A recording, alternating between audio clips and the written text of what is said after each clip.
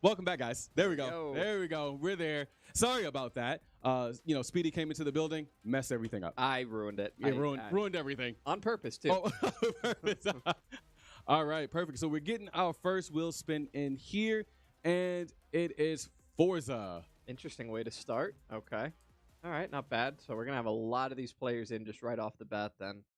Yep, it is a 5v5. Yeah. So the thing that's a little bit unorthodox for the Gorillaz is that they are running a 6-man instead of a 5 or a 7-man. And I do believe that's just because they don't have the resources or the players right now. I would really like to have seen Gatlike, but you may not know who he is. He is a really, really good fighter. He came into the league last season and respin.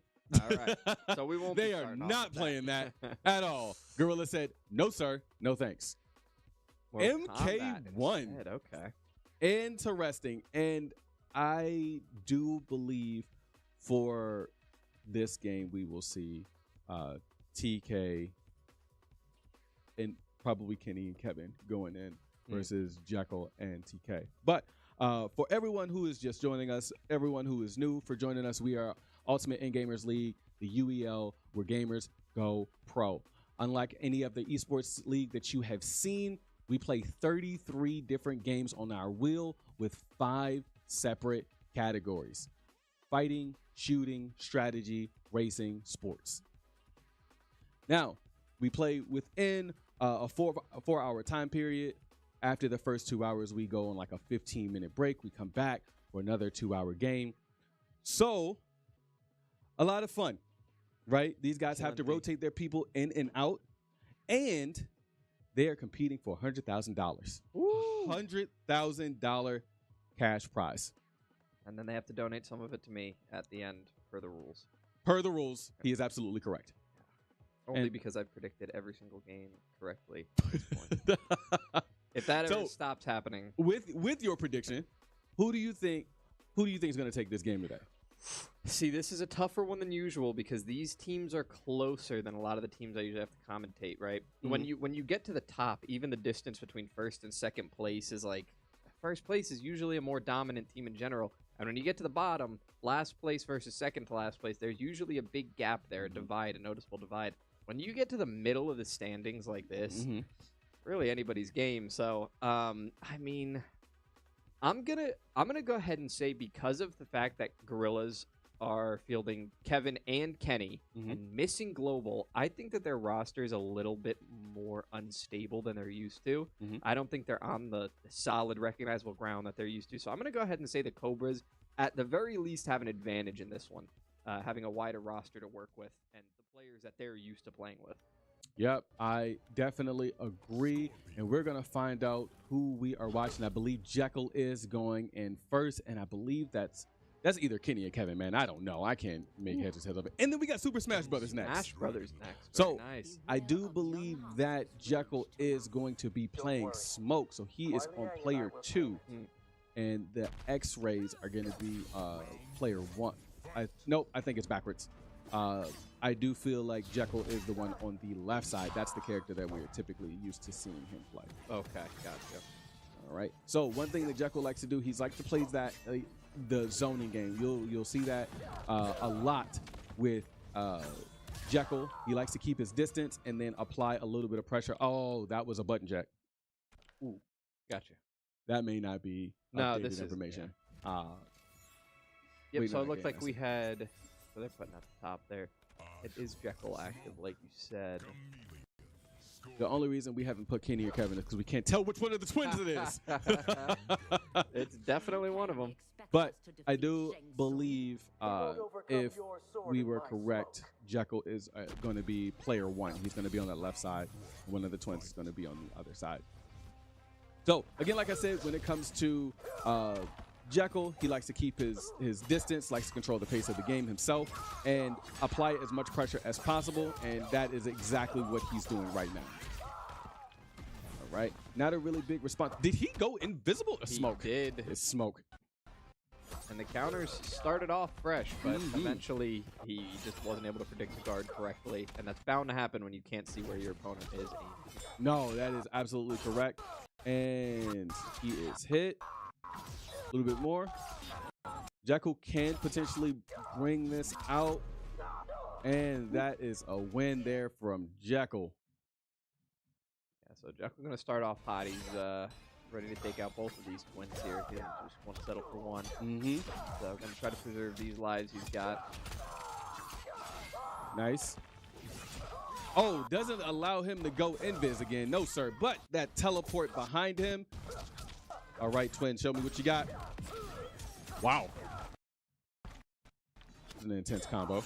Yeah. Over here showing combo videos on YouTube. Right. He's been doing his practice. Both of these players very capable of putting those combos together, but the difference is in the defensive play. And like you were talking about before, it's clear that Jekyll is just very used to playing a zoning game and trying to make sure that he can't be taken advantage of easily. So he's finding the counters where he needs to, and it looks like Kenny was just unable to get that same footing down to try and counter anything. He wasn't able to play as defensively, so his health bar just went down just a little bit quicker, even though both of them really knew what they were doing on the offense.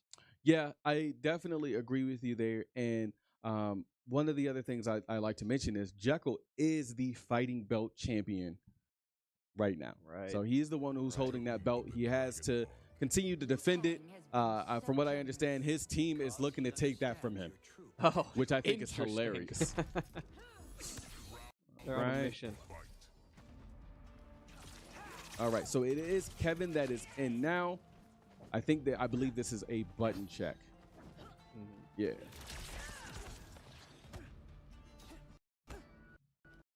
Yep. And so they're getting their buttons together. Okay. I was about to say, I definitely don't see Jekyll playing like this. So Kevin, from what we've seen prior, has done a really good job in Mortal Kombat. These guys, from what I understand, have a history of playing Mortal Kombat. So let's see what we can do with good old young Raiden.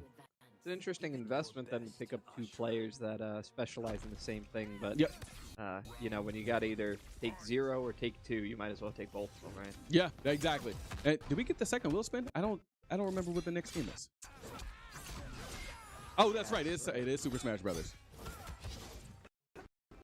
Stream Tech, when you get a sec, go ahead and update that scrolling bar so we'll know what the next game is. Please, sir. All right. Pushes right on through. Yep, keeping this distance. Good job, Kenny. Now it's charging up those I almost said beams. The lightnings. A lot of poking here from both of them. The thing about Mortal Kombat that makes it different from other fighting games is that you can chip somebody out so easily in this game. Good defensive play here, though, on both sides. You know, Kevin not quite as attack heavy as his brother. Yeah. Definitely picked up on what he was watching when Kenny was in. And he realizes that he's not going to be able to get away with just throwing out combos. He has to time his attacks really strategically and find openings, and that's what he's going to do right now. And he's in a situation to possibly be able to string this into a first-round win. His health bar is going to go very low. And I love this move. Not enough to finish. Got to finish, but very close here. All he has to do is make one connect. and he'll be able to finish that round off after honestly having a disadvantage in health. And there it is. There it is. Now, the problem with being able to use your fatal blow is that now he's used a resource that he cannot use again. Right? So you use it for one round. Typically, people like to hold it for that second round, which is what we see a lot from Jekyll doing. And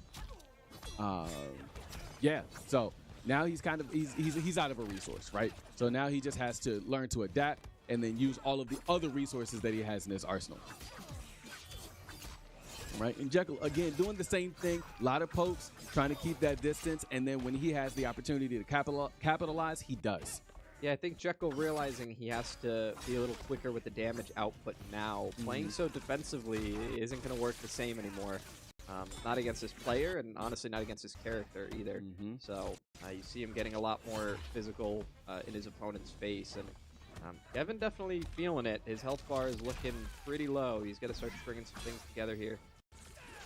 It kind of has to be a few follow-ups into each other because you can't risk the rest of that health bar. That is true, and we see a lot of Kevin using his his other character. Never mind. Yeah, so that's going to be Jekyll going to be a little bit more comfortable in that round and take that one. It seems like he may have caught on to Kevin's style at this point. Yeah. So while the switch up between Kenny and Kevin caught him off guard, it seems like now he's settled into this play style. So let's see if Kevin wants to change it up. Maybe, you know, take a play out of Jekyll's book and get a little more aggressive here. Yeah. We're going to see that here in just a little bit, see how he adapts. Now, Jekyll does kind of the same moves all the way up until he needs to switch it up, which he is doing now. Oh, my gosh. Like, I see a lot of, he does like this poke, and then he does this knee, and then he brings, that's when he has his character bring the sword down. Good job blocking those support attacks there. Yeah. Something he wasn't quite able to find a good rhythm for before. Nice blocks, not enough though. And Kevin really just trying to keep his distance, trying to play things out. He's really low on life, and he's only got 35 seconds left. But it does look like we are going to go ahead and close that out. Yeah, and I am a little bit curious about the support picks there on that one as well. I don't know if Kevin and Kenny quite had the right support characters for that. It doesn't say that missile from above doesn't really seem like the strongest support option, especially against somebody playing as defensively as Jekyll was. Right. So, I mean, there are so many different. I'm gonna call them sidekicks because I can't remember what they're called. Right. But there's so many of them, so many different types. I mean, me, the type of player that I would be is I like to freeze people in place. So I would definitely use like Sub-Zero or whatever that other name is. So I can just like keep them where I want them, then do as much damage as I possibly can. But I mean, obviously there's ways around that. Yeah. There's ways to get around it. But next, it does look like we are going to be watching some Super Smash Brothers. A 5v5. And the way that this game is typically played here at the UEL. Again, we make our own rules for each of these games.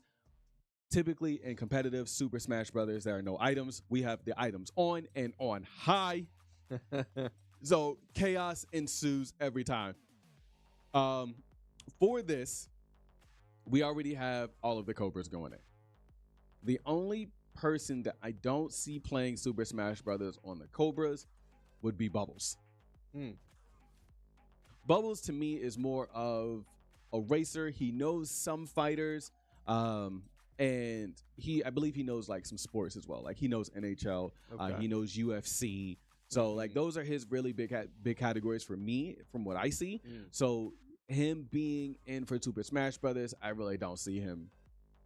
I would put him up first. Yeah. The interesting thing about Smash is that it's one of those games where everybody has at least some experience playing the game. So even if you're playing on like a casual, I guess there's just more room to be a casual player in this game, whereas if you're playing Street Fighter or Tekken, you will just get comboed out of your mind and there's no chance for recovery. Yeah. With the like 3-dimensional stage play and recoveries and things like that, there's a lot more room to try to just survive and get some damage off as a casual player. Yeah. No, I definitely agree with you there. And on the Gorilla side, it does look like I am looking at, we're going to see Mers, Gurrens, Carnage going in, and then they have to put in Kenny and Kevin again. Global's not here just yet. Yeah. So, and without Global, I think that really kind of hurts the Gorillaz and the fighting category, right? And we already know just how strong the Cobras are when it comes to fighters, especially with TK Bad Moon being here, especially with Hogeki, you got Jekyll. So they are a dominating force when it comes to fighters.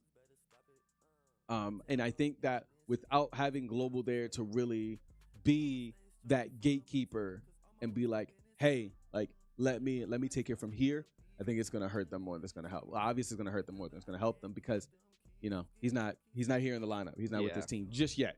And obviously you don't want to be relying on one person to do all the work, but if you really do only have that one guy to be the gatekeeper, to be the leader on these kinds of games, then you at least want him here.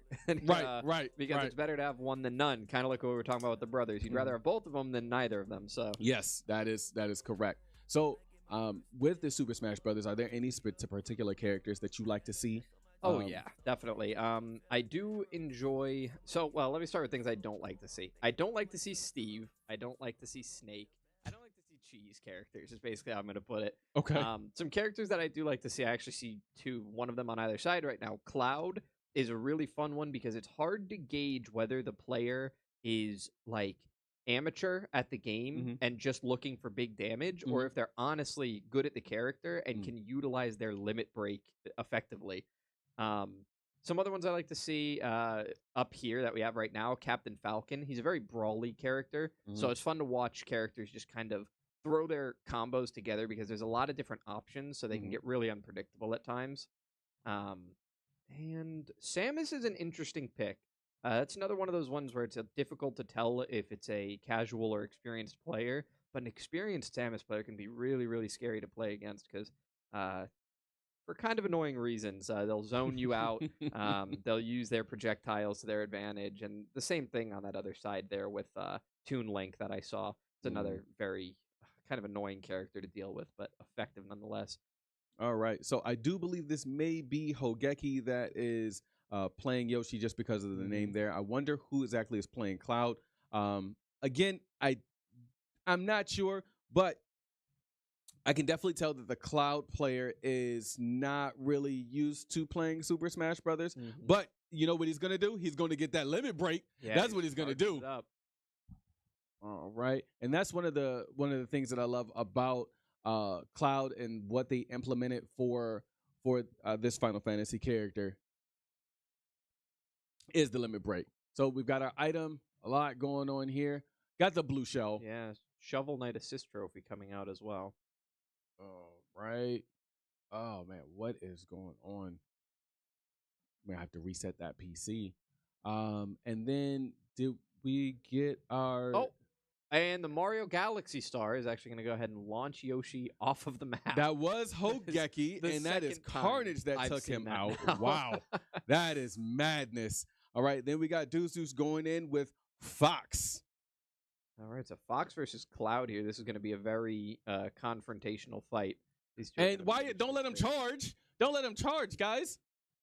Yeah, the map pick is interesting. It almost makes me think they really wanted this Cloud to go off because his ability to get to the other side of the map and just charge up his limit break is... Oh, catches him on the tail end of that as well. I'm so confused. What is that? The assist trophy? Yes. Looks like some sort of 2D platform. Well, I can tell you what that is. That is a Xerneas right there. That's a Pokemon. So you don't want to be messing around with that thing too much. Carnage really just keeping his distance, running over, grabbing items, using those items, just throwing them. And then we have Deuce in the he's gold now. No, not anymore. Get a little but I think that makes it harder for them to be knocked out. From what I understand. And I don't think at this point in the game Carnage is going to find a comfortable place. I don't know if he's trying to find... Not taking advantage of the fire damage from the Fennekin, actually, and now there are two Firefoxes that is on the field. So funny. How did he manage to pull that off, bro? That is wild. Don't know what the odds of that are, but... Oh, no! He gets the Kirby bomb. Oh, Excuse me? And I was going to no. say, yo, he's got the shield. Obviously, the shield's behind him, so it protects him. It didn't protect him in the front, bro. Not in the front. In the front. And okay, so we got Bubbles up next, playing the Piranha Plant. That's an interesting pick there. But again, Carnage doing the same thing, right? Sitting there, charging up his limit break. And like I said, I don't believe that Bubbles plays this game. As you can see, he let him get that charge up off of the limit. He still got hit. Off. He close to a connection there, but if he just keep getting caught by these up Bs, his percent is going to stack in no time. With the scythe is going to help that percentage stack as well. Yes, it is. And I believe if you're at 100%, it automatically kills. He doesn't know how to let go of the flower, I believe. Oh no! I think he put that. Yeah, he put that down to by mistake. Yeah, I think he wanted that Pokeball, but he's not going to get it. Yeah, these spike balls connecting are not going to be good. He's at high enough percentage where even if Bubbles isn't too experienced at the game, he just has to. I'm so mad that he's keeping him in the corner like this. He finally loses it. Neither of them going to get that star, but Carnage now going to go for the Smash Ball if he can't hit it. He can't hit it. He doesn't know how to. He's not used to this. He can't connect. He finally gets it. Yo, Omni Slash. Oh, let's go. That's going to go ahead and be a kill. It's going to be Carnage's third now. Good stuff from Carnage. Now we got Raging Cajun. Now that Raging has a lot of work that he's got to do. It's crazy to see that Carnage is at 156 damage percentage right now. And Cloud versus Cloud. This 158. I mean, they're both going to just charge their limit break. This could come down to the first hit if either Raging or both of them are able to connect. All right, and so player 1 is going to be Carnage, and player 2 is Raging. Nice submit to the air. Now I do believe that Raging does have is more familiar with Super Smash Brothers, and maybe potentially Cloud. Raging, don't tell me the only reason that you pick Cloud is because you like having children, bro. Come on, man. Show me something. Oh, and I don't think he knows that. He's got the hammer. Oh, no, that's a fake ball. He kills himself. Yeah, he went after it, and I had a feeling he had no idea that was a fake. He did not. I mean, and that's obviously lack of knowledge, right? Yeah. Like, if you don't play Super Smash Brothers, you can't tell the difference. I personally still have a hard time telling the difference between what's a fake and what's a real one, bro. They all look the same to me. I would have made the same mistake. Oh, goodness. Yeah, well, it's going to cost him. So now Raging through one, but he's still got a lot of work, a lot of ground to make up. Yeah. So let's see who is this? This is Kenny now active. Yes. We will see if his Dark Pit is. Oh, well. Well, there we go. Yeah, no recovery from Raging is going to be. It's going to be down to their final player now on the side of the Cobras. All right, now we got LA. LA has to carry here. Clearly, I mean, 4 players to get through. This is not an easy task. No, not at all. All right. Yeah, I mean, if he comes up against even 2 decently competent players, he'll stack up enough percentage. Oh yeah, 100%. To be able to lose this one. So now, was that an item that that Dark Pit is using? No, that's just his move. Yeah. Oh! Connects with the beetle, and it's just gonna carry him off stage. That's one way to finish it early. So yeah, that's one of the few ways you really have to finish up a round early, and he got it. So maybe not quite as unseen as that Mario Galaxy Star launching them into space, but still a very, very interesting outcome. So 3 more players left for the Gorillaz to try to take down the Samus, who has only built up 18% at this point. LA still sitting pretty comfortably, so if he's able to get something together, it doesn't look like he's charging up his neutral B, so he does get this hammer, though. Looks like he wants to rely on the items for a lot of damage output. And Meta Knight is so light that he's going to die on the second connect. So, in LA we trust. Is this a reverse sweep? Well, yeah. I mean, just about with 4 play. If you could take down 4 players, still 2 left on the side of the Gorillaz, but they're not putting out damage too quickly on LA. So, one thing I've noticed is LA not charging up his neutral B. At the start of each round. So, well, I don't think that he feels the need that he has to do it. Or we just could be potentially missing it because of everything that's going on with the PC. Yeah. So Well, it would be blinking right now if he had it. And So, I'm that's glad the you know easy that. tell. Yeah, the okay. easy tell for somebody's charged neutral B. Donkey Kong, Samus will always be that they will be like blinking white. So the fact that he doesn't have it, he didn't even, in a map like this, it's perfect for characters that want to charge something at the beginning of the round. Yeah, that's such true. as Cloud's Limit Break that we saw. Yeah, but say exactly. That's exactly what I was going to mention. So what's this jetpack do? So this jetpack is going to give Captain Falcon some unusual height advantage, I guess. But he's not really using it that much. It seems like he may have picked it up on accident, but and it's going to take off there. You can only use it for a limited amount of time. But yeah, that jetpack, sometimes a useful item, sometimes not so much. Get close to the edge there. Murs almost launched off. Keep colliding with that wall, and I think LA wants to go for a grab and a back throw here. No, he's just going to keep sending him to that wall. He wants to try to get a ricochet kill, I think. And there goes that Kirby bomb again. Not going to connect. No, not today. Assist trophy on the field. All right, let's see what that is. LA's going to get it. And is that a real one or a fake one? Oh, it doesn't matter. Doesn't matter. He's going to go get the kill. This is going to come down to the last twin versus the last player from the Cobras. Oh, so that is Murs. Oh, nope, there it is actually. Oh, okay. That's sorry. Murs. So Murs, they like Gurrens was the last one that we saw playing, and now he's playing against Murs. So LA really taking out everybody, and there's the charge, right? Yeah, LA wants to end this quick. He does have a little bit more charging he has to do. I wonder if he knows that or not. There it is. There, okay. Now I see it. Now I understand. White. So Murs just has to be really careful here, not to get hit by that, especially when he's at a higher percentage. And he drops that ball. Nope, no sir. LA actually playing like he knows how to play this game now. I love it.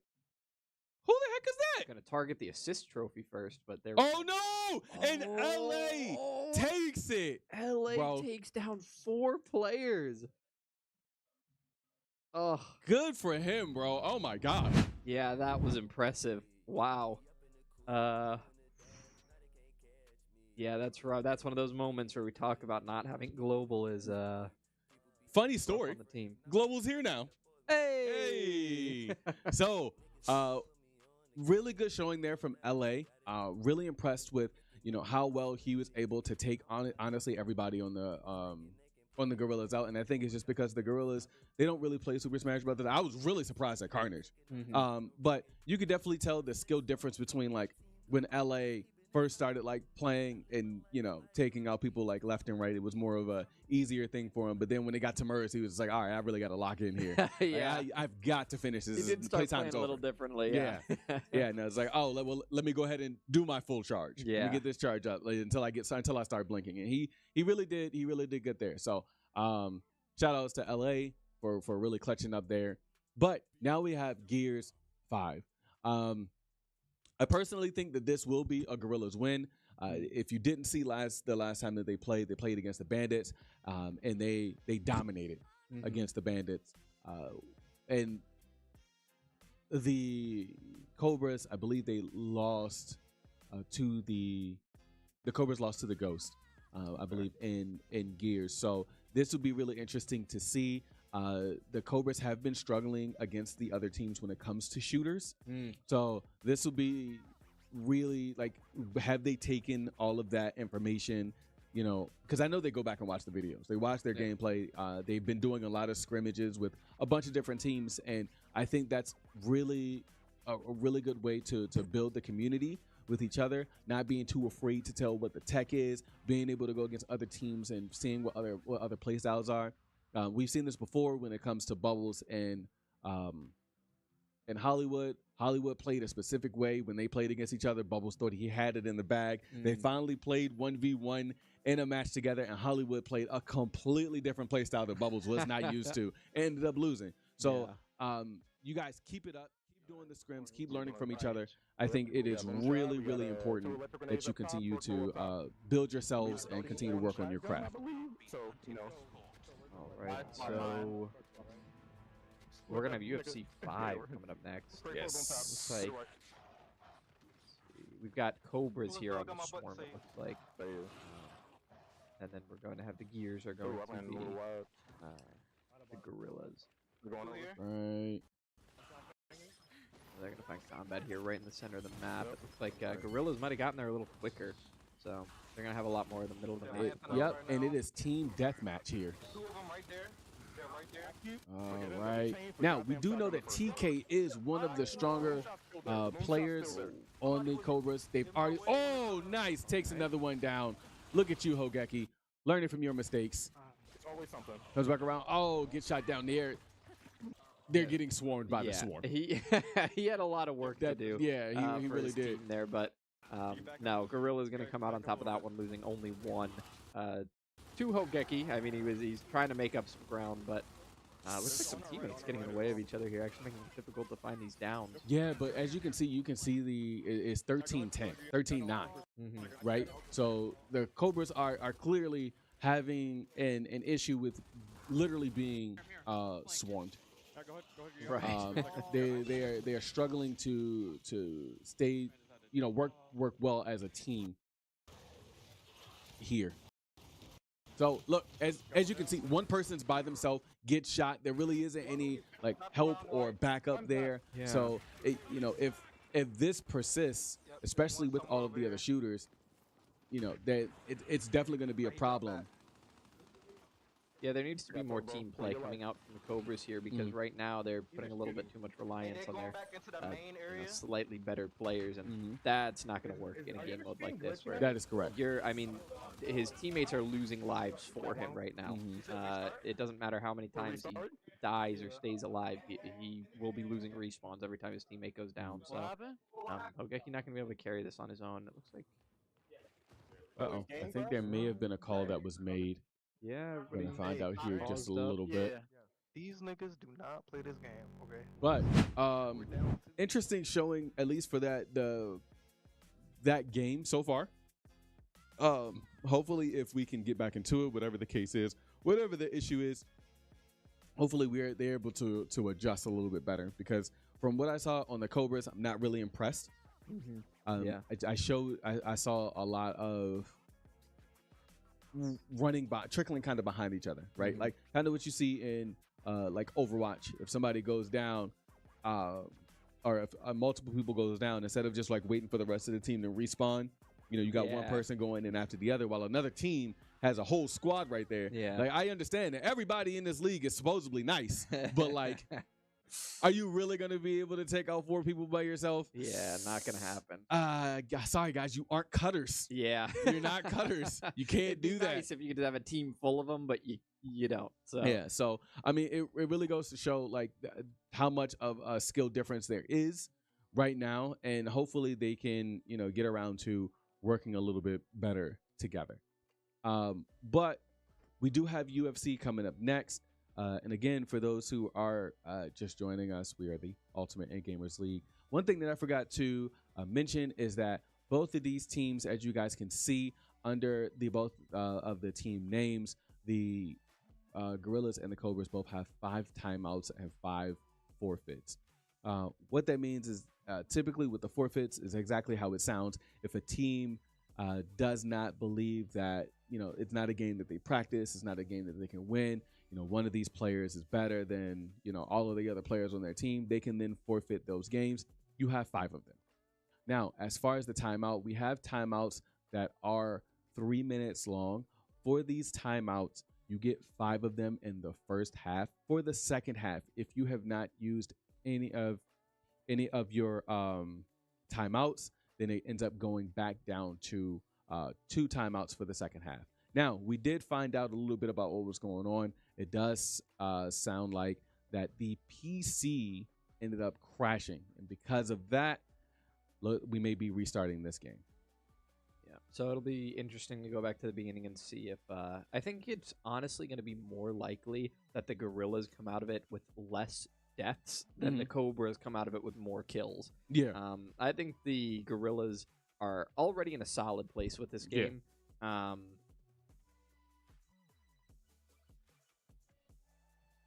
I don't think that he knows that it's up, but that is, yeah. Yeah. But anyway, other than the fact that Zack Attack, we can hear you. there is. There he goes. It just went silent in our ear. That was pretty funny. So what do you think of this game so far? We've only what, 2 games in. What are your thoughts? I think these teams very clearly specialize in different game types. Mm-hmm. I think this one's going to come down to the wheel, honestly, because these teams are both, we already talked about how they're a pretty close record standing. They're in the middle of the standings of the league right now. Mm-hmm. Yeah, I really do. I think this one's going to come down to what games get picked and who gets lucky on the games that they're good at. So, we'll see what happens. He's teasing us there on that. Yeah, he really is.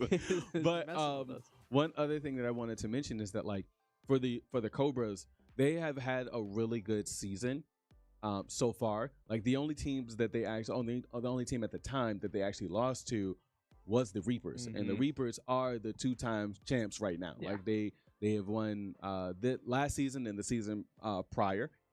So their first like loss outside of it being like a championship team has been the Ghosts, and we saw a completely different side of the Ghosts last Sunday.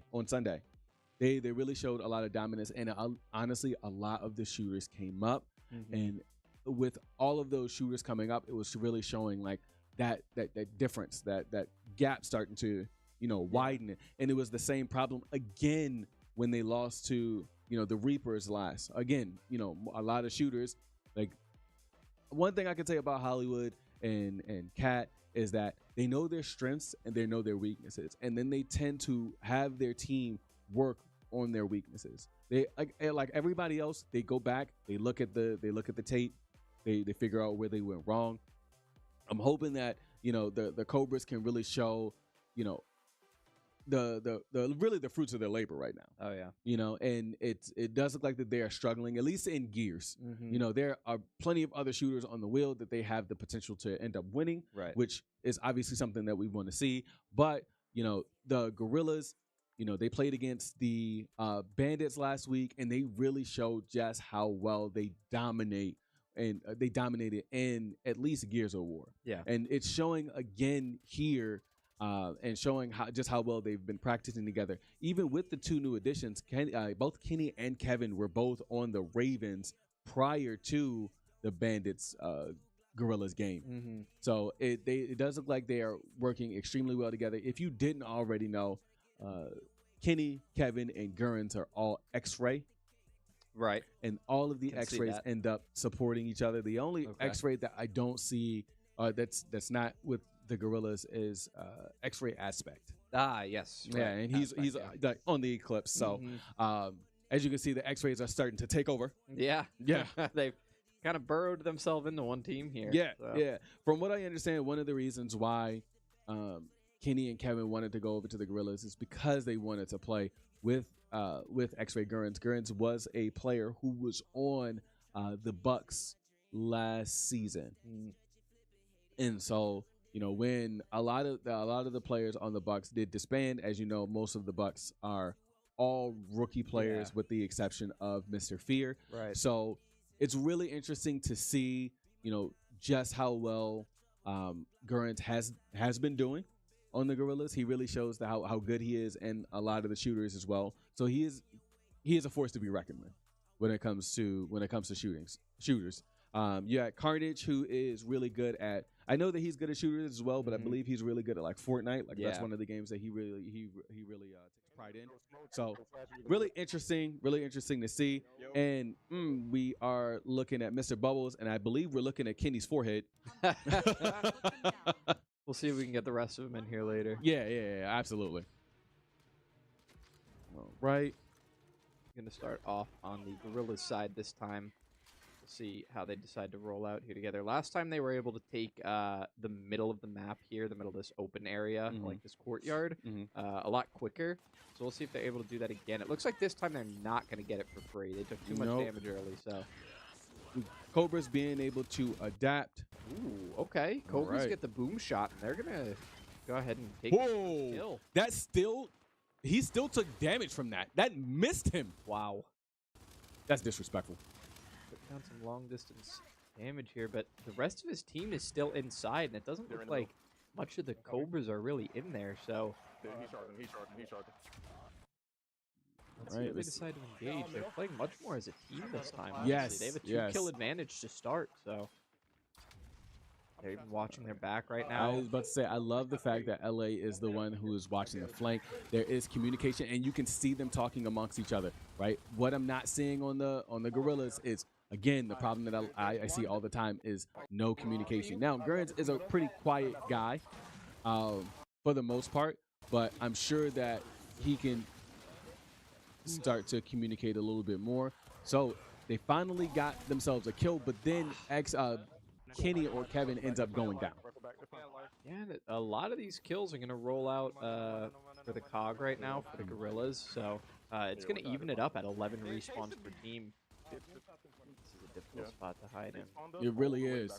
Those chairs, man, in the way. Really tight. Yeah, they honestly they are. It's such a tight angle to hide behind. You can get shot from so many places still. All right, so we got our dodge out there. I don't really agree with that move that Hogeki just did. Oh, and Bubbles is down. Now, again, we're starting to see a little bit of that kink in the armor, right? Like, as you saw, they had one person who was by himself. 3 people ran up. Yo, get back. Yeah.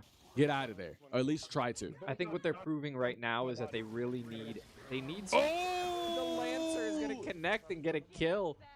That chainsaw. So that's good. That's one way to confirm a kill for sure. No matter whether you go down. Yeah, or not, you are but absolutely right. But there is no invincibility at all while you're doing that. You None. will be shot down if you start that.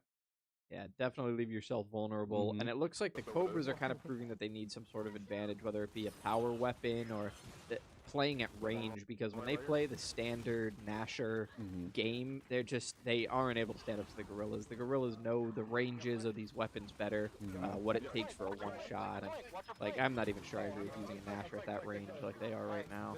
But a couple of kills come through and allow for an engage from the Gorillaz, and yeah, they're just going to collapse in and get all those kills, take out those respawns. They're down to about 1 team fight left before they have no respawns left, the Cobras. Yeah, In fact, they only have 1 respawn left total. So only 1 player here in this next team fight is going to be able to come back in. Maybe that's a time for you to get your best player engaged and see just how many he can take down before he has to use up his respawn. Yeah, that's a lot of what we talked about last night. Like, being able to take... Let the person who's the best at this game take point, right? A lot of what you see is just main character syndrome. I'm the main character. I'm the best player. Like, listen to me. Yeah.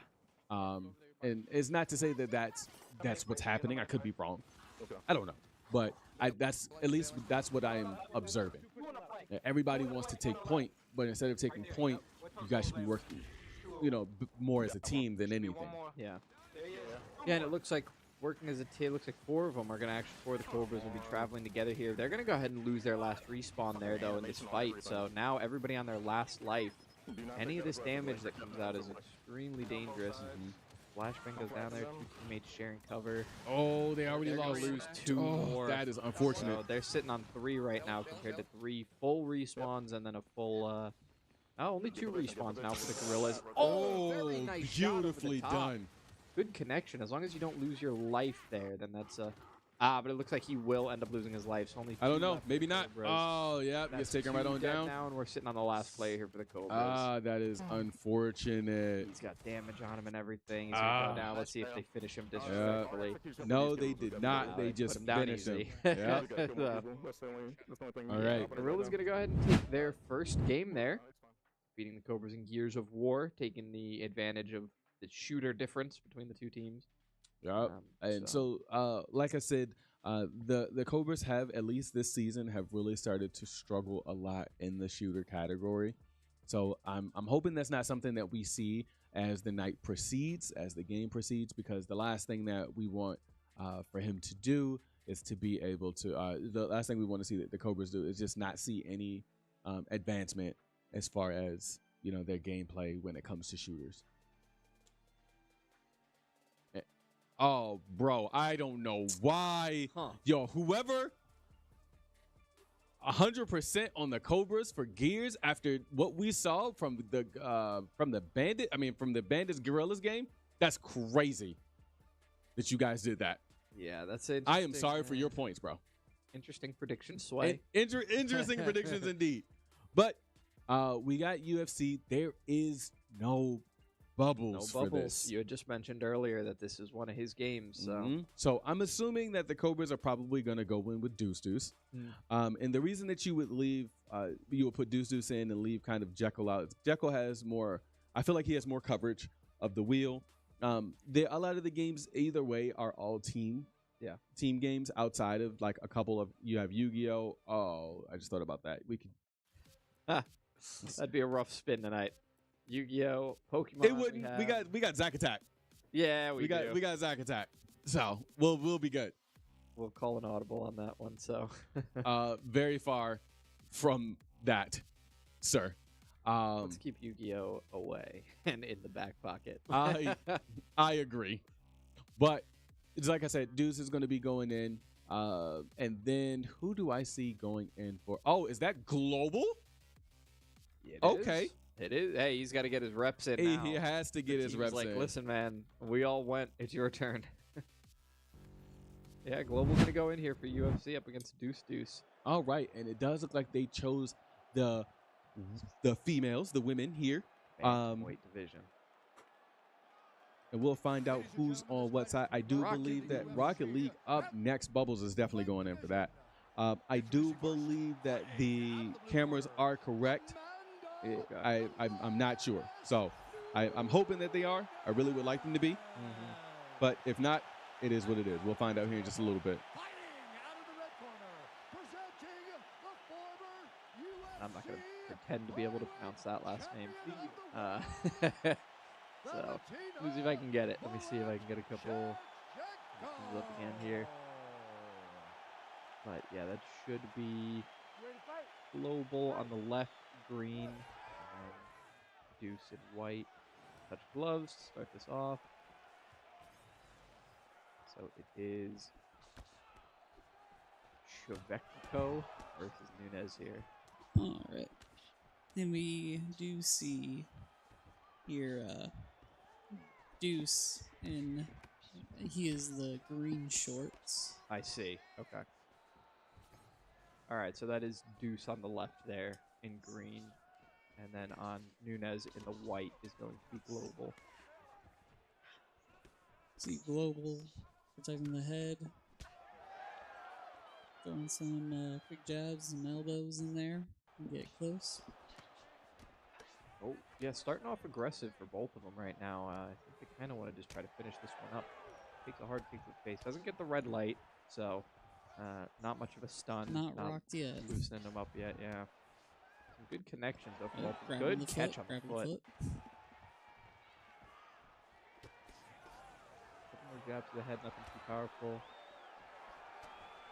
And it looks like Deuce here going for more power strikes, and Global just trying to take it slow and wear him down. So we'll see which of those works out better. We do see, we've seen lately in the few games, match going down to decision rather than a knockout or anything. Interesting. And with one of those, the more hits that connect, the better for the points for the decision. Same thing with takedowns. Yeah, I'm not sure either of these guys are really, ground game kind of players. So No, I think we're going to see a lot of standing. Yeah, we're seeing a lot of standing, a lot of strike in, not a lot of takedown opportunities being thrown. Oh. Ooh, and as we say that, actually Global like going to go ahead and, to get on top. Going to try to keep Deuce down and get some unprotected strikes, but Deuce is going to turn this one around, get behind the body. Actually going to try to go for... Looks like Global's trying to get up while Deuce is trying to keep on the ground, trying to get some holds in. Yeah, Deuce got some good control there, but they're back to their feet, and I think it's going to stay that way. Yeah, I mean, the takedowns are definitely nice. Grabbing that leg, just going to town on the face. Found himself a really good opening. Oh, a little bit rocked there. And he's going to go down for a moment, too, but he gets back up. Yeah, Deuce taking some serious damage here now. He can't take those strikes like that anymore because he's loosened up. It gets easier and easier to get taken down with those head strikes the more you take. Oh, another takedown by Deuce. Let's see if anything. It seems like they kind of scramble once they get to the ground. I'm not sure either of them know. Oh my God! Oh dear, baby Jesus! I can't. Yeah, I honestly surprised that elbow didn't. Somebody call the doctor in, please. Yeah, I thought he was going to be a little bit loosened up there, but thank you, Zack Attack. I appreciate you. Anytime. some more grounded strikes. Going to get turned around. They get into a scramble once they get into the ground. I don't think either of them is as strong with the ground game as they are with those standing strikes. So this one, I think, is going to start rising back up at some point. Yeah, trying to get a leg. Yo, Deuce is definitely trying to control the pace here, but Global is keeping him at bay. He does not want him to say, no, no. And there it is. There's that turnaround. Yeah, Global going to get control again. This time they stay on the ground. They don't actually rise back up, so it's going to get disconnected, though. And so at the last minute of round one here, we're going to see if either of these players can get anything. They're just going to start throwing strikes. I think they want this game to be over before round one finishes. Well, I mean, it makes for a quick game. I mean, you can even see some of the visible damage there on Deuce as well. You can see some of the markups on the face. Been a lot of connections with face shots this time. So the strikes are pretty much all going above the shoulders this game. Yeah, I see that. Yeah, you can see the result of it. So. Yeah, I think we've got a little bit of blood as well from the side of Deuce. So hey, man, I will say that we've up. seen a lot of blood on that mat over the last couple of days. Oh, yeah. Oh, yeah. Whoever needs to clean that up, I am sorry for you, bro. Those digital sweepers. Yeah, let's see. They're kind of playing hesitant here, I think. A little bit of connection in the last couple seconds, but they slowed it down, which I didn't think they were going to do. Maybe a little bit more stable on both sides, but I don't think round two is going to the last couple seconds here. Yeah, I think this is probably going to be the last round we see. They're getting really, really aggressive, and now they're really banged up. So that strike actually taking Deuce down to the ground, no capitalizing from Global, but you can see just how sensitive his character is now to taking those strikes to the head. Even getting knocked off his feet when he takes them. So it's going to be really difficult to get this one to full time in round two. Oh, that nice and slow-mo. That's exactly what I wanted to see. Yeah, more of these strikes going to the head, but Nunez able to take them a lot better. So Deuce at the disadvantage here if they just keep trading those. Keeping their distance, they're definitely starting the round slower, even though the strikes are still coming out from both sides.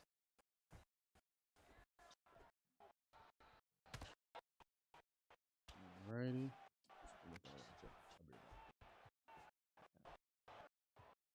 See, they are both playing very, very hesitantly. They haven't connected anything quite a few seconds now. Even that foot is just going to be let go of.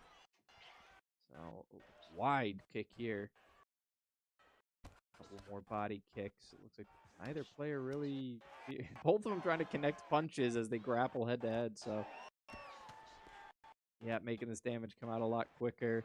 Get them closer to being stunned from these strikes. I don't really want to play too slow anymore, huh?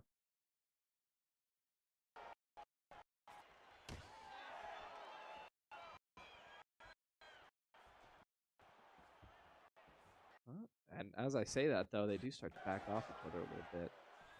Even as they close the distance between them, they seem to want to back away from each other. Let's see if we get a slam here. He's just walking around with him. Oh, he will actually slam him on the back of the head as well. Get a little bit of a flash there. He got rocked a little.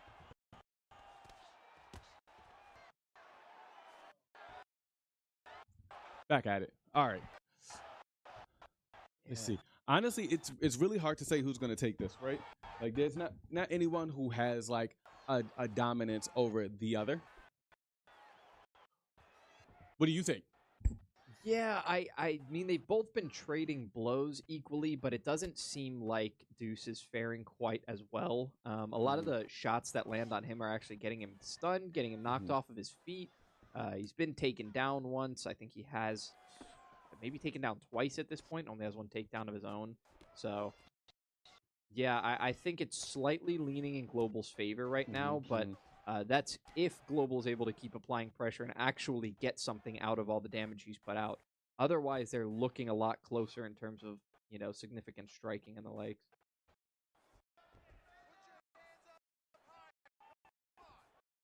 All right. So, look like they were sizing each other up. Yeah, they keep doing this dance between just striking at each other openly and keeping distance. Yeah. I'm not sure why Global is quite as weary as Deuce at this point. Oh, and he gets another really good shot, and if he could put a couple more down, that's... Doesn't look like he was able to. Deuce was actually able to get away. Yeah, I understand why Deuce is playing so hesitantly. I don't think I understand quite as much why Global is playing so hesitantly. If Global can corner him here and get him into a position where it's harder to move away, he can turn these strikes where he gets the red flash, where you get them rocked a little bit. You can turn that. You can make those come more frequently and get closer and closer to a knockout. But when you play slow like this, you give time for recovery. Yeah. So here we go. Looks like we're seeing them trying to capitalize on it now. Not breaking the aggression. Oh, the takedown counter. Excuse me? You can see all the blood on the mat as well. It has not been going well for Deuce.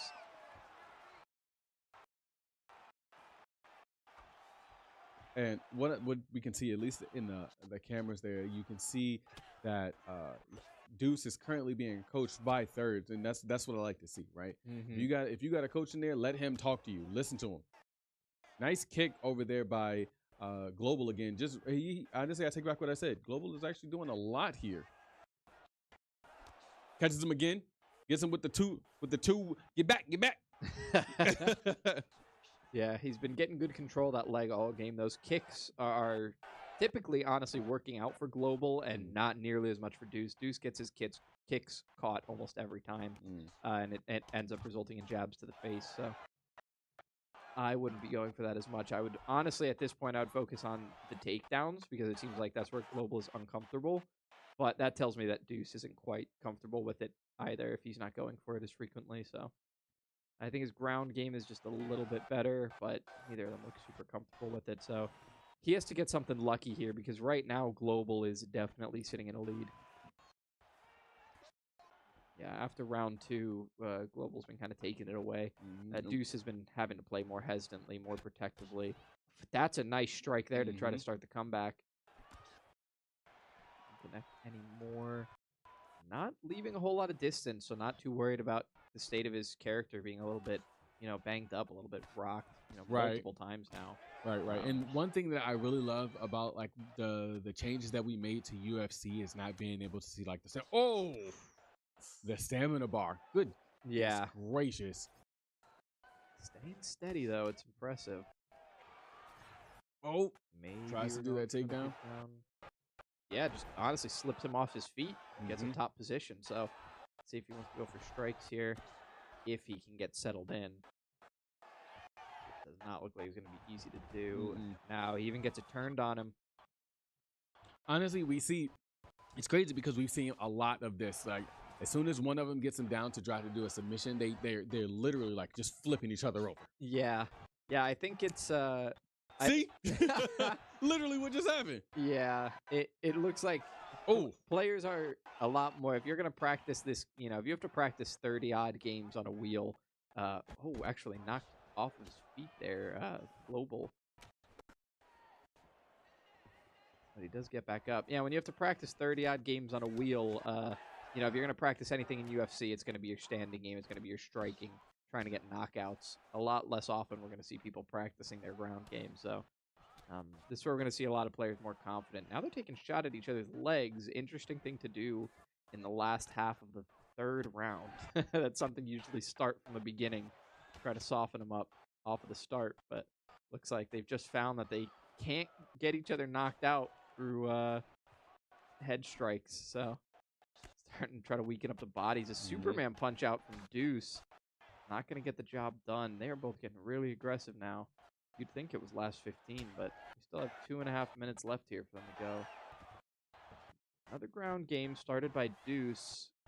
likely going to get flipped on him again. No, they get back to their feet, in fact. They got back to their feet so fast. Yeah, they really did. It's almost like they teleported. And looks like the tables have turned here. He's still hitting him as he's going back. Another one. Another one. Don't block your face. Yeah, it's about time Deuce makes that that grab as well. Although he is getting really, really hurt here. It's getting dangerous.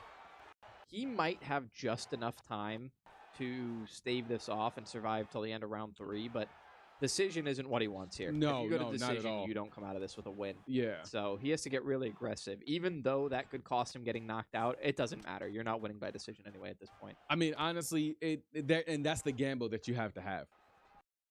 Like either we're going in, like he doesn't have a lot of time to make, a lot of decisions, in my opinion. Yeah. Like, he's either got to go in, be as aggressive as possible, try to take out Global, or he could play back. But again, that's another loss for him. Like you said, you don't want it to go to decision here. Yeah, absolutely not. He has to, he's not playing back anymore like he was before. He might be guarding, but he's not trying to put any more distance because he knows he has to get a really, really significant blow in here to try to end this one. Yeah, absolutely. It can leave him wide open. So either one, it's a double-edged sword. Oof. Yeah, he's making some good connection, but Nunes just so difficult to knock out. You're not going to get that character rocked like just about any other character in this game. You're not going to get those red flashes as frequently. This is really, really difficult. And sometimes I can make it difficult to tell with significant strikes as well, because it doesn't seem like he's done as much damage output. But with a character like Nunes, it's not always easy to tell when she's getting really, really damaged.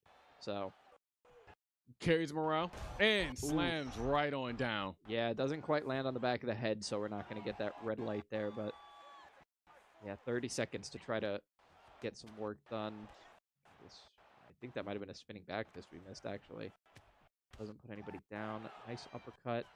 Some body shots, but you got to get an opening at the head now. So trying to mix it up here for Deuce. Superman punch not going to connect. You got 8 seconds left. Just throw everything out.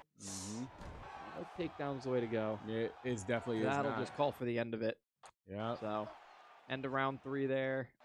That's gonna, if I had to make a prediction, I would say we're gonna get a unanimous win for Global here on the side of the Gorillaz.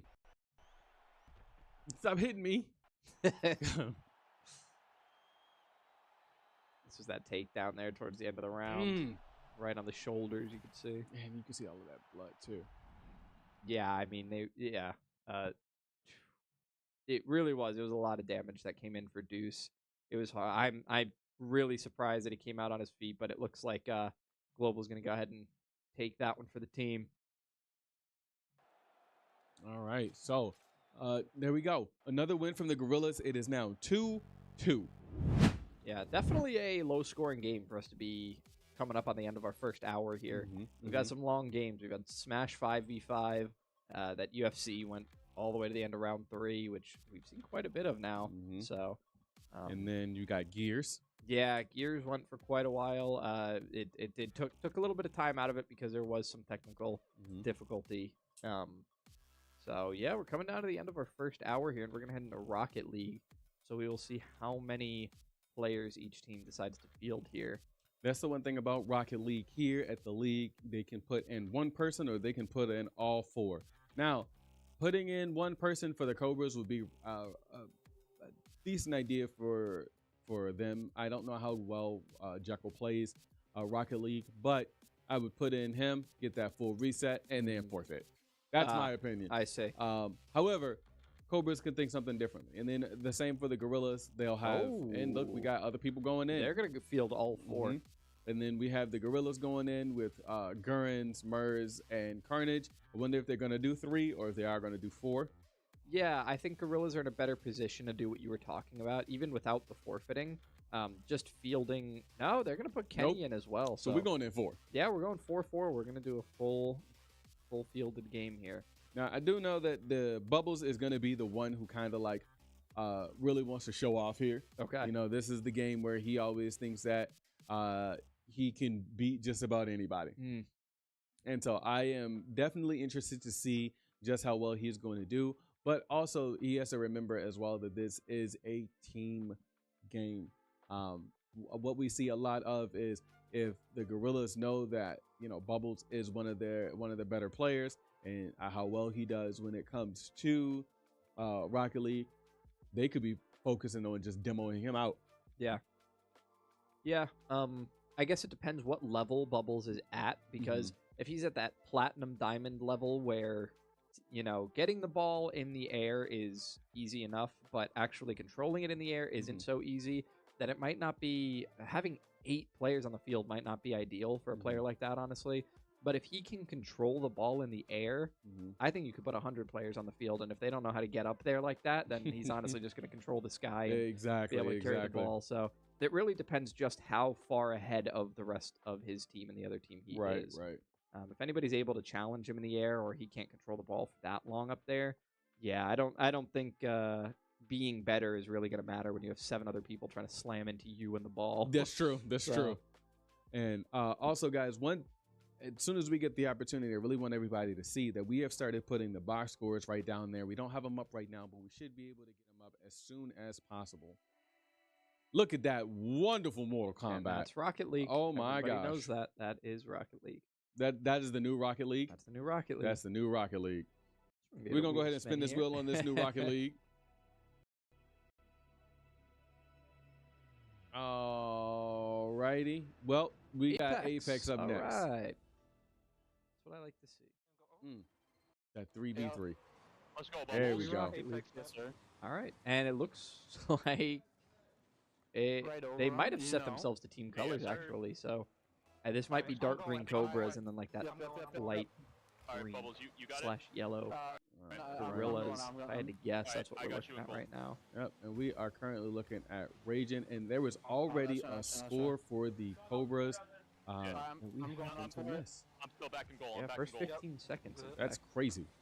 So a little bit of team collision coming out here for the Cobras, but yeah, they do have the lead. It's a nice stop there from Raging. Oh, and another score from the Bubbles. Assist coming off of Raging there. It was a nice stop in the middle of the field that he set up Bubbles for. So, I mean, every player on the side of the Gorillaz honestly had an opportunity to make contact with the ball. And they did not. Yeah, and it looks like Murs isn't too happy about it. He might be laughing, but that shake in the head is telling me that he's a little bit upset they didn't make that connection.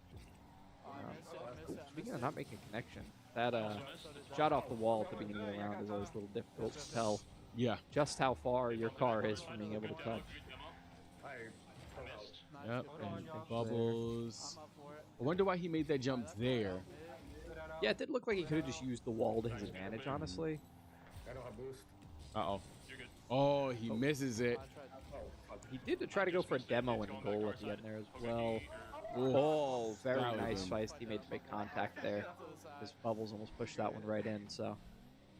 Trapped up in the corner, Bubble opting to play a little bit of goalie here. He's going to make some contact on the outer edge so he can get the rebound. Doesn't get a good angle, and it gets intercepted as well. So, yeah, he's trying to make a lot of contact with this ball for sure, but it's not quite going the way he's been planning it. So that one's not going to go straight for net. Doesn't get redirect connected. We have some Gorillaz team contact happening here in the goal. Well, and honestly, with Murs, as you saw, he is currently trying to protect that goal. I don't really think that it's a good idea for him to be, that far away from the team at the time, but it also makes sense as well, especially if you don't really play Rocket League at all. Staying by the goal and trying to protect the goal is not a bad plan. Do I agree with it? No, but we've seen it work before. All right, Gurin's looking up at the ball. I wonder how just how confused they are at their team colors. Because I definitely would have been trying to hit my teammates left and right. Ooh, but it looks like that one just kind of rounded the crossbars there. So not. Oh, but they end up connecting. Cobras are going to extend that lead at just about the exact halfway point of this game, actually. So they're going to have a 3-0 lead. There's a lot of work to be done by the Gorillaz at this point. I got you. Assist and goal. All right, who's that? I'm in goal. Raging got it. All right, I'm moving to the back right boost. All right, this one's going to go straight to the Cobras' corner. I don't have boost. I don't have boost. Oh, my man's missed completely. I'm clear. Ooh, a nice touch. That's a really nice touch. Oh, okay. Ooh, okay, some of them are practicing their 1v1s. Well, it was really good for them because I was not expecting anybody to be, caught up to Bubbles as they were making his way around. Yep. Yeah. When you have 4 players on the field, there's all right. Good redirect.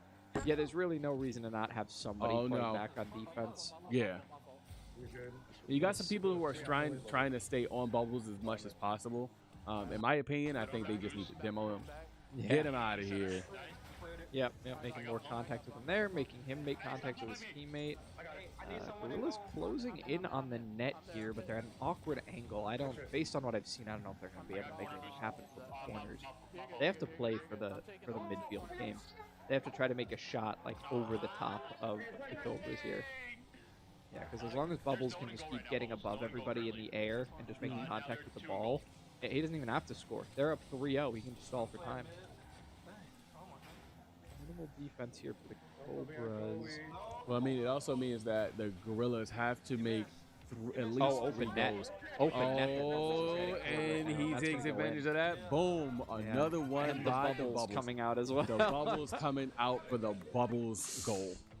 That's a great goal explosion. He's got the fishies with the shark down there. Oh, it's perfect. It's perfect. It's all water themed for him. He knew what he was doing. He's all Bubbles. I'm gonna stay mid. Right. Ricochet here. Gorillaz, this is the kind of setup the Gorillaz want, but they're not able to take advantage of it. Give me the boost, give me the boost. Yeah, they need to take advantage of that midfield. They just need to get contact with the bottom of the ball and try to send it over the top of the Cobras because they can't play from the corner. Oh. That one's just going to make a little touch in there. PC5, I believe, is Raging Cajun. I don't like myself here. Yeah, looks like it. So I'm just sitting Cajun able to there. just get a touch in the corner right there. Yes, sir. That's me. That's 5-0 lead with 48 seconds left. I'd say this one's about wrapped up. Nice. So Cobras pretty much took this one. If I'm the Gorillaz here, I'm not going to waste any more time. And, I don't want them scoring on me. I'm not even going to attempt to score on them and waste more time. It's going towards the goal. 30 seconds left in this game. Oh, Bubbles It's an got aerial connect. Did you, Kinda just sends it back did you to see that there's actually Bubbles behind his car? Yeah, he's got the Dear Bubbles Lord. trail, yeah. Oh my gosh. The boost. Bubbles boost. All right. Those blue wheels. Oh my god. There we go. I just And missed it. what is his topper? What's on top of his I bet you it's a head fish. there? Is it? You think so? I don't know. Let's see. It's a little difficult to see, but he does have one. And 5 seconds left. It does look like the Cobras are going to walk away with another win here. Good job, 5-0, Cobras. very convincing win. GG. Ooh, hit him with a little what a save there at the end. Hit him with the bubbles as well. It's been waiting all day to do that. He really has. He really has. But now we have Apex coming up next. If, like we talked about prior, if the Cobras can't pull this off, they are struggling in shooters. So I'm hoping that they can start to peel off on their trail. As far as the Gorillaz, we will see. The Gorillaz are really good at shooters, from what we've seen as far as gears. So for the Cobras, for Apex here at the league, it is a 3v3, and I think they'll either play gun game, team deathmatch, or control. Right. Zone control. Yeah. So I do believe that for the Cobras, the people that are going to be or the in gamers that are going in would be Hogeki, Jekyll, and TK. I think that you leave Deuce out for a potential sports game, and we'll see how well that goes. Yeah, that would be a lucky spin. We haven't had too many of them yet, so No, not definitely yet. possible. But I mean, honestly, the only two games that are the only games that are really like 1v1s. You have F1, you've got Pokemon, and you've got Yu-Gi-Oh. Yeah. Right. Pokemon and Yu-Gi-Oh being the two games that are obviously really coachable. With F1, it's a little bit different. I do feel like if Bubbles is not in for F1, that may be a forfeit from the Cobras, but we will see here when that happens. Because honestly, what I want to go with is Bubbles and Murs for F1. But one thing that I haven't done tonight is I haven't chose my MVP for the night for each team. I think my MVP tonight, let me see. Who do I got on the Cobras being my MVP? Give me TK. All right. Give me TK for the Cobras. And then for the Gorillaz, give me Murs. All right. What about yourself? TK. That's a good question. Let's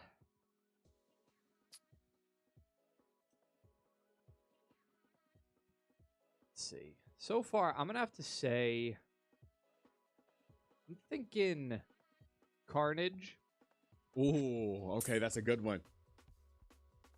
I'm gonna say Carnage and LA. Carnage Actually, in LA. You're gonna go right side for each team, furthest right. I'm gonna go furthest left. Let's do it. I'm gonna go furthest I left love for it. each team. So All right, awesome. So I mean, and so we're gonna go ahead and put the microscope on these 4 players, right? These are the guys where I want to see domination from the both of them, from all 4. You know, I think that those are really good players to have as MVPs. However, it doesn't mean that the rest of the team aren't also going to become MVPs. We saw a lot of it last night.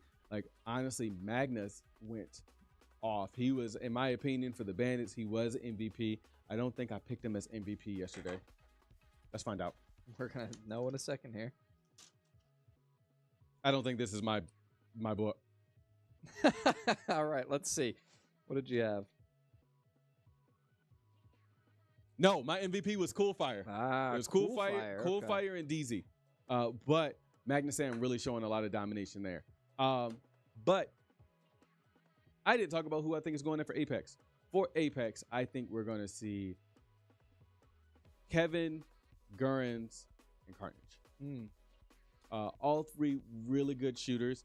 I think you leave Murs and Global out, both for whatever team game comes up next. Yeah, makes sense. I think that they would be a really good force to be reckoned with there. They're a little more well-rounded. Yeah. You put them into really anything that comes up next. Exactly. But we will find out that information here in just a little bit. I probably should stop drinking this drink. Oh. But here we are, right on the Apex. Oh, man, and suddenly they can't see you. It'd be crazy if you were just to, like, hop out of your chair. and That's go- crazy. That would be wild. Crazy idea. It's almost like I know this game and can run this one while you're in the bathroom. Oh, man. Where'd he go? He teleported. I don't know what happened. All right, so we're going to have DNF Duel coming up next, which, that'll be my time to take a break because I don't know nearly enough about DNF. So it looks like we're not sticking to the standard characters here. A lot of times teams will, so it looks like a lot of teams will opt to close the roster and only use the original characters, but this is an open roster game, so we're going to see some expansion characters, some recent characters even, on the lineup. So this Bloodhound, Wraith, Bangalore, pretty common combination here. I would definitely expect more of a Gibraltar than a Wraith, but Bloodhound probably the most important character to have on your team. So Loba, a very interesting pick for this game mode for Team Deathmatch. I guess just going to rely on the mobility more than anything. But both teams tied up at 1-1. Grenade's going to come down as his teammate backs off. That'll be Hogeki throwing those down while Bubbles gets away. There's multiple down. So we're going to switch over to Bubbles now. Gets a really, really good scan, but the team gets scanned right back. Doesn't quite land those shots. I see. So TK playing on Bubbles now. So the TK that we're watching right now. Oh, really good. Oh, my goodness. Insane double kill with the PK. Wow. And the Peacekeeper is exactly the weapon that you want to see people popping off with. Such a satisfying weapon to connect with. I'm working my way up. TK with a PK, as Zach says. Yeah, very, very nice from TK there. That was a very impressive double kill. Either way, though, going to put both these teams at 3-3, so it actually evens it up. Decent scan there. go ahead and get a lot of distance on that scan, actually. He was able to catch everybody below. You're good, we cover you. This R99 not going to be a super reliable ranged weapon. He is playing with very, very close ranged weapons at the moment. So this Peacekeeper, as we saw, going to be able to absolutely annihilate enemies, especially when the shields are down.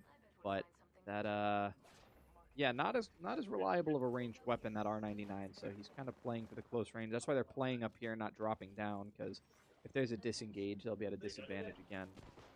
So R301 here, though, going to be able to put a lot of damage from any range, really, if he's able to find the connections. Looks like X-Ray, one of the X-Ray boys here, that is going to be, I believe that's Kevin. Kevin going to be using the flatline P2020 here. So, pretty interesting combination. Reliable, but maybe not the most, we might not be watching for him to be the, player getting final blows quite like TK was with that R99 PK combination. But here we're back on TK.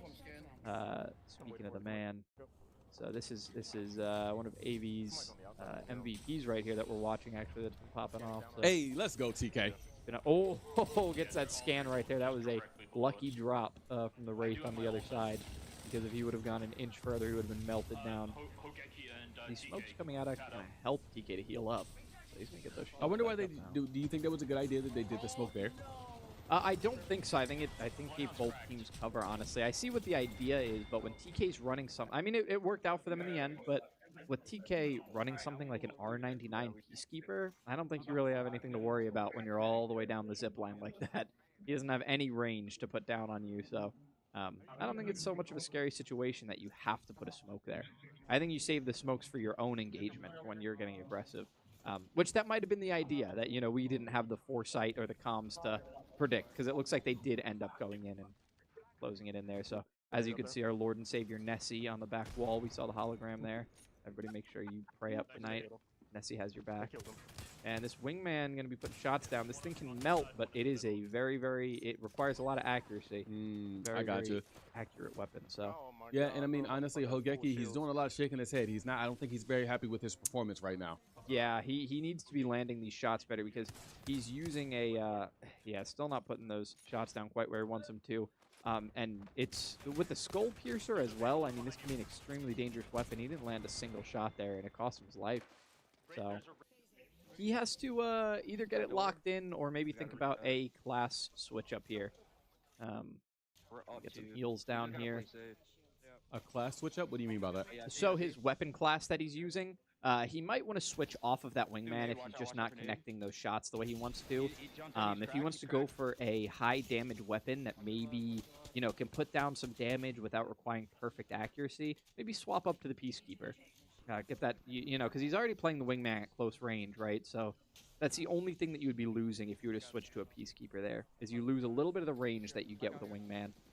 Somebody finding out here that you cannot open doors while in Wraith mode. Gonna use that zip line to get up here to the first floor. Doesn't connect all the shots. I think the teammates will pick up that kill, though. So we're now looking at an 8-0 lead, a 2-kill lead, I believe, now for the Cobras. Yep, it's 8-6. So, yep, actually 8-7 now. Go ahead and shield his teammates here. Nice. I can't make that. Yeah, inside where I was just shooting. I can't make that call out while I'm in the middle of the fight. Not going to be the damage he was looking for. Misses a lot of those shots and ends up getting taken down for it. So, a lead extension here for the Cobras. Sorry, for the Gorillaz, I believe. I believe Gorillaz are blue team here. Yes, they are. Yeah, Gorillaz so this is a 3-kill lead for the Gorillaz. Connected a couple of those shots with the flat line. Not too bad, but like I said, I think Kevin is going to be one of the players that puts damage down, but maybe isn't getting a lot of these final blows. Just trying to use this flat line in P2020 to get consistent damage so that his teammates can go in with a little bit of a health advantage. Yeah, I mean, he's got the taps back and forth, the little movement strafes. Definitely going to be a reliable player for his team. has to connect some of these shots. He doesn't want his teammates going in on a low health fight. Both players reloading. Luckily, the teammate assistance comes in. That Loba not going to go down. Hogeki. Oh, okay. Hogeki does eventually die. So not quite able to close the lead. In fact, Gorillaz here with a 5-kill lead. I mean, this is a timed game mode. There's no timer there, but they have an 8-minute limit. So this one will come down to time, and the further the lead gets extended, the longer Gorillaz are going to be able to play their time here. Honestly, I don't think that. The two in the middle there are Again, cracks. I feel like I've said this already. The Cobras are struggling as There's shooters. one down below. They start out really strong, and then for some reason they start to trickle behind, and then their teamwork and communication tends to branch out, break apart. Predictions are 100% on the Gorillaz. Yeah, it looks like everybody wised up a little bit. But it's the same thing. Oh, TK gets taken out on the way down. Yeah, it's going to be a trade there, 1-for-1. So 14-9 now, still a 5-kill advantage for the Gorillaz. They don't mind taking those trades. They've got a lead at this point. Yep. So waiting for a player respawn here. Trades are definitely going to help. Whoa. What in the world just happened? Really Excuse playing me? that movement. I mean, if you're going to pick Loba, you better have insane movement. So I see. Yeah, you're absolutely right. Holy crap. yeah, he's bouncing off those walls, something you'd expect from a raid player. Gonna go down. Verify there. your identity. Verify your identity. Oh, are you a robot, yeah, Gurns? I was like, dude, we saw you bouncing off those walls. That was not human. I believe we got a time call there, so that's going to be a win for the Gorillaz. They're going to close it up. We're going to have a 3-3 game that's now. exactly what I assumed.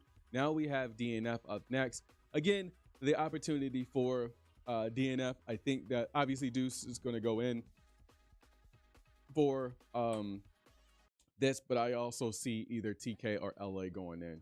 I keep getting ahead of myself here. Going back to that Apex gameplay, again, we're seeing a trend, right? When it comes to the Cobras and shooters, there's not a lot of direction there. They do have the communication, Yeah. but they don't have the action, Yeah, definitely. right? Yeah, it looks like they might not have the strategizing down or the aim exactly. With a game like Apex, you honestly, their strategy in the gunplay, you need to have players designated, not only their character picks, but the classes, the weapon classes that they're using as well. So seeing them use such close-range weapons and then try to take long-range fights was a really, really odd decision, and I think they need to work on that. So some of the strategizing that goes into these games, I think they need to understand what's different about each game and not just let's get better at aiming. Right? Yeah. So they need to understand what mechanics really close the gap between teams in these head-to-head games. I mean, this is the second time that the Cobras and the Cobras have agreed upon doing all agents and all characters for like Apex and VAL, but like that agreement also means something, right? Like you're now playing the character that you're used to playing. So I guess my question is like, where's the disconnect? Right. Because you're playing somebody who you're familiarized with, but I'm not seeing really a difference in like if you were playing standard ops. Yeah. Yeah, and I don't know that, I mean, even if Loba is a character that you're familiar with, I don't think Loba is a very useful character to be using in Team Deathmatch. I understand that being able to teleport across the map is really cool and seems like it could be helpful, but sacrificing the ultimate just to be able to use that movement, I don't know if it's worth it in the end over picking something like a Bloodhound that can detect enemies all over the map. All right, and we got Overwatch coming up next. So, So Global. if AV needs another bathroom break, he will be able to get it. So we have, I hate you so much. So Global is going to be playing Brawler, and then TK is playing this character here. I don't know her name. Yeah, this is actually a new character for me as well. I've never seen that character. Well, played. she was in the base. She's in the base game. She's not a new character. Like you said, it's a new character for you. Yeah, right. We don't see this character very often. I just know that she has a flame wheel. Nice. Yeah. We have one of those, but it doesn't have flames on it. That's true. That's true. I love it. All right. So I believe this may be a button check because there is not a lot going on. Now, the thing about Global is Global's character is that this character can do a lot of damage. Yeah, this might not be a button check. This doesn't They look like a they're button going check. in. So, yeah. Closing the gap. Not looks like Global not taking too much advantage right now with the distance that he has with his character. Right. Which is working out for him. So. Yep. TK going in, applying a lot of pressure, doing a bunch of the same combos, which is good. Keep him in his place. Yikes. There is Yeah. a lot of damage that was dealt there, which is really good for him. Hits him. Oh no! The not same again. thing. Not in the corner. again. Boom. Not again. Potion. Oh, not potion. Whatever. Oh, and he Flame catches it with the pit. flames on the ground too. He's gonna do the Yep. same thing. He's gonna Oh string him again. man, not giving Global the opportunity to do anything, and he wins and a with the timeout. time up. Oh, That's my goodness. crazy. Yeah, Global, I wouldn't look happy either. That's unfortunate. That is very unfortunate. Oh, and he can counter those barrels as well with his. I Flames, didn't so- even know that. Oh, nice dash back there from TK. Don't get put back in that corner again. Slams up. Yeah, looks like he learned his lesson on that one. He's trying not to get cornered now, so it's good that he's focusing on a new game plan. Showing that you can adapt in the middle of a game is, it could put some hope into anybody. That's what you call a true end gamer. Right. Oh, and that man, last barrel's gonna go. I love almost how connected. TK is just getting around these barrels. We actually haven't seen, that high level gameplay here as far as like getting rid of the barrels, at least from what I know. Yeah, I mean, he is in complete control of this Yep. pad. And all he has to do is keep him occupied for the next 10 seconds. Never That's mind. gonna be Game is KO. over. That is Global Oh, taken man. out by TK himself. Yeah, TK with a lot of control here. I mean, it's not even a question. The fact that it's not even like he just pinned Global against the wall and held him there the whole time, right? When Global was trying to take control, TK spent 20 seconds just making sure he never got it. Yep. He didn't. He's like, I don't have to do anything right Yep. now. That timer's ticking down. I just have to make sure he's not letting these barrels connect with me and closing Yeah. the gap. Exactly. And the way that we play DNF here is it is 2v2.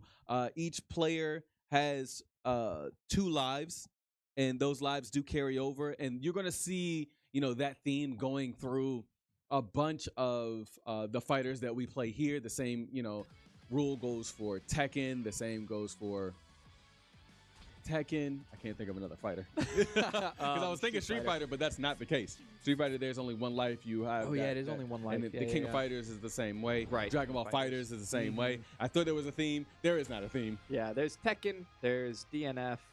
I swear there's another one. I'm pretty sure that. Oh, Guilty Gear. Yep. Guilty Gear is Guilty the same Gear. way. It has the Oh, lives, yeah. I'm sorry. We're Is getting that an MERS? Inquisitor mirror match now. Ah, So- this is the worst match. I hate mirror matches. At least with me. Yeah, I know. Is there Now somebody's we're gonna better see the than second me? Costume though. Yeah, Oh, there we go. That's just like an insult, right? When you play against your own character and lose. 100%, bro. Oh my goodness, it feels so 100%. personal. But these guys are honestly having a really good time. I'm really excited to see what Merce is going to be able to do. My 2 MVPs Yeah. are going against each other right now. Head to head. Let's go. Me. All right, Merz is on he is player 2 right now, and TK is already showing the same Oh domination my that he showed goodness. before. Nice combo, lots of pressure, not giving Merz a lot of time. Yo, let him spin the wheel. Oh. Let him spin the wheel. Goodness. Nope. Is this Still gonna be a gets hit by perfect? the flame. He gets out of the corner, but that's going to be a perfect KO. And the 7 Oh. golden letters. Perfect. Oh my goodness. Come on, Merce. You got to get something out this time. Get some damage going. Please. Look at this Please. control. I mean, even through the guard. Oh, he got to the other side. Oh, Mm. come on, Merce. Come on, get something. Get on the ground. Hit him back. Yeah! There we go. He got a hit. No more perfects. No more. Merz, you got to block. To block Merz, it's the back button. Look at it. He's like, I hit you, though. Yo, I hit you, though. You're not walking away with 2 perfects, bro. All right. Well, really, really good showing from TK, showing why he's one of the better fighters here in the league. Well, Jekyll beware. Jekyll, Hold on to beware. that belt. Listen, man, I'm trying to tell you, your teammates are coming for you, bro. It's your teammates, bro. It's your teammates. You got It's LA your coming own for people, it. as they It's say. your own people, bro. Look, snakes are gonna be snakes. Are gonna be snakes. Yes, they are. That's true. Team full of snakes. Hey, but honestly, Global, not really. I mean, that's not a matchup they usually see from Global. Mm-hmm. And this, I think this is like maybe the first time that he's went against TK. But I mean, let's keep it a sec though. Let's be real. Global was actually also still able to beat Acoustics, which is a professional fighter. I see.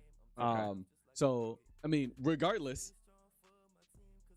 Global knows what he's doing. Yeah. It's unfortunate that he was beaten the way he was, but in all honesty, really good job, really good showing from Global. Would I like to see more? Absolutely. Yeah. But we move on. Yeah, there's also a little bit of a misconception that people who are good at really any kind of fighting game are good at all of them, and that's not true That's at all. awesome. Yeah. So, yeah, TK absolutely dominated that one. It doesn't mean he's necessarily going to be the best Mortal Kombat player on the team, Yeah. but it does mean that he's got a specialty where if you throw anybody head-to-head in that niche fighting game, he might be able to take just about anyone. Hey, we got League. League of Legends, so 2 5v5s back-to-back wears But down on the team a little bit. Like I said, Acoustics is a professional fighter, period. Like he plays esports professionally. DBZ is his main game. Okay. But he's really good at Street Fighter. He's really good at Tekken. He gets paid to play fighting games. Right.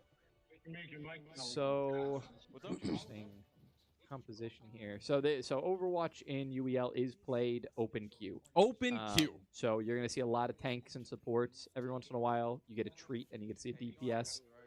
It looks like I'm curious to see who is playing that Sojourn. There's going to be a lot of weight on his shoulders to get some of these executions. And it looks like, is this Coliseo push, right? Yeah, Coliseo push. So I'll let you take the lead here, good yeah. sir. I'll let you take the lead here. So this is going to be Coliseo push. We're going to have a Winston Orisa combo, which is a really strange tank duo, even for open queue. And this Sojourn here that you see right there on the right is going to be responsible for getting a lot of these picks, a lot of these final blows for the kills. I do feel like the Sojourn that you're talking about is going to be either Kenny or Kevin. Okay, and Yep, it is. Yeah. I knew it. Yeah, so I know it is. That's Kenny, I believe. So putting down these shots, getting them caught there in the corner, right in the center. That's a good Ramatra shield, though. He can't hold that angle anymore. So trying to get the final blow here on this Cassidy, but can't. Oh, he makes the connection and gets life. Excuse me? Yeah, Life Weaver with a clutch moment right there. Timed that well. Oh, Gets an execution bro. onto Jekyll as well. And if that Life Weaver would have pulled him any sooner, he would have been pretty upset because he wouldn't have been able to get the kill. So that was well timed by the team. Life Weaver recently having a buff, making him a little bit better of a character now. Previously, he might actually be getting another buff as well soon. And it looks like this might... Yeah, this is the live buff for sure. So, yeah, now able to heal all the way up to 80 rather than the previous, I believe it was 70 was the previous one. So uses that life grip, not super important, but players are invincible while they're being life gripped. So even while they're shooting, they still have a moment of invincibility where they start to get that healing back up. I mean, honestly, we also have to remember, like we said before, when it comes to the X-Rays are a clan that have been playing together. Their friends have played together forever. So, like, the communication and the synergy between them is probably crazy. Jekyll getting really aggressive here on the Moira. In fact, he is standing on the bot. His team has very minimal healing because of it. He's trying to solo a Winston right now. And for those of you who don't know the difference in health bars, Winston has over 500 HP, Moira has 200. So, this Deadeye, if it catches the Moira, it did not. He was able to catch Kenny there on the Sojourn, but not being able to catch that ulting Moira, a little bit unfortunate because I think that was the main target there. So, Ramatra going to be the last thing standing in the face of the Gorillaz here. All right, All gonna right. go into Ultra Punchy mode, which is not My- the official name for that. don't My favorite mode. My Um, favorite mode. And we actually have a Zarya as well now on the side of the Cobras here. Gonna get aggressive on the bot here and go for the Moira, but Moira able to fade out. Winston was looking low, but that's not gonna mean anything. He pops the Primal Rage, gets all of that health back, and in fact doubles his HP bar. So Shield not gonna do anything against his fists. That's alright, he backs off anyway. And yeah, going for those supports isn't a bad idea because this destructive Ramatra ult here. Yes. I mean, one of the most overpowered abilities in the game. Gets a 3K there, and the tank's just sweeping the entire team. So Cobras finally woke up. Yeah, That's they what I'm did. talking about. Cobras get their first meter on the board now. Got a little bit of catching up to do, but this game can swing pretty quickly. There's definitely a momentum aspect to it. I mean, they're already at 15 meters. If you win this team fight, right, get a couple more meters out of it, and then you're able to push in that dead time, you can catch up really quick. So, with 6 minutes still left in the round, there's plenty of time for the Cobras to come back. This Zarya bubble being charged up pretty heavily. Hogeki having a really easy time, actually, because it seems like both teams not willing to ignore the Zarya bubble. It's something that you see with, I guess, just anything under, really coordinated pro play is that people will just try to destroy the Zarya bubble and be like, well, if I kill her, then her charge goes down to 0. But you're not likely to get that kill. If you're No, just gonna I think charge it's up crazy. I think it's crazy that people try to take out Zarya when she has her shield up. Right. Leave her alone. Yeah, don't let her get the charge. Please don't. It's okay to play with a little bit of time. You have 6 minutes on the clock, but we were talking about the way this game can swing, and this win right here means the Gorillaz are probably going to be able to push back to where they were before with just a single team fight win. So, and if they're able to stagger this kill as well, it looks like they're chasing down maybe a Moira right now. Yeah, but she is able to get out, so that Moira going to survive, meaning this will be a full team fight. Kiriko ult comes out, but this Sojourn is going to try to counter it. Gets 1 kill down on the enemy Sojourn. Kenny trying to go big here. Does get taken down, though. Looks like a couple of the Gorillaz going down, actually, now. So, Cobra's going to go ahead and be able to swing it right back. Didn't let them get any more distance. It was actually a really quick team fight. And you're going to see that often with these Kiriko ults, because when Kiriko ults, her entire team can attack twice as fast. All of their firing rate goes up by, twice as much. Healing, attacks, anything. So they're gonna, you see them trying to. Kiriko's such an important character. You see them trying to focus her down, even though the team doesn't have any kind of range. So In the punchy mode. Yeah, punchy mode comes out. Oh. Yeah, Orisa ult not able to get the kills it wanted to. It does look like the Cobras are going to be able to swing this in their favor. So with 2 kills there, something the Gorillaz are doing well is not engaging on the bot after losing 2 players, rather than staggering out their entire team. I spoke too soon. This Orisa's going to throw her life away. I bet you that was Carnage. Yeah, so that cap is going to go through, and they are 1 meter from making up that half of the map that they lost at the beginning. They're now going to make that up back. So Zarya here not bubbling. Maybe time to take her down.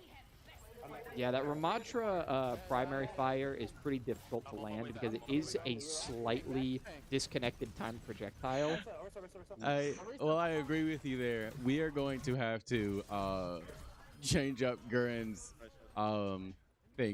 his camera, because he is stuck in the same spot. His mouth is literally wide open, bro. That's too funny. So what you're saying is switch back to it and stay there? Yes, 100%. 100%. All right. So we're going to cross back over the middle here. Important thing to note, Cobras are in the lead right now. They were able to make it to the 81 meter mark. So they do hold the lead at the moment. Gorillaz have already passed the halfway point of their push, so they don't have to wait for the stall to come out for the spawn advantage. There's no more stalling to be done when they get to the halfway point. If they can win team fights, they can just push with momentum. did that bubble thing follow the bot? I don't believe so. I think it may have made contact with it or stopped right in front of it. So that was Sojourn's ability, which, I mean, used to be devastating. When the character first came out, they used to not only do damage, but slow as well. No longer slows enemy opponents as much. So I don't think that Moira ult was used, or they took advantage of it. Right. Like, she popped the ult, and if you're standing in front of Moira when she's using that ult, you also get healed while she's pushing out that damage. Like, at that point, your team really needs to push. Yeah, the Moira should be in the back line just shooting a laser through your entire team, healing them and doing damage to whatever is in front. So that is a huge Graviton Surge. It gets comboed actually with the Sojourn ult there. But this is a surprisingly even fight. And even though they combo those ultimates together, the Gorillaz are going to get a team fight win and a lead here.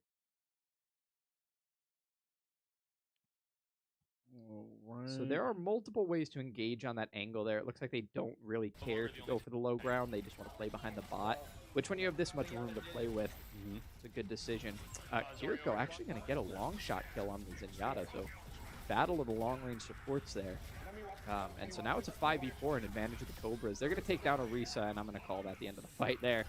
Sojourn goes down as well. You just don't have any ground to stand on anymore. We're now looking at Sigma, quite literally, right? We're now looking at a Sigma Ramatra duo with a Mei DPS. So it looks like the team is going for tankiness and shields now, the Cobras. No longer caring about quick team fight wins. So I think they want to kind of push through this one like a tank. Put out a lot of slow damage and just not be able to be killed. You know, it'll be really difficult to get enough damage out to kill this team now.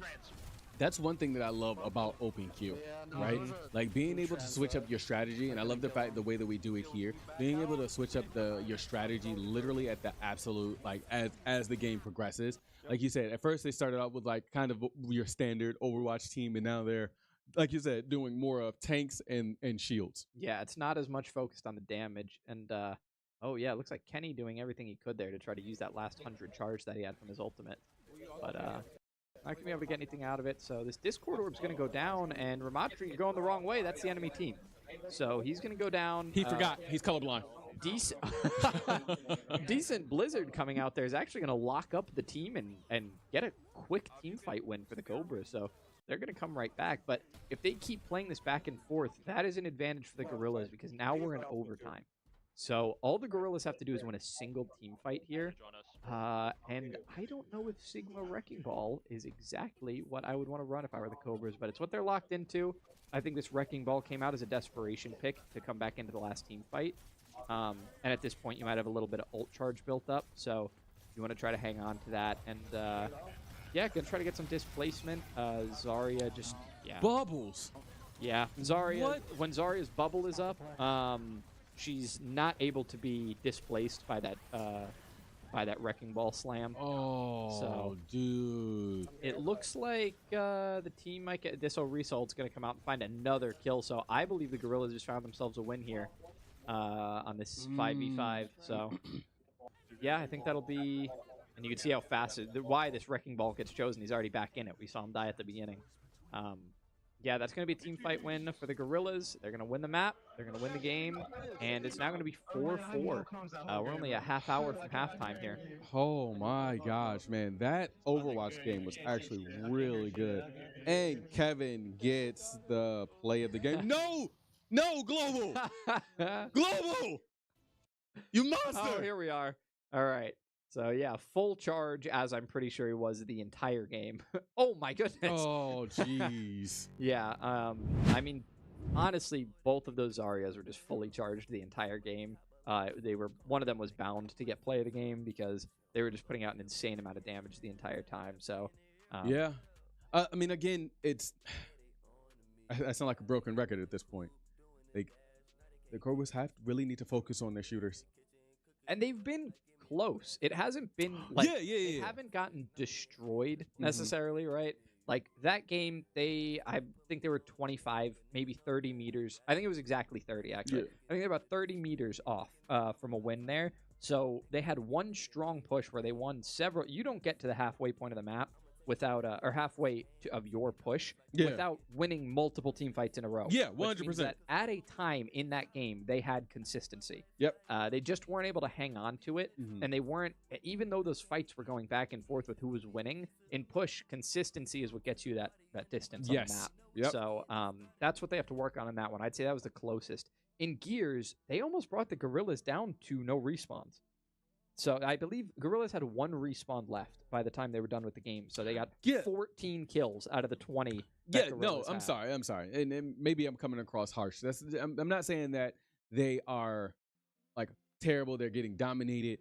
What I'm saying is that they have started to level up more of their shooter gameplay, but they're still missing something. There's that one element that they just can't get that it seems like everyone else has, because their communication is there.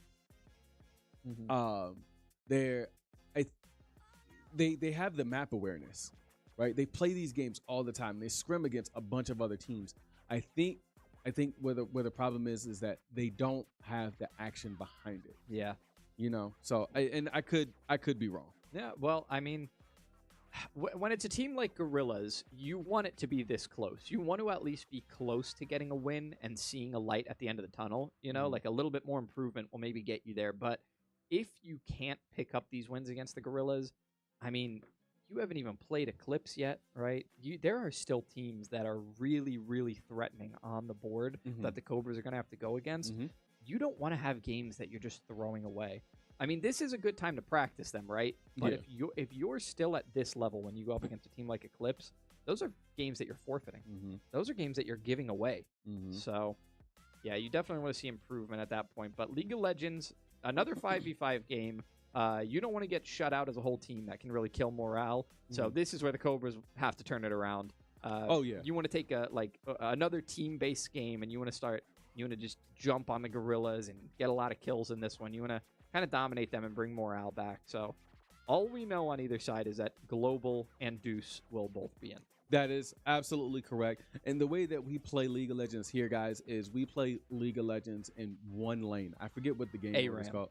Thank you. Yeah. So that's another game that he can take. Whoa. Let's not go that far. Let's not go that far. Appreciate you. League of Legends. Appreciate you. So no, I don't know all of the characters. It's not quite ARAM, because I believe ARAM stands for... Oh, all right. And see, now I'm going to get slaughtered by the chat. I believe it stands for all random, all mid, which means you get assigned a character. But the way we play it is we ban and then choose characters that like competitive. Correct. Yes. But you play it as that one lane all up mid mode. So it's not quite ARAM, but I still believe it would be referenced that way, even if you don't do the all random part of it. So I mean, I think this is going to be a really... so I just put all right, we're skipping League of Legends, so I just put myself under the... threw myself under the bus for no reason. I'm glad you did. Are we, Stream Tech, are we coming back to that? What's going on? Okay, we should be getting back to it by the half. Okay. All right. Dead by Daylight. This is a time killer right here. This is a game that takes minutes off the clock. So, some asymmetrical gameplay here. Gonna have some 1v4. These ones are really interesting because when we talk about MVPs, sometimes players really do get a lot of weight put on their shoulders. Oh, yeah. Especially in Dead by Daylight. This is the one, 1v4 game that we have. We have other asymmetrical, right? Like we have Texas Chainsaw, which is 3v4, but that's not quite as much weight that you're putting on one side. So we will see. So Gorillaz have the setup here, so we're going to have to see if... Okay, so we are going with this lineup that we have here. I do feel like... right. Okay. Right. This is the League of Legends lineup coming in. They're gonna put their players in, or their in gamers in. And so, whose setup is it? It's the Gorilla setup. I think that they're going to choose to be killer, and I think Merz is going to be the one to go in for that. Interesting. That's exciting. Okay. However, if they do choose Survivor, I think that their killer is going to be either Jekyll or Deuce. Okay. I don't think that this is a game that Bubbles typically plays, but we will see. Just not get the new killer unknown. I want to see Chucky. All right, I want to see Chucky. Oh my! That's the killer I want to see. That's so ridiculous. I wouldn't be able to take this game seriously if somebody chooses Chucky. Please choose Chucky. That's pretty funny. But is there a specific killer that you're looking at? I got to be honest. I don't think I know enough about the game. There are some really interesting ones that I've seen before, but there's a lot that I still have to learn about the killers. Honestly, one of the ones that I find really interesting because I feel like there's a divide in their skill level. You guys can hit me with the name of this one. I can't quite remember right now, but it's the one that goes invisible when he hits the bell. And then he gains movement speed as well. But to be able to attack, you have to hit that bell again. That is the Wraith, right? Thank you. Wraith, I should know that. He goes into an invisible Wraith mode. Yeah, so when he does go invisible, he gains movement speed, but coming out of that Wraith mode gives time for the survivors to get away because you can't attack until that entire animation is done. I think they can also hear the bell as well. Yes, right, exactly. So if you're right up on them, they don't even have to see you behind them to know to start running away. So really, really good players know when and when not to use that. I'm gonna tell you. So outside of me trolling about the whole Chucky thing, I think my favorite killer, or the one that I would hate to go against, other than that little creepy one that we always see, is I believe is the Doctor. Have you seen that one yet? Oh yeah, I've seen, but I don't know enough about it. Yeah. Apparently he can make your character like go into this madness state, and you will start hallucinating and thinking that you see him. That's horrible. It's awful, bro. Oh it's my awful. goodness. It's a terrible being on the survivor side of that. No, thank you. Yeah, you would just sound like a lunatic. You'd be making call outs that just aren't happening. Yeah. You'd sort of a nervous breakdown on stage. Yeah. So there's a way that you can tell the difference between them, but honestly, in the moment, are you really gonna pay attention to that? I mean, honestly, someone who typically plays the game very often will start to notice, more and more. But someone who's new, like myself, when I saw it, I was like, "Oh, there he is!" And it's just no, it's not. That's not him. You can actually walk right through it. You're a crazy person. No, I'm good. I'm good on that. So he has a bunch of crazy, and there are so many other killers in Dead by Daylight. One being the Trapper, which is, I think he's one of the basic ones, right? So he does exactly what he says. He puts down traps. Apparently, you can also. What's the word I'm looking for? You can also step on your own traps as Trapper. I could be wrong, man. I'm not sure if that's completely accurate or not. We'll have to see. Oh, it looks like a timeout for the Gorillaz here. That I'm not surprised about. Right, we're at 2 hours 17 minutes. We're just using our first timeout from either one of them. We had a couple of issues earlier, so a lot of tech timeouts. However, with this getting closer and closer to the second half, if they don't use these timeouts, they lose it. They'll only have 2 remaining.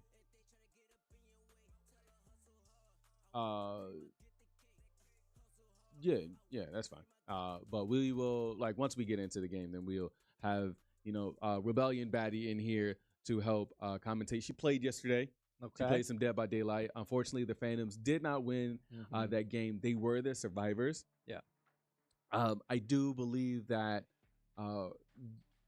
what Magna was doing last night was kind of just going for the best one at the time, which would be Rebellion and Arbiter. Yeah. Right? And I think where the disconnect was from last night's game was that it's so hard to be able to coach people or coach in-gamers that don't know the games while you're already in the game. No kidding, yeah. Yeah. So being able to be like, oh, hey, you need to do this, but not being able to see exactly what's going on it's so hard to do. And I think that's where a lot of the issues were yesterday with the Phantoms game. Again, really good showing from the Bandits. Magna ended up being the MVP for me, in my opinion. I was thinking that Coolfire was going to be it. That was not the case. Coolfire, you let me down, bro. I am so disappointed in you. Didn't spin enough fighters yesterday, I guess. Didn't spend enough fighters, bro. Yeah. But yeah, man, honestly, really good showing from both of these teams. The Cobras and the Gorillaz are now tied up. We still have a lot of games left on the wheel. We haven't really seen any sports games. Mm-hmm. Right. Yeah, we've seen UFC. But like a 20-second recap. So far, again, like we said, we've been playing 8 games so far. So we got MK, which was Mortal Kombat 1, which was a Cobras win. Global wasn't here just yet. They left it up to Kenny and Kevin. Unfortunately, they weren't able to pick that one up. Super Smash Brothers started out really strong for the Gorillaz, and really then LA walked into the building and was like, Yeah. I am the final boss. Yeah, he definitely was. Turned around, beat 4 of the Gorillaz by himself, really dominating showing from him there. And then there was the turnaround. You had Gears that was won by the Gorillaz. The really, honestly, in my opinion, not really like dominant gameplay there, but able to pull off and show a little bit of the weaknesses that the Cobras have, when it comes to shooters. UFC, really good game. Yeah. Really good showing from Global and Deuce, but Global was able to win that, get that UFC win for the Gorillaz, and then on to 2 more shooters being, but I'm missing some games. I got 4 for the Cobra. I got 4 for the Gorillaz, but I have 2 for the Cobras. What you got over there?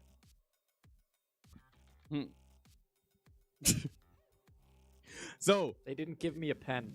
no, they're there. DNF. Yes. Now that was a dominating game by TK with whatever character he decided to use. He actually beat Global, which was wild. That was the Inquisitor. Yeah.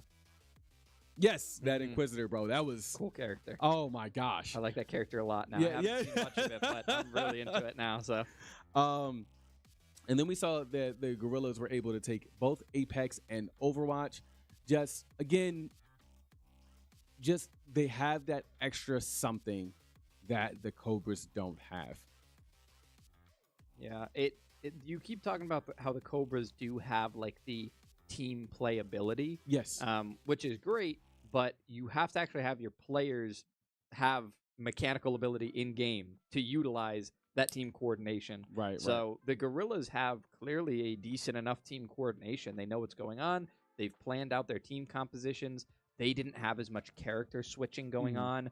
The Cobras started to get flustered, and it felt like they just weren't confident in their skills on certain characters. I believe it was, Kenny. Kenny was just outgunning the DPS on the side of the Cobras, so just couldn't take him in the 1v1. So, yeah, there is just a slight advantage that Gorillaz have by having, good enough team coordination and good individual player abilities as well. Yep. So- And Jekyll is going to be the killer.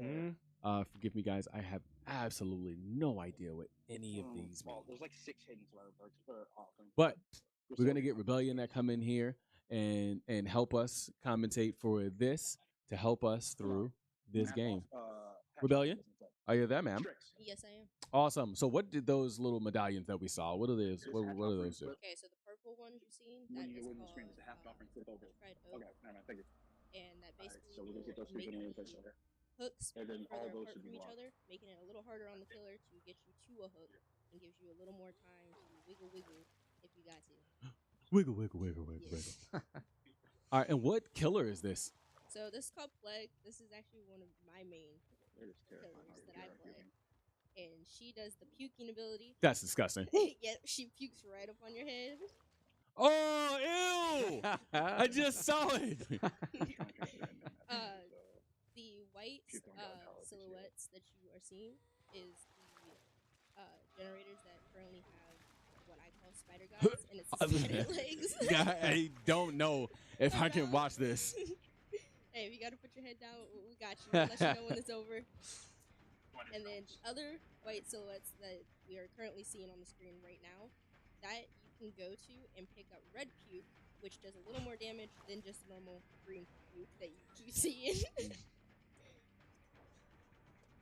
Which I highly suggest. Everybody touch the generator, so we already know where they're at. One, it Get ready takes to a break little chase. time when you gotta go Need get Buke. it. Alright, leave him. Oh, hits him with the It's a lot. pallet. Yo. It's worthy to get So it. let me ask you this: what is that? So on the players on the left side, you can see that they obviously have like something on their kids. Is that the puke? Yes. That's disgusting. You have to go wash it off. You have to get it. wash it off. Yeah, I can see that it looks like they're taking damage as it stays on them. Yeah, it will also. He didn't even take him to when Pallet they- Town. When they start to puke, because they'll start to puke too. And Oh my When they god. puke, it lights them up, so you know where they're at. Oh. Wow, there's a lot of advantages that come with just marking. Yeah, you something can wrong. call those advantages, bro. Puke going on. Yeah, but If you got a light stomach, I don't suggest this working for you. I don't suggest even watching. It's too late for that. I'm already locked in, no, unfortunately. it's just the slime from Ghost. Vile Purge is the name of this movie. Oh no, here it comes. Oh, thank God. Oh, there we we go. Nickelodeon, the slime stuff. Yeah, Yeah, nah, bro. I would rather the Nickelodeon slime before I saw this nonsense. Yeah, Well, so just think about that. It's okay. We'll just say they're getting slime. Also, when you No, talk that's about throw them, up. You can Well, also I'm puke not- on them while they're on the hook as well. Oh, You can do come what? on. You can puke on them That- while they're on the hook. It's just oh my contagious infection, That's- infection, That contagious. is the point with her. Wow. She's literally called the plague for a reason. Yeah, you're right. Just spread it around. Make it play it. Run, bro, before you get thrown up on, please. He actually has throw up. They all He- do. So, So how that- long before they? Why would you do that? Oh, that was when smart. you were in chase with her, you get this like little boost that you had just seen when she was chasing after this survivor. You might see it again, and it gives you a little boost on your speed to get closer to him. It's like what's it called? Bloodlust. Yeah. Ooh. It can also be called ice too, depending on who you're talking to. Gotcha. All right, gets another one down. Her weapon also has a decent amount of range I on thought it. she was about to say it has throw up in it. And I Yeah. was gonna be like, bro, no, thank you. No.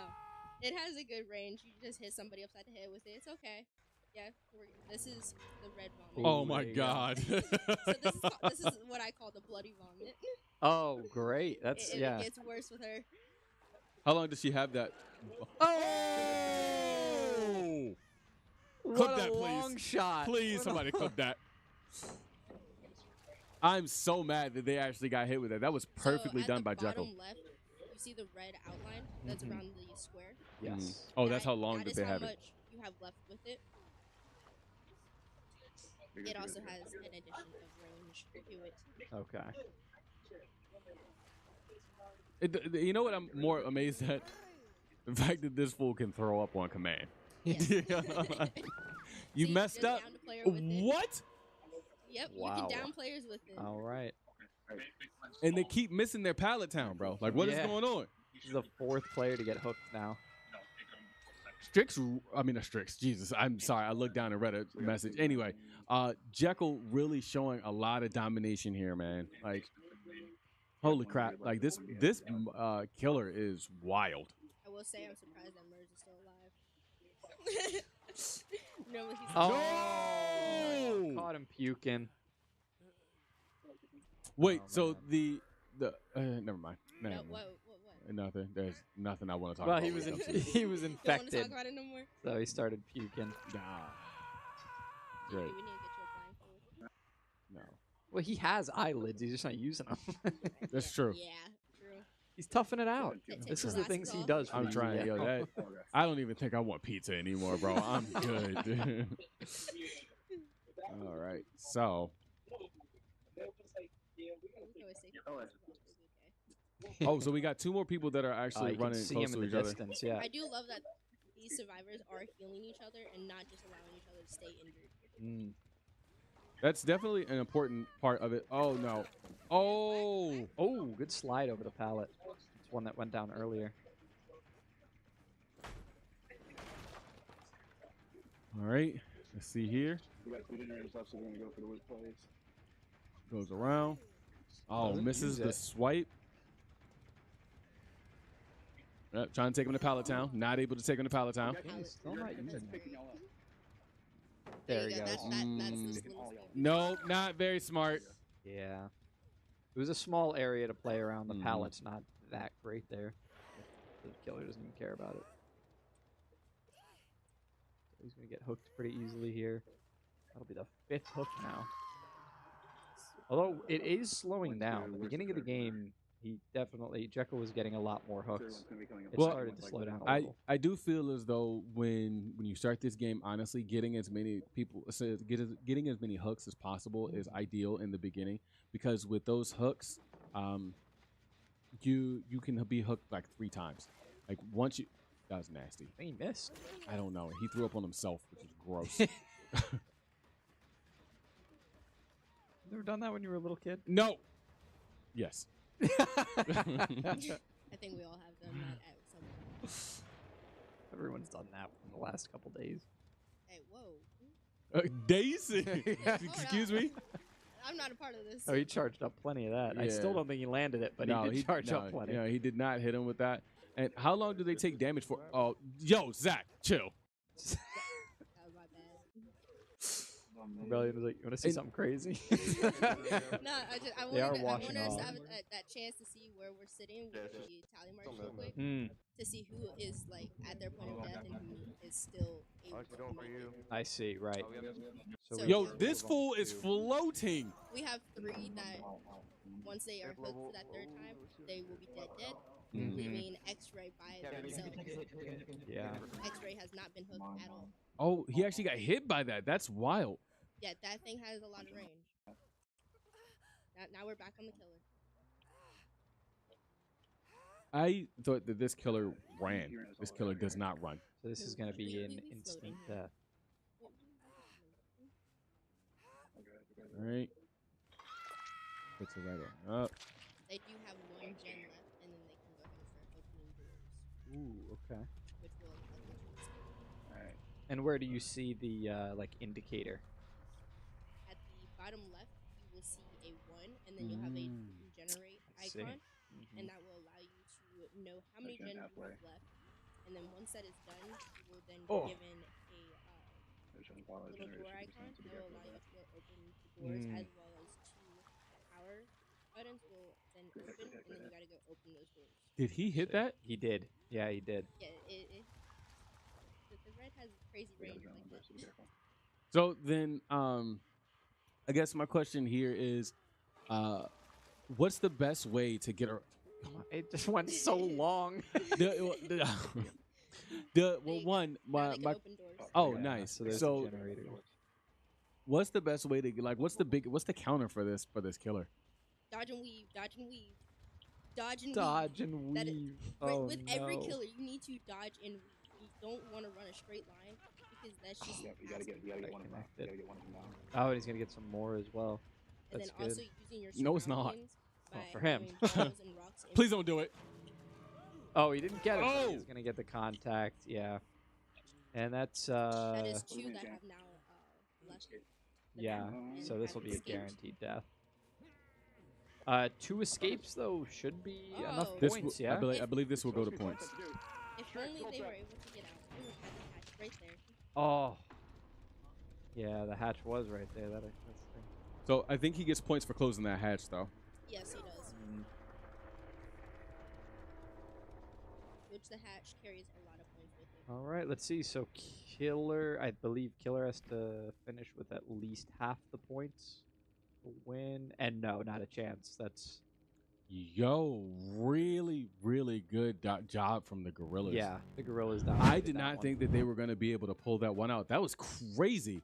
Thank you, Rebellion, for that commentary. It was great. The only thing I did not enjoy was all of the throw up.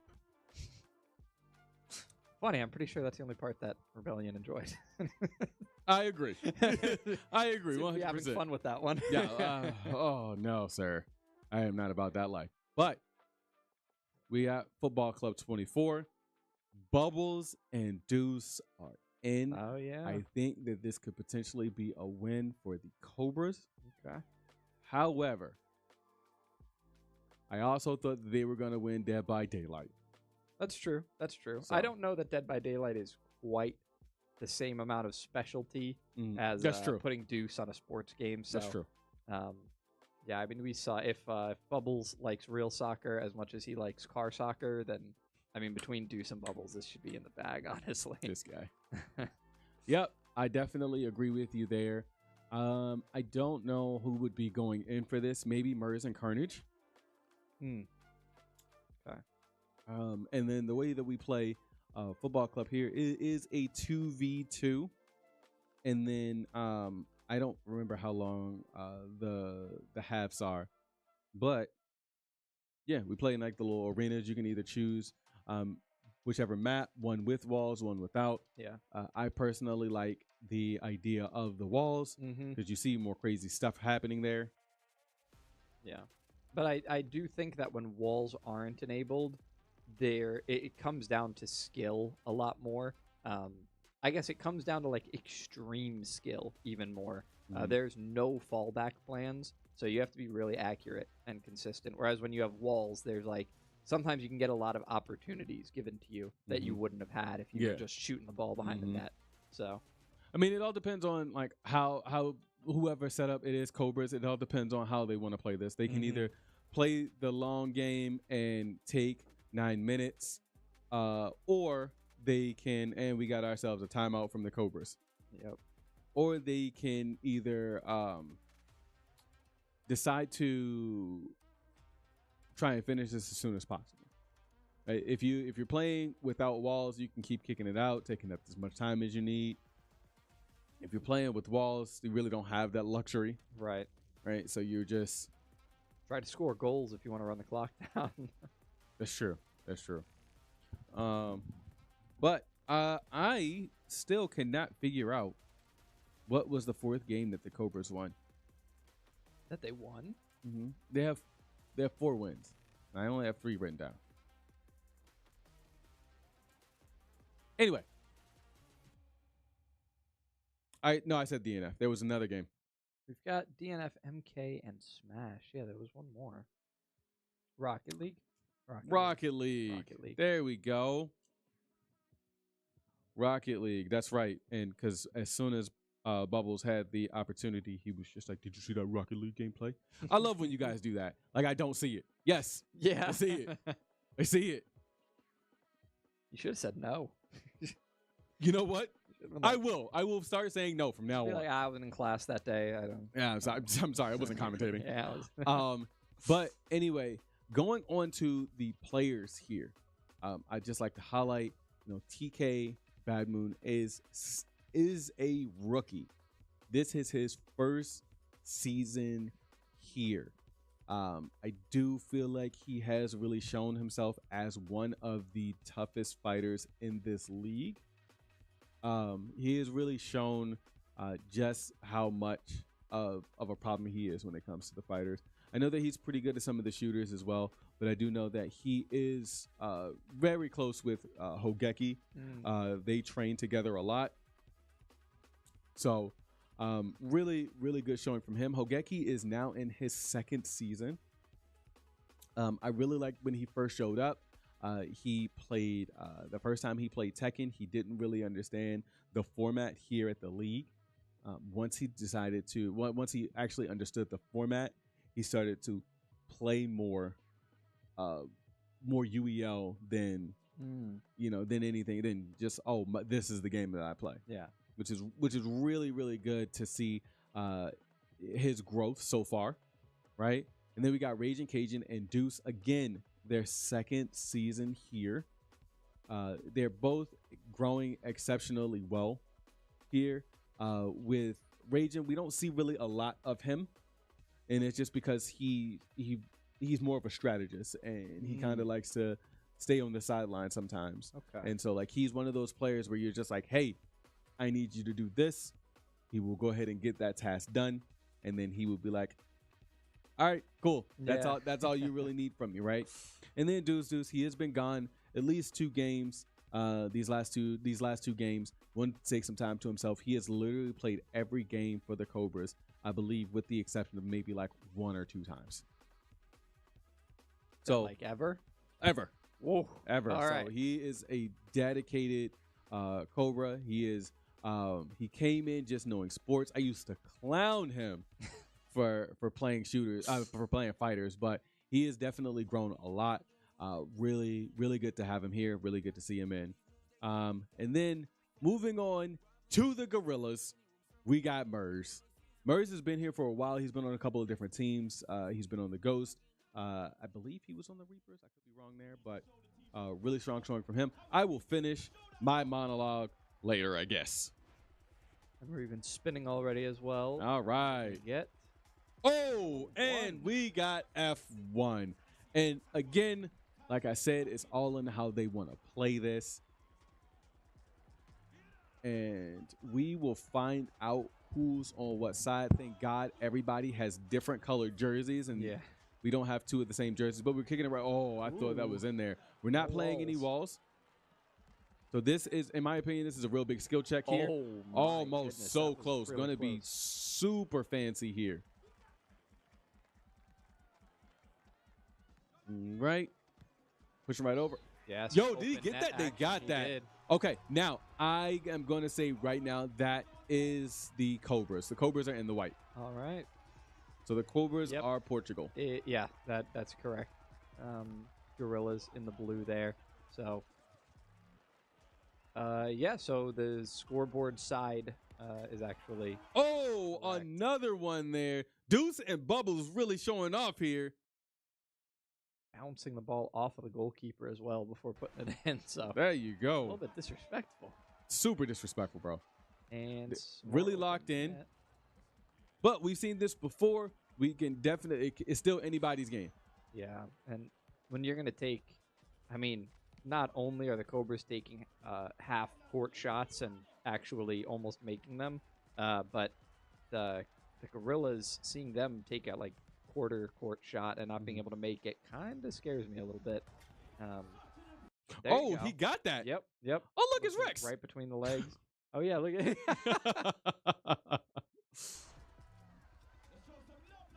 All right. Oh, man, I was about to be like, there's no way. Yeah, all about the aim on those ones because you're going to slow down the game the more you miss.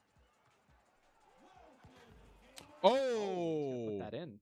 Yeah, kind of left that one open, protecting the goal very well. So, going to get a little bit more of a lead there. Cobras definitely want to put a gap here for this lead. I wonder why he kicked it back or hit it back.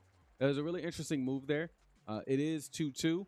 Really close game. That is a dangerous move from all the way back there. They're just keeping this ball in the air. They really are. Everyone's just hitting the pass button. Go right on over. Good. He's used the left. Oh, my gosh. Too high. Wow.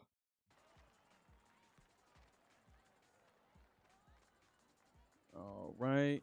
Keeping that goalie there. A lot of the mistakes that I see is we don't see a lot of the we see a lot of the goalie being super far out, right there. But goalie going they're protecting the goal like crazy. Gets the ball, gets it taken away. Never mind. Get the goalie over there. Good stuff. No, sir. The Gorillaz are trying to close the distance there. Yes, they are. Yeah, they've got a shot here on the outside. Nope. Not gonna go in, so they're gonna have to reset that. They do get another chance though. Across the court. There's no way. No, a little bit too far. I wonder why they keep making that move. It's a dangerous move. Nope. Gets it blocked again. Takes it right on over. Where are we going? I think we're going the wrong way. Yeah, I wanted to create a little bit of space there. I think get the defenders separated. But that's open. Oh, there you go. Smooth. With the side of the foot.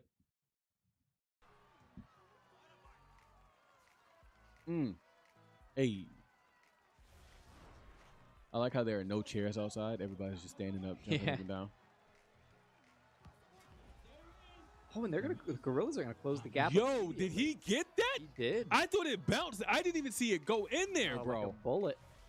Oh, guys, you should let me see that. Come on. They want to move this one along. Yep, 30 seconds left in the first half of this.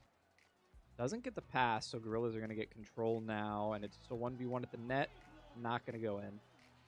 So it's going to go to the corner. And all the way across the court. Oh, really nice passing play, but doesn't go in. It was super scary because I thought it went in there. Yeah, that's the tough thing about 2v2s is you could just crowd everybody by the net during Mhm. those corner shots. So Yep. in a normal game of FIFA, a corner is like a good opportunity, but I mean, when you can just crowd all three of your players right there, Yeah, that's very true. not as much. And that is out. Yep, so 5 seconds left. Gorillas are going to try to get one last good touch for a goal. And they get it? and they get it? Or was the What? ball down? I don't think they counted. It didn't count. That's 3-3. There's no referee. They can't they can't add time. So as soon as the ball touches the ground, time's up. So ball touched the ground. Oh. Ooh, and yeah, Cobras are going to make them pay for it now, too. Man, they really wish that they had shot that just a little bit quicker, the Gorillas, right now. Cobras now with a 1-goal advantage to start off the second half.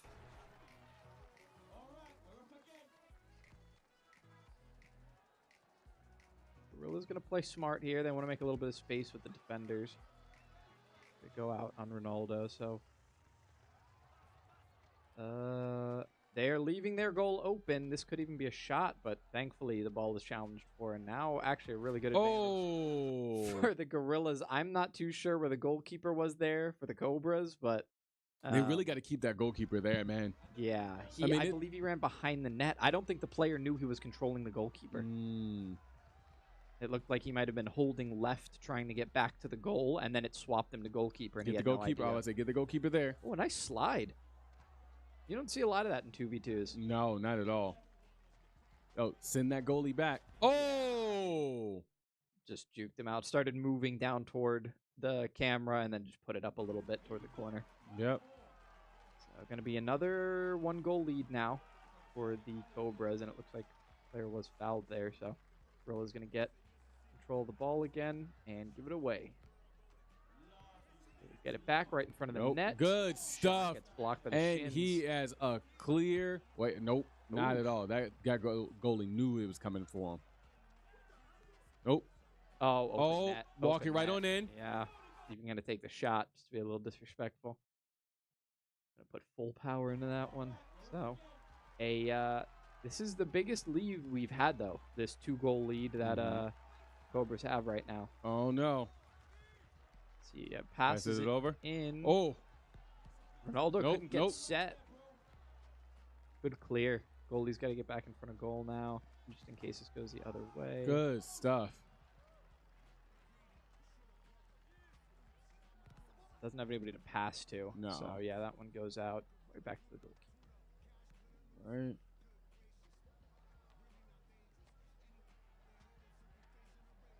Going to pass it back to the keeper, actually. He's going to take a really long shot. Keeper's got to get back now. He's not set to take the challenge from Ronaldo, so really good defense for Pele now. Ronaldinho going to go for 1v1, doesn't get the goal. So coming down to 1 minute left here. 2-goal lead for... Oh, is that going to be... No, he's not going to call for a challenge on that.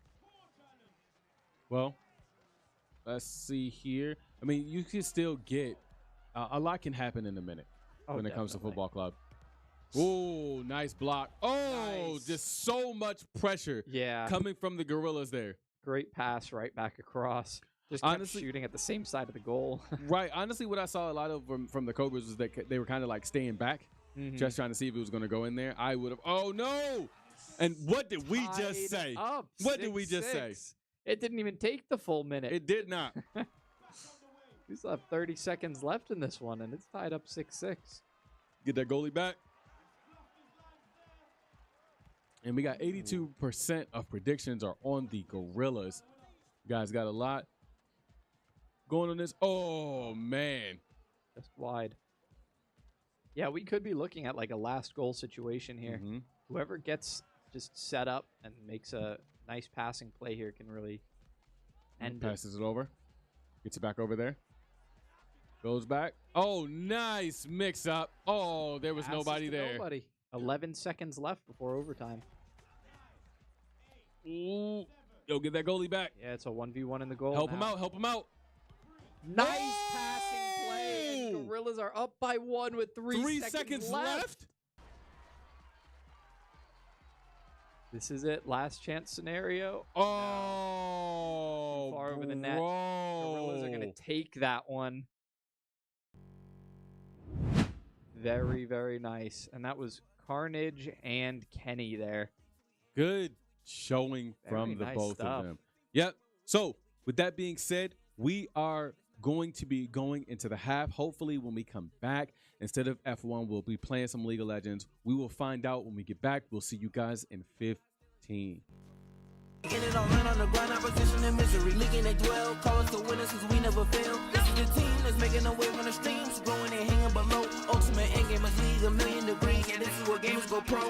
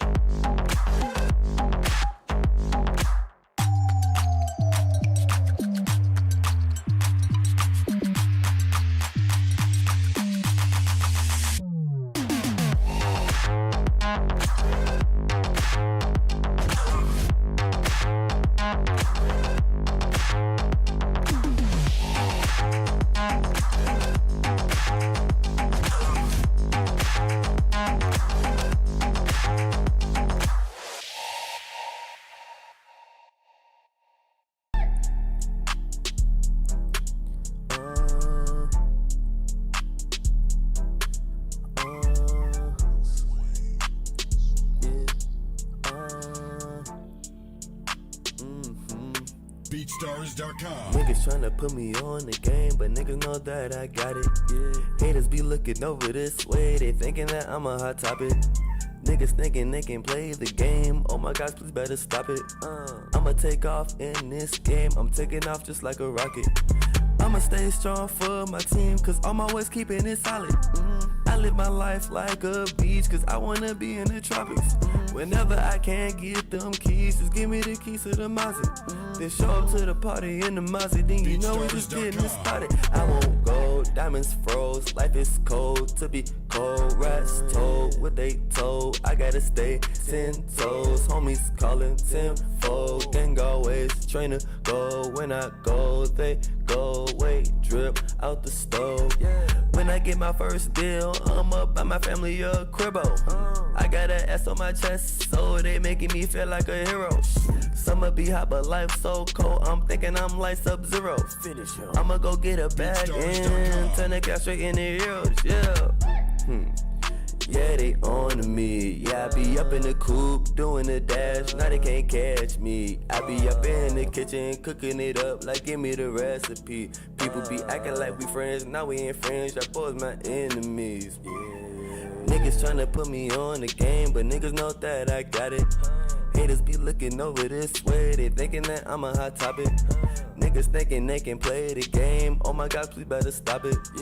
I'ma take off in this game. I'm taking off just like a rocket. I'ma stay strong for my team, cause I'm always keeping it solid. I live my life like a beach, cause I wanna be in the tropics. Whenever I can't get them keys, just give me the keys to the Mazda. Then show up to the party in the Mazda, then you know we just getting it started, yeah.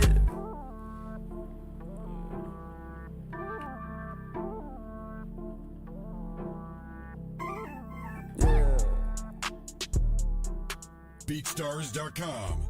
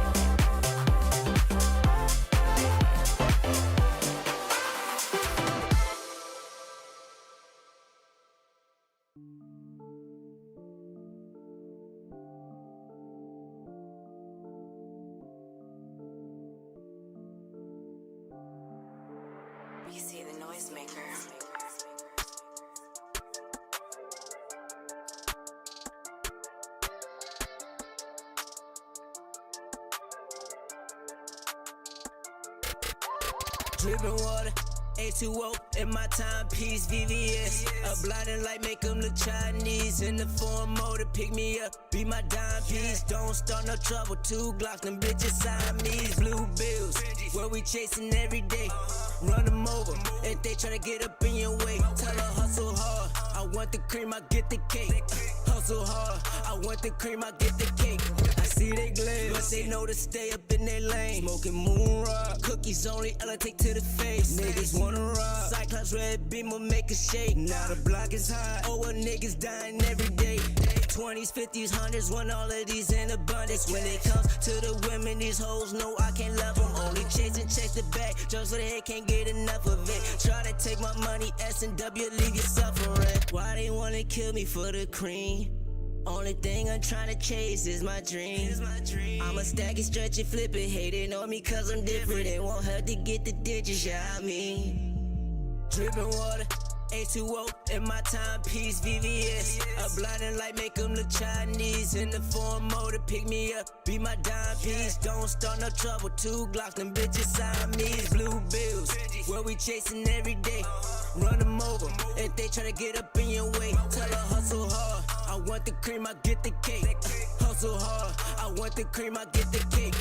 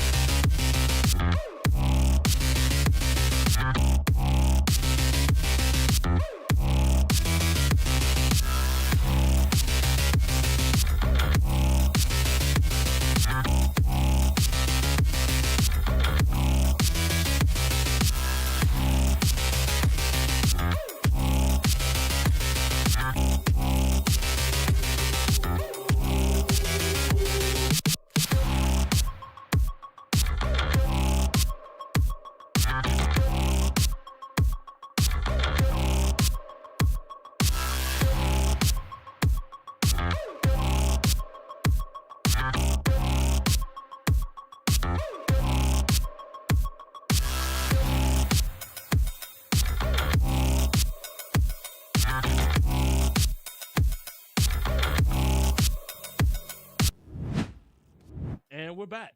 Woo! All right, so we have Well, actually, I wonder if we're going to be running League or if we're going to be running F1. I think the idea and the hope was that we would run League first and then go to F1. So, but either way, what do you think about this game so far? So far, it's been about as back and forth as I expected it to be. I did have a little bit of an expectation for the Cobras to be in the lead at this point. And I think that's what most people had the expectation of. And it's nothing against the Gorillaz, It's just that the Cobras had this high expectation, right? Hadn't lost to any team before last week. So we're going straight to F1. But before last week against the Ghosts, who are a good team in their own regards as well, they only had lost to the Reapers. Yeah. And then while the Gorillaz this season's been a little weird, they've struggled in some games, but obviously they've won some. But, you know, the acquisition of X-Ray Kenny and X-Ray Kevin to go along with Gurns, Global, Carnage, and Murs have seemed to be paying dividends. And in this one, we're going to be getting Murs versus the Bubbles, if I'm guessing correctly, because those are the two premier races on each of these teams. Okay, yeah. Yeah, that would be probably what I would guess as well at this point. That was actually the matchup that AV was even talking about being ideal for this at the very beginning. So when we were talking about Forza, he had mentioned that those two players, if we get F1, would be the matchup we want to see. So yeah, it is likely that we'll see the two of them together, which will be really nice. So here's the interesting thing, particularly about this matchup. I think Bubbles is more consistent in F1. Okay. Yeah. But I think Murs has the higher skill ceiling, but he's more. This season, he's been more inconsistent. I don't think he's really won F1, but it's like one of those boom or bust kind of things. So we'll see. This could be a quick game. This could be a long game. But we have the next game rolling up, and let's see. What is the next game? Is it Tekken? Tekken 8 is up. All right, so we have Global that's available in all and on the reset. But it looks like we have Murs and the Bubbles using the same what is it called? Using the same POV. All right. So it looks like we have I'm guessing, if I had to guess, well, it's hard to guess because they're both doing, well, not bad. One person has a clear lead, the person that is on the bottom, and we'll get you who that is momentarily. But so, first and 10th place, which is a lot better. Oh, somebody just died. So we're gonna get you the update on who's who in a moment here. But based on the clapping, and what? Oh, that was Murs. Oh Yeah. man. And like I said, the Bubbles just consistently doing well. Yeah. The Murs is like a boom or bust. Yeah. I mean, it wasn't even just consistent. You talk about how there's a higher skill ceiling for Murs, but Bubble started that one in first. He took an early lead, and he was looking to hold it. He was playing really well. But see, the thing about, at least in my opinion, with F1, is it's so important how you start, because it's so hard to sometimes to overtake somebody. Yeah. At least in my opinion, right? Like, there's probably F1 players in chat like, well, actually. Yeah. But, looking at you, Chicken Tech. But once he was able to get that lead, it was smooth coasting for him, as opposed to Murs, who had to try to fight to get his way up here. But we have Tekken up. So Cobras are probably going to be a little bit easier to predict. TK is definitely going in. LA is probably going in, and I'm guessing Jekyll or Hogeki. I mean, they could save LA here and just go TK, Jekyll, and Hogeki, but my odds on favor are TK going in.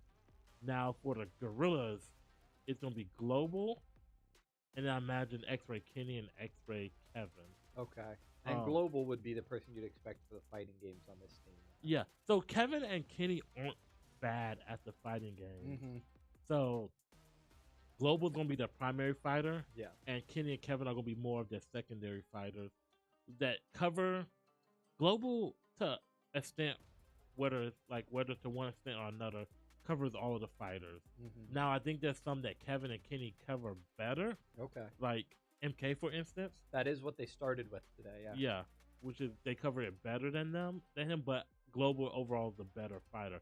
The Cobras are a little bit harder to pick out because there's 4 people that you want in right now based on data from the past, and then it could change, right? Deuce Yeah. could have been practicing this a lot, Rage Occasion. But the ones that you'll want, and I will say this in this particular order, will probably be TK. It's hard because Hogeki was really good at Tekken 7.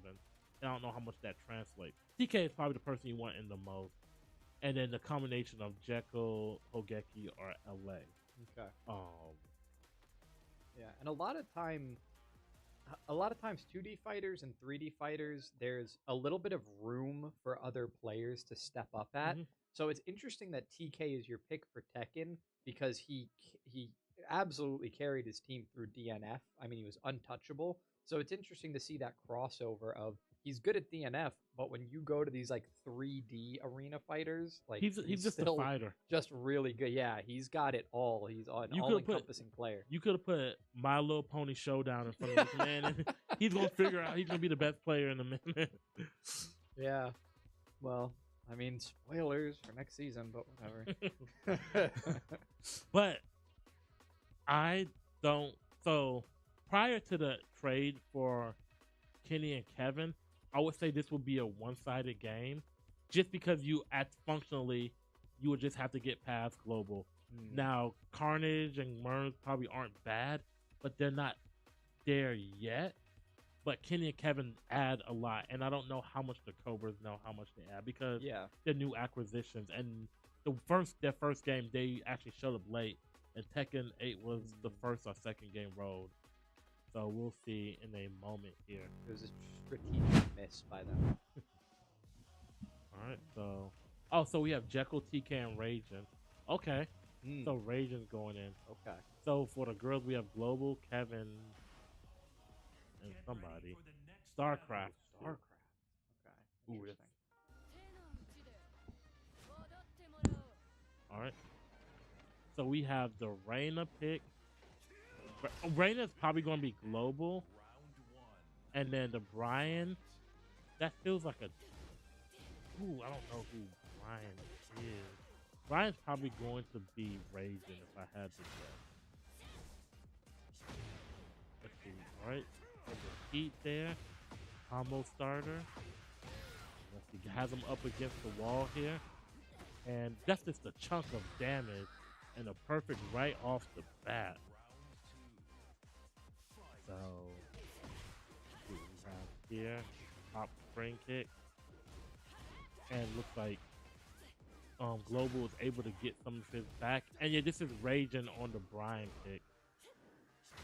Alright. And then got low hit, off for the combo. And look at Raging go here. Alright, and then going to 4-4-4. Or has him up against the wall. And this is a much closer round than the last one was. The running 3. Alright, going into Heat here. Just to watch out for the Rage art. Let's see what he's able to do. And Raging is doing work right now. A lot better than I anticipated from him. And this is what you see, those people, how much, I feel like a lot of this, what's going on right now, is TK. TK has a huge influence on this team. I was speaking to some of the people on the Cobras. Oh, Global's Brian. Okay, that makes a lot more sense. That makes I just say that because Global have been playing Reina. So that makes a lot more sense now. Okay. That makes a lot more sense. All right. So we have Hogeki in now. Gotta get his stick set up real quick. All right.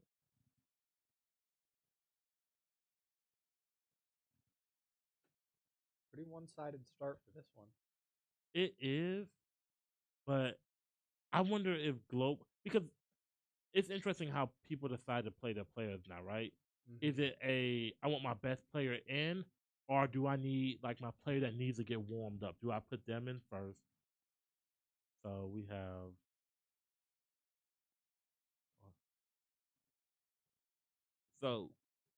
thank the Lord we get to play some League of Legends after Tekken. Oh, so okay, Hogeki, you're a Lily player. That makes so much sense. Anyways, on to the looks like Global decided to go back to Reina. If I'm looking at this correctly.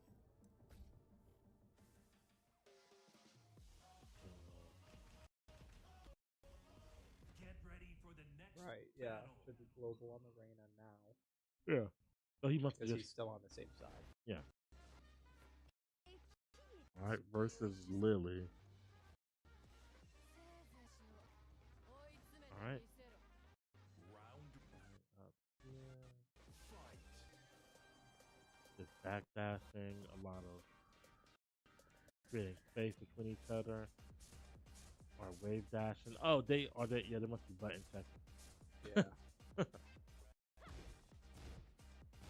Unless Unless this is the best game of Tekken ever. they're playing chicken right now. Yeah. Alright, third time's a charm. This should be the start. Oh, she's not in the throne this time. Alright, Ooh, nice sidestep. Nice sidestep. This is down 4-2. Got him up against the wall. Alright, and a lot of pressure to heat there.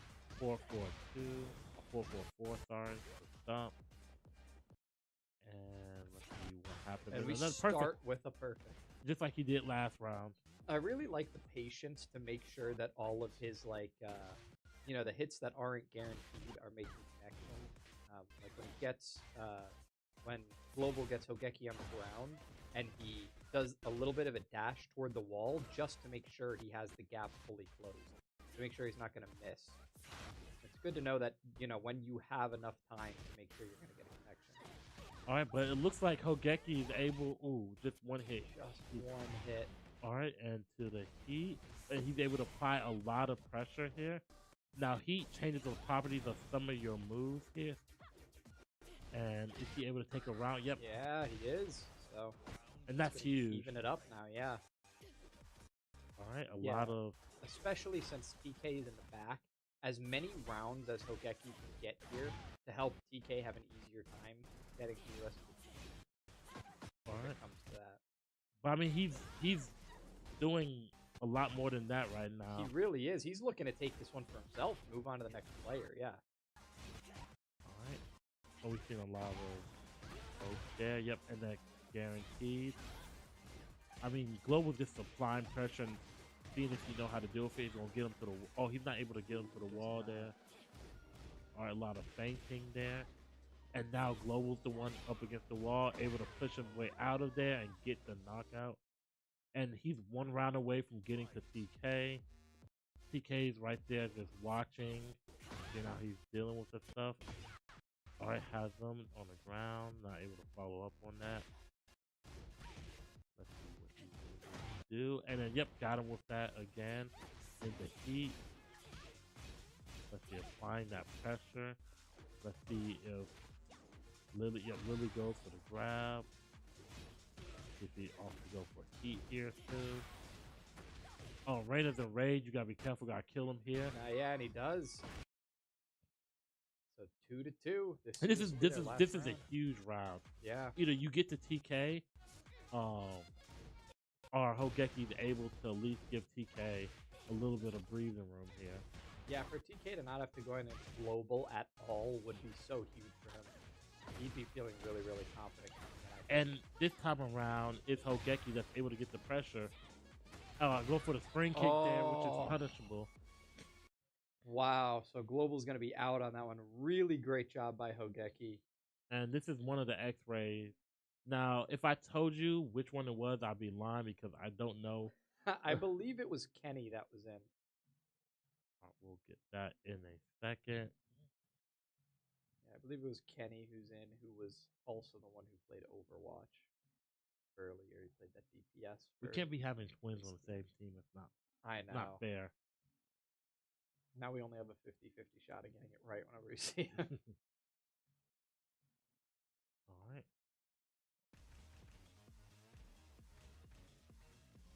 So it is Kenny. Yeah. Celebration on the side. Yep, going again. Right. Claudio. Oh, Okay. Claudio. Okay. So it's Kenny and Gurns. Okay, Gurns played. Oh God, Gurns played King.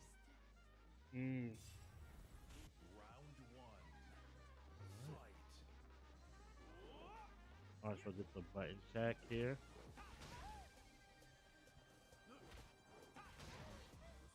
This is lagging that, but checking his moves there. I would assume. Yeah. Yeah, it was. Okay. For a second, it looked like they were actually going for something, but Alright, so let's see how much help can Hogeki give to TK before TK has to go in.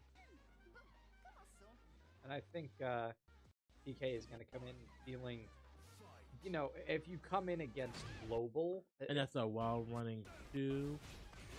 Or gets him in the heat. Hop kick there. Let's see if he's able to take this to the wall. Yep, and get the wall flat. Get the wall combo off. Alright. Trade. Alright, so, sorry. You said Kevin said? it is Kevin. It's Okay. Kevin, not Kenny. So everybody was wrong. Able to break that grab. Alright, and get a grabber for himself. Oh, and is that going to be a round? And after such a strong start, Kenny drops that game. It's Kevin. It's Kevin. Oh, Kevin. It's Kevin. We're gonna have to fix that in our mind now. Oh Yeah, no, we don't have to fix it in our mind. It's fixed on the screen. They fixed it up there as well. So he's going to the heat. Yep. Yeah, Hogeki had a tough time with that last round, but he was able to make a comeback there. So, all right, able to not getting that position again.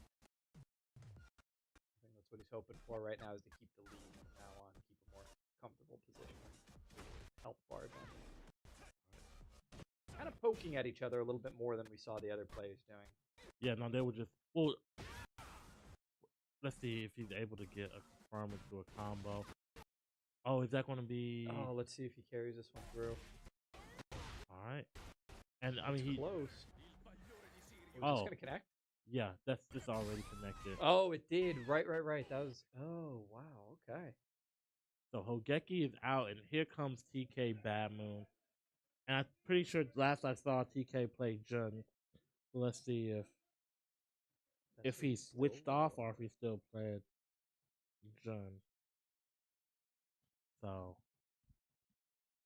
this is the test to see how good both of these teams are right now. All right. So we'll probably want to see another very intense button check. But the button checks have more tech in them than some of these matches do. Yeah, really. All right. And you see just everybody looking on. Because this is, if you're the Gorillaz, you go up 2 here. If you're the Cobras, you tie it up. And the Cobras are in a very... Sorry.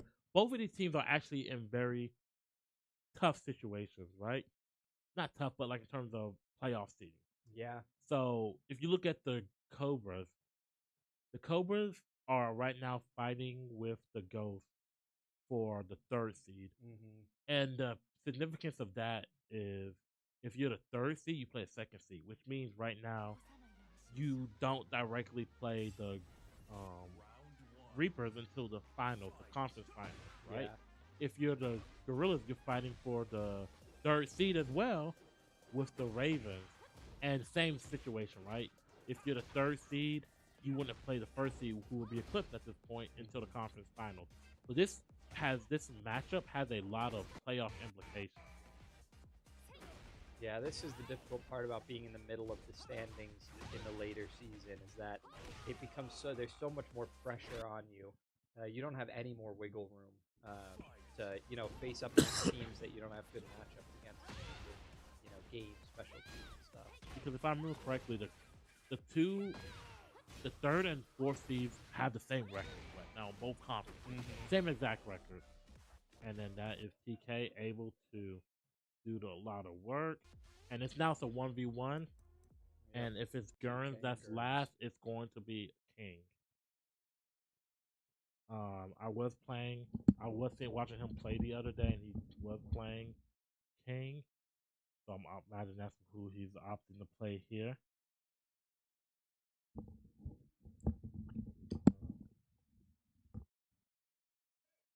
All right,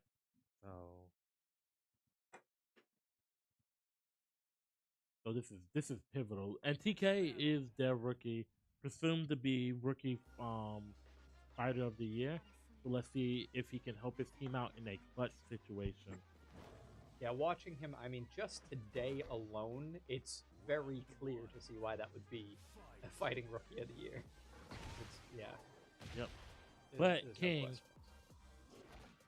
and King's gonna grab, and all you gotta do is get a few of them. He's going to heat. Let's see. All right, and he front kick, and he's gonna get punished for that. And this is gonna kill him. And Gurns is going to take this. But TK does adapt really well. All right, nice duck there. But he goes in the heat, and he's probably going to grab him here. Nope, breaks the grab. Let's see if TK is able to clean, secure this up. And that's a counter hit grab. You cannot tech that. All right. Going for the low. Oh, he's going for the rage. Is he pressing? Yep, he pressed. That's one thing you have to be careful about. So many people press on when you're low in health like that, and those counter hit grabs. I don't counter hit those rage arts. All right, and wow, yep, he's able to punish him for that, and now it's an even matchup. All right, now neither side starting off particularly strong in this one, but TK is able to get the advantage. All right, has him up against the wall. He's just starting to landslide it right now. And TK is able to get the perfect. All right, and all they need right now is TK to finish off this one, is to get one more win. All right. He's making his way there right now. This is getting really, really dangerous territory. Yeah. And I mean, granted, it's King, right? You just need a few conversions. Like right there, he's going to body slam him. Big damage, and now he has the health advantage off of only. Yep, and he's going to whiff this. Oh, no, he's not whiff it. But he is punishable there. One more hit. And nice. Yeah, and that'll be it with the low. And TK, the mid. Yeah, TK was able to finish that off. And now it is 6-6 with League of Legends up next. And this ought to be actually a very competitive League of Legends. Well, it is to be a relatively competitive League of Legends match. League of Legends into StarCraft. So 2 long strategy games. And honestly, if one team is able to take both of these successfully, that's you go up 2, and you burn off a lot of time. Yeah, you really do. Honestly, League of Legends, and between League of Legends and StarCraft, you have a chance to get down to an hour. Yeah, I mean, we do only have 40 minutes left in this hour here, in this third hour of gameplay, so you're not gonna get quite there, but like this is a chunk of time that's gonna be taken off. Yeah, you can get pretty close. Yeah. I definitely think this could go for a really long time. I mean, league setup takes so long in general. It's so important to the game, doing the ban phase and the champion picking, but it burns a lot of time. I know both of these teams been scouting each other out. Right, yeah. So there will be some big time counter picking for sure.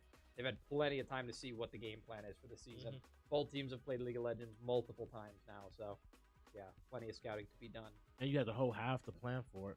Halftime, plus a few games. Yeah, really. All right, so based on what you see from both of these teams, who would you give the advantage to in League of Legends? It's a good question. I think both teams actually have really good team-based gameplay. They have good composition builds. They have good communication. The only thing we really saw them tested in was Overwatch, and because that's a first-person shooter, Gorillaz had the advantage on that one. Cobras just are not focused on that game mode. They don't have a player who is focused on that game type to be able to carry it. So I want to say this is the one that the Cobras can swing their way. It's like they'll have all of their team composing of Overwatch, but without the disadvantage of it being a first-person shooter. So I will agree with you. I think, based off of my knowledge, I think the Cobras take this. But here's where I will say that it's not a gimme, right? Don't put all your money on this. Yeah. Because Kevin, Gurns, I'm not sure where they are, right? I know Merz is good, and I believe Carnage is good. Okay. So you don't take this lightly. Yeah. I think, I don't think you take this lightly. Now, I wonder, like, 'cause this is one of those games that, like I said, could take a while. You have an hour and a half left, right? Like, there's still plenty of time. Both teams still have their max timeouts for this half. Yeah. But these are two big swing games because of the amount of time it takes and two strategy games back to back. I mean, if this lineup is correct, Jekyll, Deuce, and LA are going in. I think on the opposite side, you put Raging Cajun has to go in. Well, I feel like you have to put Raging Cajun in. They'll want him for StarCraft, right? Yeah. Yeah. But a lot of people they'll have enough. They'll have enough to reset it as StarCraft comes up, right? You have 2 players going. You have to have you won't. 3. No, you won't. Oh, you won't. You're right. No, there's not enough for a reset. So you really do want to save. Not if you're on the Cobra side. Now, if you're on the Gorilla side, it's a interesting situation as well. But StarCraft, so we shouldn't get a wheel spin after this. We already know what's going to be next, and they're doing bands. How much do you understand about these? You don't have bands, Deuce. I have bands. Yeah, I mean, a pretty good amount. I understand what the character's abilities are for the most part. I know all of the, extra abilities that you can assign, the flash, the heal, the ignite. Yeah. That's one of the. I would say building runes and items, I'm not that great at, so I understand what a lot of it does, but I don't have the game so meticulously down. So there's a Blitzcrank. Oh, I'd be banning Blitzcrank too. And Morgana. I wonder if they're going to get. Did we get a Swain ban? Not yet. I didn't see yet. Because I imagine that's what the Gorillaz might want to ban. Just because on the other side, Jekyll. That if they don't ban Swain, that's I imagine who he's going to go for. Yeah, it looks like Lux, Morgana, Blitzcrank. Yep, Blitzcrank. Who's that? Can't see who that is in the middle. It looks like This one. Okay. Alright. Let's see what we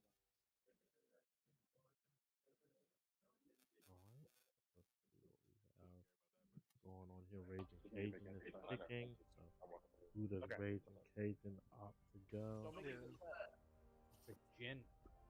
Imagine being on our team and not having every champion. Hey, So who has don't click him yet.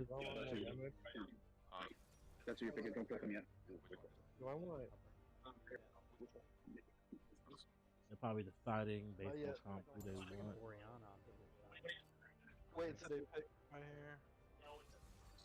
Oh no. Okay. Oh, yeah. Hey.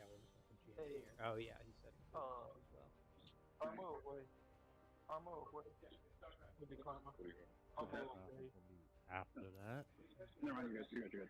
And you can see we're already down to the 130 mark, and we're still in the champion picking phase. This game is very, very. Okay, I see you.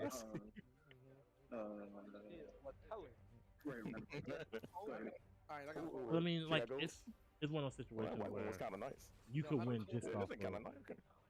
champ select. How do we feel about? So that's Oh, yes, sir. Alpha,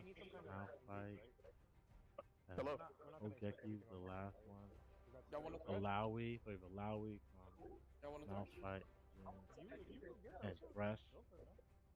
You know, other I don't got my skins on this account. Caitlyn, I think I'll set dudes up with Flash Clarity. Flash Clarity. I want that. Do y'all want to pressure? Some kind of engage. I don't care what it is. Whatever you want to do, Hogeki. I gotta buy my skins on Bubbles account. So 100% of people bet on the code. Yeah, I guess they Alright. believe in what we were Wait, talking about before, that Can you hear me in Discord? team strategizing ability. All right, give me a second. I gotta explain. I wouldn't say it's an 100% guarantee the Cobras will win, but I can see why 100% of people would think it's in their favor. So Your R is the ultimate. That's So let's see. Remember So we're positioning, going to be 'cause they good. have a lot Have of a few more seconds to prepare the loadout. Got a Malphite pick, some of the ones that we missed there. Karma, Malphite, Alawi, Thresh. And then that's the Cobra side. So they're loading in now. And it looks like we're going to have... You can tell who Volibear. mains what based off what skins we've got. We do have a Volibear in there. That's really interesting. Yeah, it's a Alright. character you don't see as often. So you think we see like more of a melee comp? It really looks like that's what they're going for. Like, without a doubt, I don't think there's much more they can even do. It's almost guaranteed that they're going to go for a really, really brawly mid comp. But they're going to have a hard time engaging underneath the tower. Alright, so B. Yeah, and that we've seen where a team struggling to engage has hurt them in a match where the Ghost versus the Wolves, where the Wolves just stood under tower. We had a 30-minute League of Legends match, and they ended up winning because of that. Right click. Yeah, now I do see the idea here is to get that hook locked in, right? Which is one of the reasons that Blitzcrank was spawned in the first place. So we've got one on each side, though. We have the Thresh here, and that Alistar. But is that a kill already for the Gorillaz? That is a really early kill on the Carnage. Alright. And Carnage is locked in right now. Alright. Shoot the Cynicals when they come in. So they're staying under tower still. You know, even though they got that early kill, still hanging out under tower. They don't want to go too far. Yeah, no, I get it, right? Don't do what got you where you are right now. Definitely, right. Yeah. And it was interesting because Thresh is actually the one that got the early hook, but they weren't the ones who ended up taking that first blood. Yeah, it's not always the first engagement that's going to get you an early win. Sometimes it's about the new hook, and I feel like that is a better hook target. And they're brawling right now, and this probably favors, you think, the Gorillaz, right? It kind of can go either way still at this low of a level. It's really, really tough to say. But yeah, it does look like the Gorillaz are positioning themselves well. They can't let their tower. Yeah, they can't let them get under tower, and they can't let their squishies get hooked like that, like they just did again. All right, and then that is they traded one for Yep, and Alawi and an Alistar both down. There you go, free kill.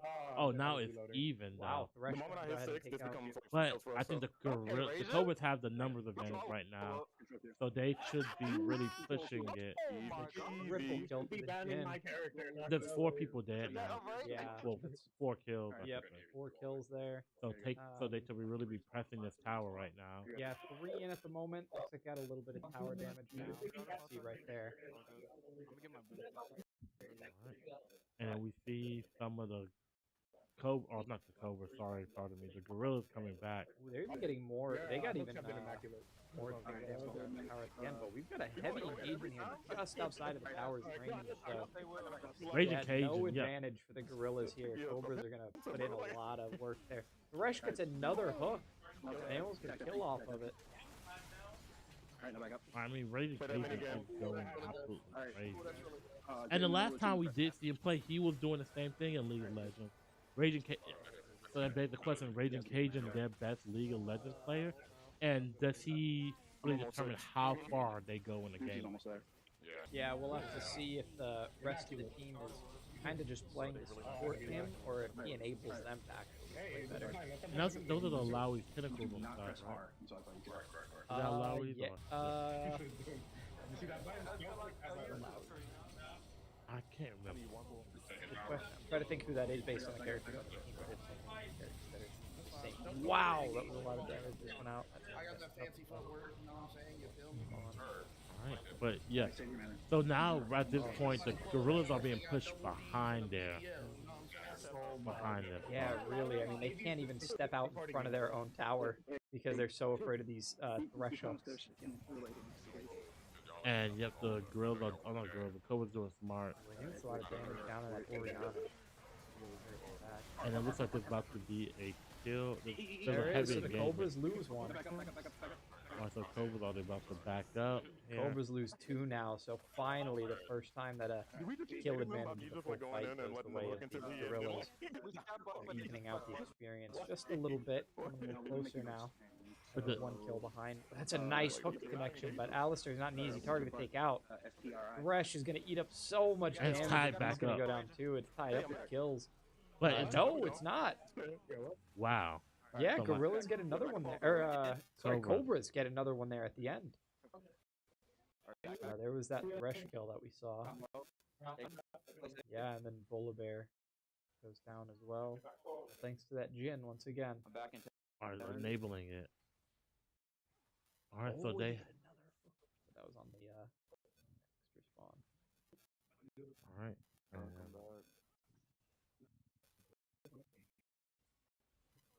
Able to just kind of keep them at bay here. Oh, pulled himself into the team. I don't know if that was a wise idea. And now it's a 7-5 advantage. The Gorillaz really need to start pressing back, just because not only are you down numbers in terms of overall kills of champions, your tower is getting really low. Yeah, there's been 0 offense on the side of the Gorillas here. It's just been good defenses and bad defenses. There's they're People not out there making any running, progress. Yeah.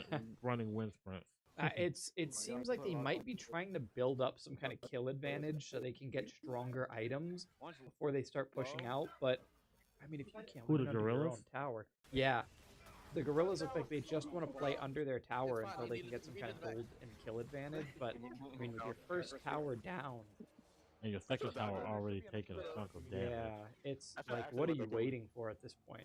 You have to get a you have to start organizing some team plays. You have to start diving some characters that are left on the Yeah, field. oh, here go one. Figure out who's having the biggest impact and try to mitigate that the most. Yeah. Yeah, it doesn't look like there's a lot of adaptability coming out. It looks like their game plan is just be the strongest. And right now, It's not working. it's not working. I mean, now they're out in the open. They don't even have the tower advantage anymore, so I don't know how they think they're going to get away with taking a team fight. You can see them all backing up in a line, and yeah, that Volibear is going to get pulled in. Alistair's going to go ahead and charge in, start the engagement. His team does follow. They're putting out a lot of damage right now, focusing targets well. Got a couple of these guys low, so Valari going to go down first. And right now it's 17 to 17 to 8. Yep, Malphite goes down as well. This fight's not over. I think both teams want to try to get more out of this before it's done. That Thresh is looking low. But Hook there to save his team.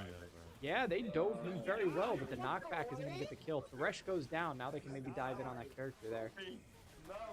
And yeah, they're going to get it. They're going to get that kill. So, yep, the Jin and the Caitlyn are going to trade. So both teams coming out of that with a lot, but Cobras, still with the advantage. Real stupid right now. You know, definitely so we have. Yeah, they'll take trades all day at this point. They have a tower down and more kills, so they have the golden experience advantage. And let's see, how much time is left in this game? I feel like we should be close to halfway. Yep, and we're looking at, we're under, we're almost at the 120 mark of the match. So. Oh my goodness, and those Jin snipes coming out for a double kill. Morana and Volibear there. Oh, this turret's going to be even more susceptible now once these minions go down. Because they don't have anything to really... Yeah, I mean, they can take a team fight under tower. That's how strong this Cobras team is right now. Pushing a little deeper than I think they should be. I think they're kind of throwing away a little bit of the advantage that they had.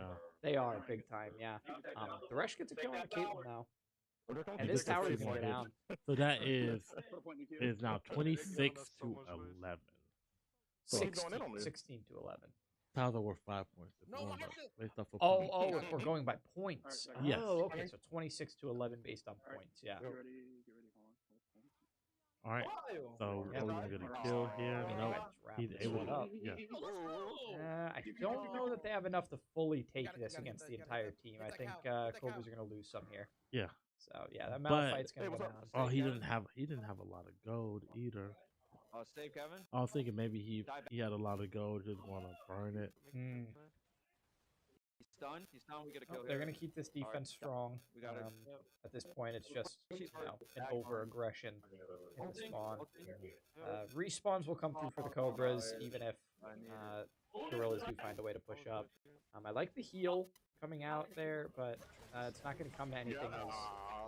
Gorillas are going to continue to lose some, and Yeah, that mini Nexus is down. They're gonna be approaching these dual towers now.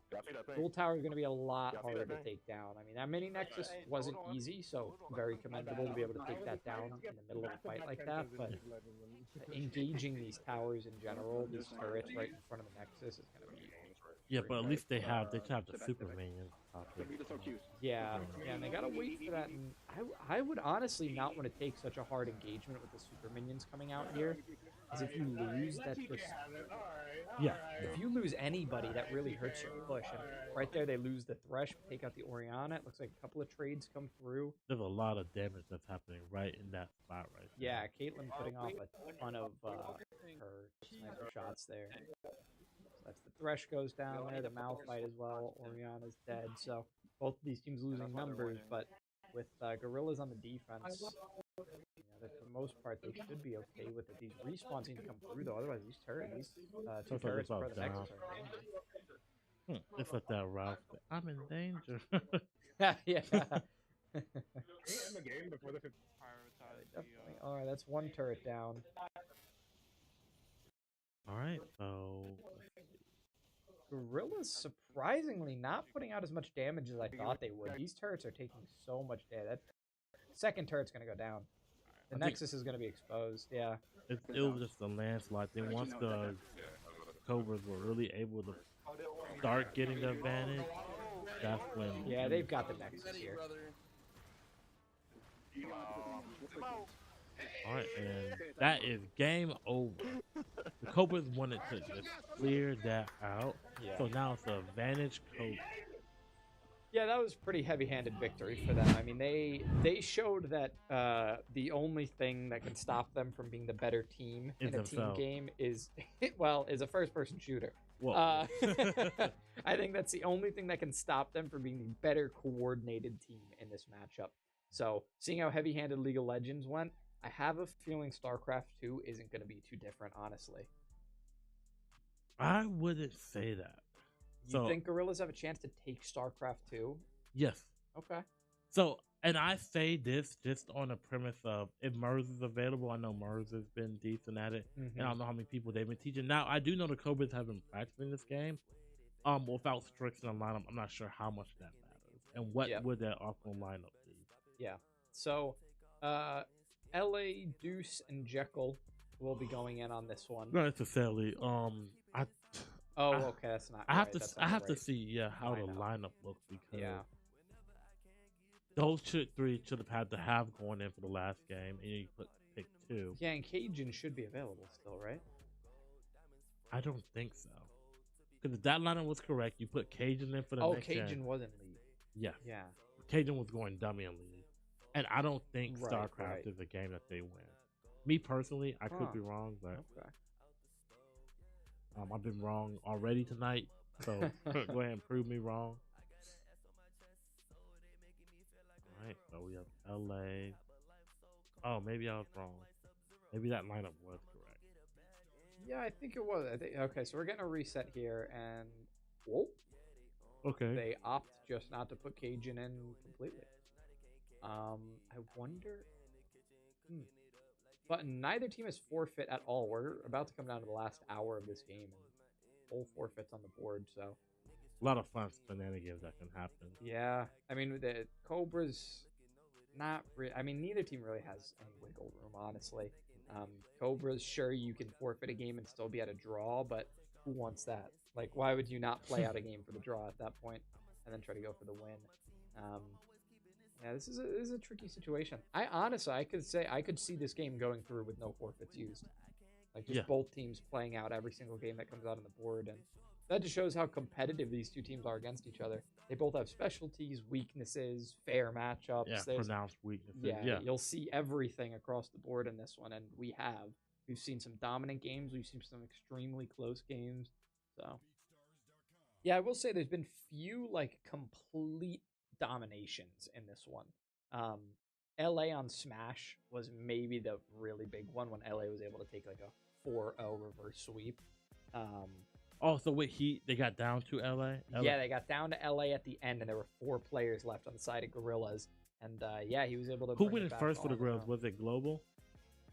first for the Gorillaz? Yeah, was Global first Terry. or last? Yeah, I think he was first. I think he was first, and he was running through most of the team once they got him out of the way. That's interesting. Yeah. I'll have to go back and look at my replay and see how that goes. Yeah.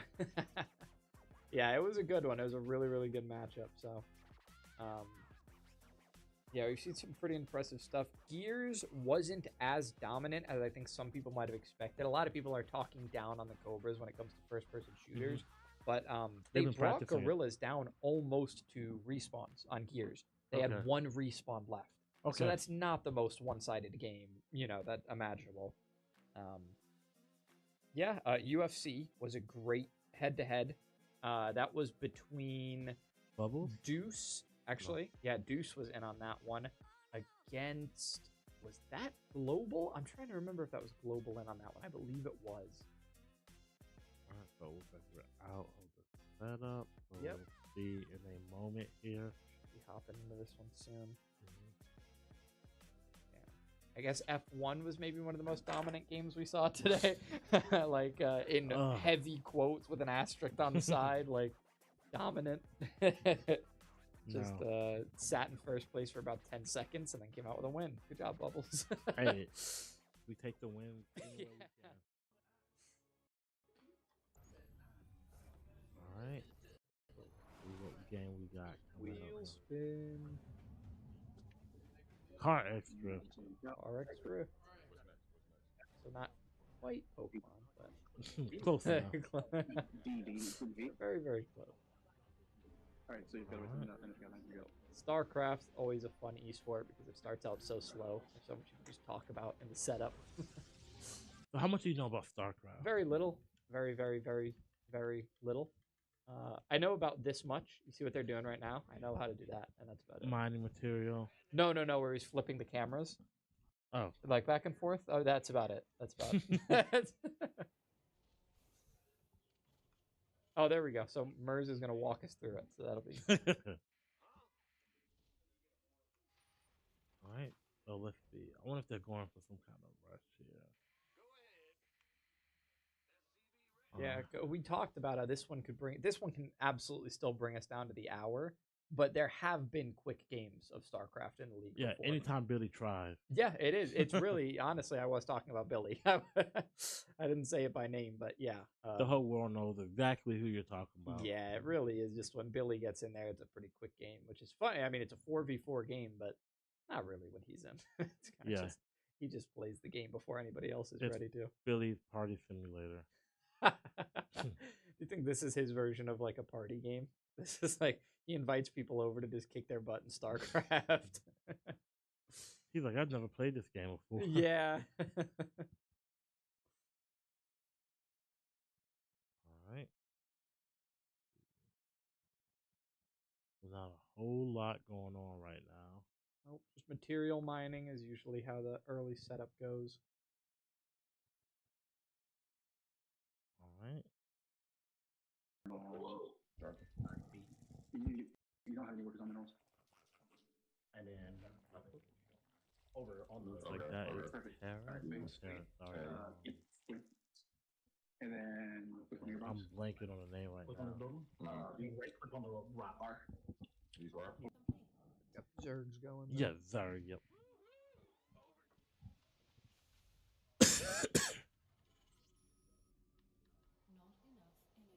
All right. They scouted already. So there's 98 prediction on the Gorilla. So let's see if the chat is overwhelmingly right once again. Yeah, I mean, whoever that is that voted for the Cobras, that put their points on the Cobras, that's It was one of their wives. Yeah. So yes, it was. It was one of their wives.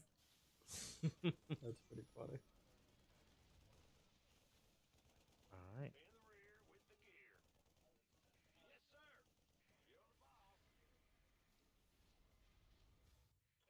So steadily building right now. Grabbing material, grabbing gas. I have a structure up, a port factory.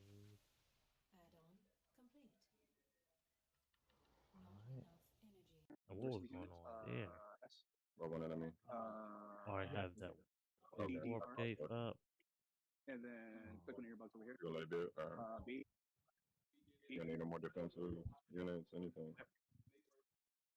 And then back to main base. Click your queen. And not a whole lot going on right now. Yeah, both teams are taking it really slow. So until we get a little bit more action, what games are you looking forward to because of the skill level between the two? Is there any game in particular? I think I want to see Cobras prove themselves on. They have not been dominated in a single shooter today.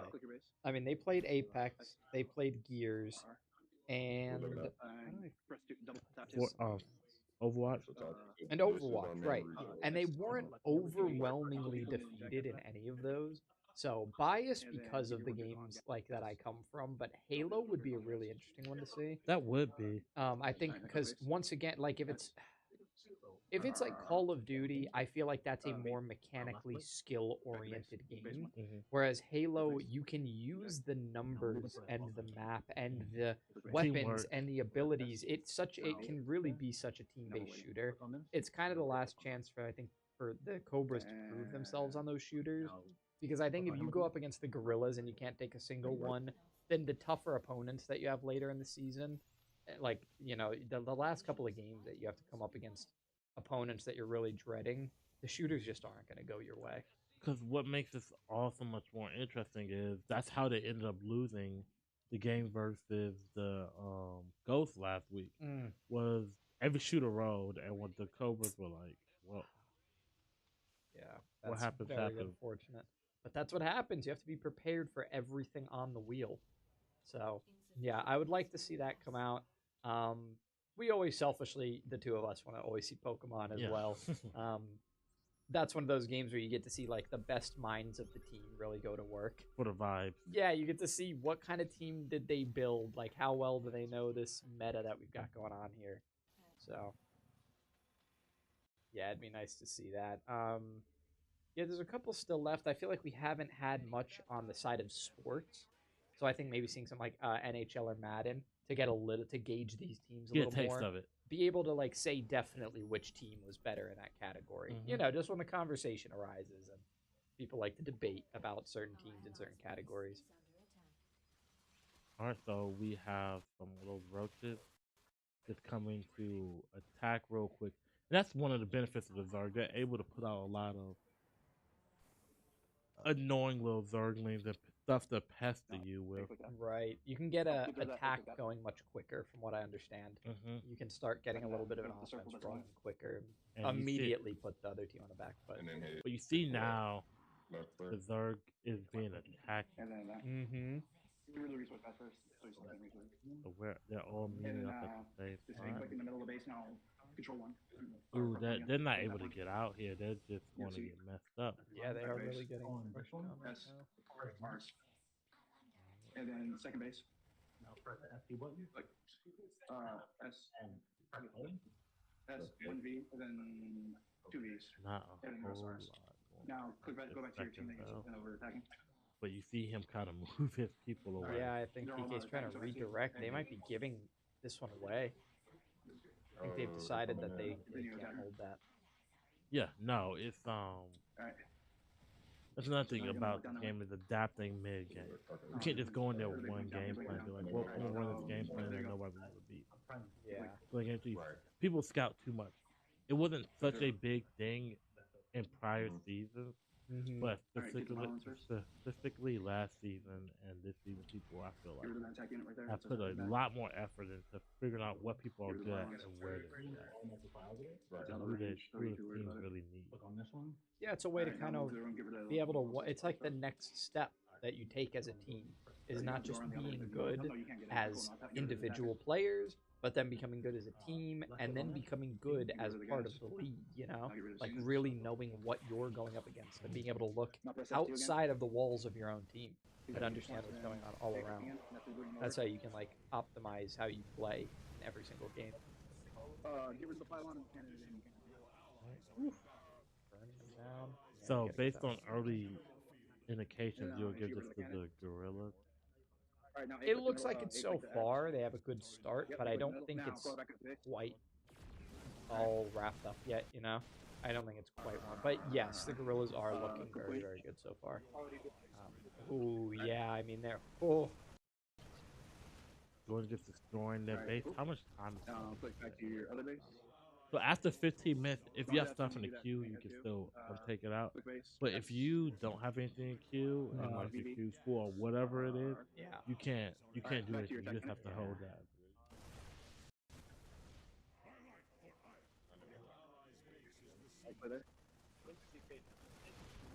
You said TK's got help? Need help? What goes TK? Like, I'm sorry. Alright, then click over and this is going pretty uncontested right now, so all of his troops are just battering down.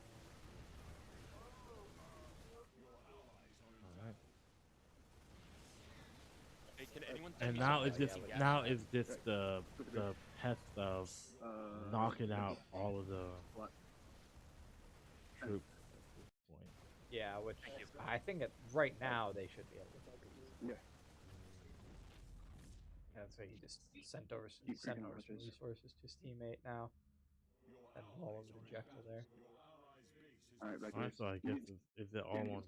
It is. Yeah, it looks like it is. I'm getting scanned. Yeah, beautiful, brother. Time. Uh-oh. That was a big offensive rolling in there. Go down south. Come out down south. Getting that for him. Keep making rotations. Just click over there. No, keep making rotations.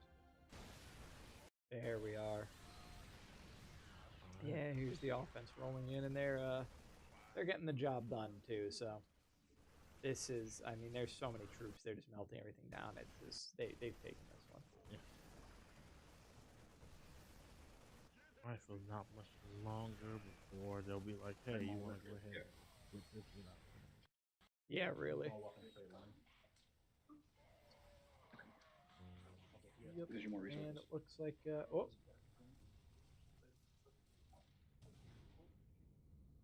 He's moving on.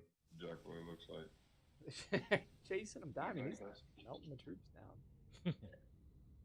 At this point, I can have him start working. At this point, they're just chilling.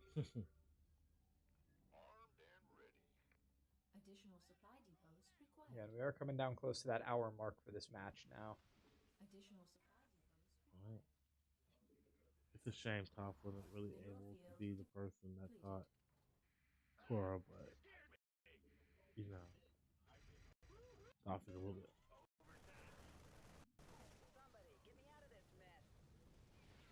Yeah, so just dragging it out a little bit. Yeah. Oh my goodness. Yeah, these troops are really getting melted down by these flyers, though. Gee. Yeah, it's not the biggest army we've seen go back to back. I think one of the bigger ones was did you pay attention to the Cobras? Formerly Trolls, now LA. Now I don't know. Are they LA Cross Guys? I don't know how to pronounce that team's name. The Trolls have a new name now. Okay. Trolls have a new name. Got it. Yeah, it's like LAX Gods. Interesting. Okay. Yeah. Like the airport? No, no.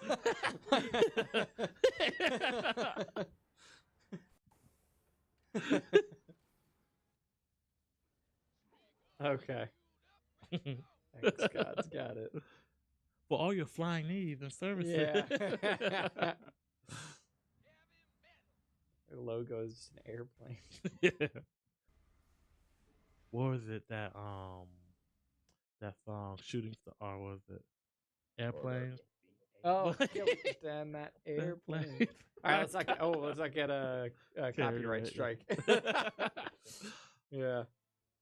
All right, they're getting pretty built up over here, though. How much time is left? How much time has elapsed in this game? Hasn't been 15 minutes yet? I don't think quite yet. Yeah, 13 minutes. So is this might be the last bastion for? Yeah.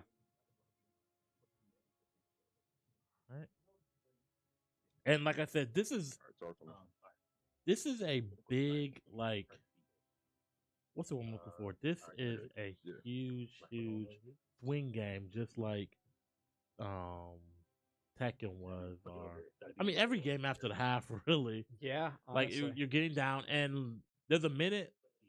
There's about 2 minutes left in the half. Mhm. Not sorry, in the half. 2 In minutes the left hour. in the hour. Mhm. And if the Cobras take this, like, I mean, it's still very possible to go. Gorillaz can come back, but then you have to start thinking about time now with every decision that you make. Yeah, Gorillaz would have to play perfectly if they're not able to win this against the Cobras. You can't go back. You can't trade games, right? You can't be like, Mhm. okay, well, they won this game, but we lost the next one. You have to, at some point, you have to string together 2 wins. Yeah. Preferably 3, preferably just keep winning till the clock hits 0. Yeah, the runaway situation would be after the hour, to get probably 2 in a row. That's when you start feeling the pressure. Mhm. Yeah. I think if you win 2 in a row in this last hour here, like if it goes to 7-7, then I think it's whichever team can kind of get a 2-game lead is sitting in a more comfortable spot. And can how play much, around with time and more. also how much pressure you feel. Oh yeah, because both teams will be feeling it. So, and certain players play a lot better when they're under pressure. Mhm. And Here comes this offensive now. That's a lot of troops. A lot, and let's see what they're able to. Oh yeah, but they don't want to get them melted down though.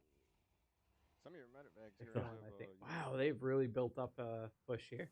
So how they approach this is so huge because you're talking about. Select them and then press D. Granted, like every game has moments that you look back on, and you're like, "Wow, I could have been better," or "Wow, because I was better, this match swung the other way." And this is one of those moments. Yeah. This is one of the moments you're gonna look back at because both teams, I believe, at this point, still have the chance to win this, but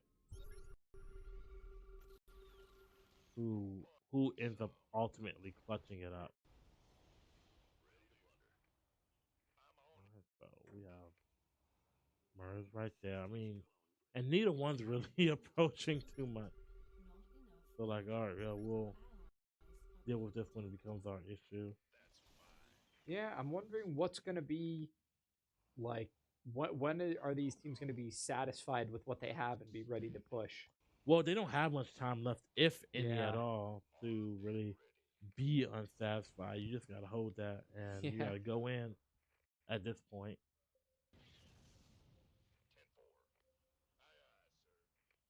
Yeah, it looks like they are making a move now. They're repositioning at the very least. So. Not enough energy. Not enough energy. Just on the map.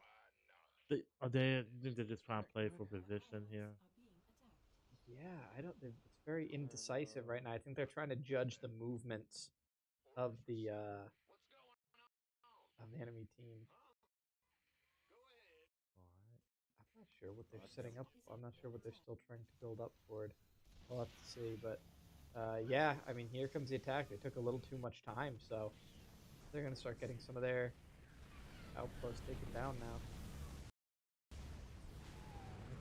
Yeah, and there comes the push for a defense, but I mean, those units absolutely melt health bars.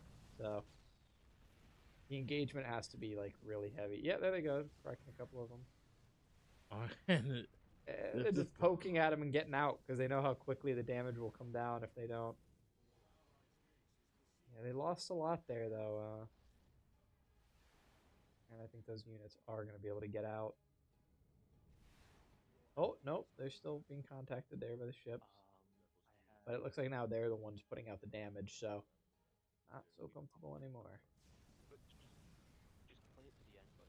Yeah, not even trying to play that pokey game anymore. Yeah, they're getting chased down and melted down, but they should be able, after sacrificing their own units. Oh. And is that a win for the Gorillaz? Yeah, that might have been. Forfeit, I think yeah. that was a forfeit. I think they just decided that was going to go way too long for them to just end up losing. And then with a full reset here, so we know, I believe that the bubbles is going in. Now, who's with them? It's hard for me to tell. I know Jekyll has been playing this game a little bit, so maybe Okay. throwing Jekyll. Strix is the other person they tend to like have as their secondary, as their car drift. Now the opposite side is interesting. I imagine maybe Mers goes in, it's a racer. But after that, I have no idea. Yeah, we'll have to see. Yeah, I mean, the only person not eligible at the moment is TK. Only person in the entire match. Yeah, in the entire match. Yeah, they're just like, well, you're not allowed to play. So. TK's probably been in the back, like, yeah, I've been labbing this. Yeah. Oh, man, I can't. So I'm a fighting game and Car X Drift player. He is a end gamer. He's an end. If it's on the wheel, he's playing it. Well, actually, right now, if it's on the wheel, he's not playing it because he's ineligible. Well, so, you know what I mean. actually, no matter what is rolled, he is actually ineligible for play. So, sorry, TK. Not today. No. Everybody else, though, completely eligible. You never know what you're gonna see in a situation where you're 7v7 or 7-7 score line. Though, I feel like you don't want to really put in any players that are just kind of like throwaway. You know what I mean? Like you don't want to be putting people in games they're not good at. Yeah. You don't want to have like one carry and one player who just can't play. At this point, full send. You want to try to full send every game that you can. It's not going to work out perfectly, but you have to put your best skill level players in each game on it. So Bubbles and somebody, probably Juice, maybe, question mark. And then on the Cobra side, Mers. That's it. That's all I would know. Yeah, and Car X Drift can be a quick one as well.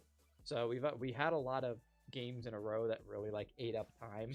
But tell me about it. Yeah, I know. We've been sitting here. I think we got 2 games done in 40 minutes, and that tells you what the scoreline is 7-7 right now. This game very well could end without either team ever reaching 10. So yeah, it's a pretty. This is a pretty low scoring game for when you think about the fact that we have 30 odd games on the wheel. How many? 33 is it? 32, 31, something like that. We have something a little bit over 30 games, and yeah, I mean, when you only get to 14 when you have an hour left, yeah, that's rough. Oh, that's a forfeit. The Gorillaz must not play it at all. Yeah, I mean, to give up a game this late. But it makes sense if they just don't. That or they'll try and set it up, and they're like, we can't set this up. It's going to take too long, and we don't play it, so, like, let's just forfeit it. Yeah. Oh, man. So we are going to get Street Fighter. Okay, very good. All right. So Car X Drift got forfeited. Street Fighter's going to come up. So it looks like Gurns and Kenny are the ones who they put in for Car X Drift, who are no longer eligible. Jekyll and Bubbles on the other side. So for Street Fighter here, we are going to get 1 extra player. So all 4 players that you see on both sides will be going in, and then 1 extra that they have in reserve. That's really hard to say. Yeah. Because wait, maybe TK. I'd say TK for the Cobras. And then Gurns for the Gorillaz? Maybe. It really could be either of them. It's so hard to predict. It really could be either one. Any of the people left over for the next rotation would be definitely able to go. Mm-hmm. So, yep. So we'll see what happens. But I think it's easier to say for the Cobras than it is for the Gorillaz, who we'd expect to see.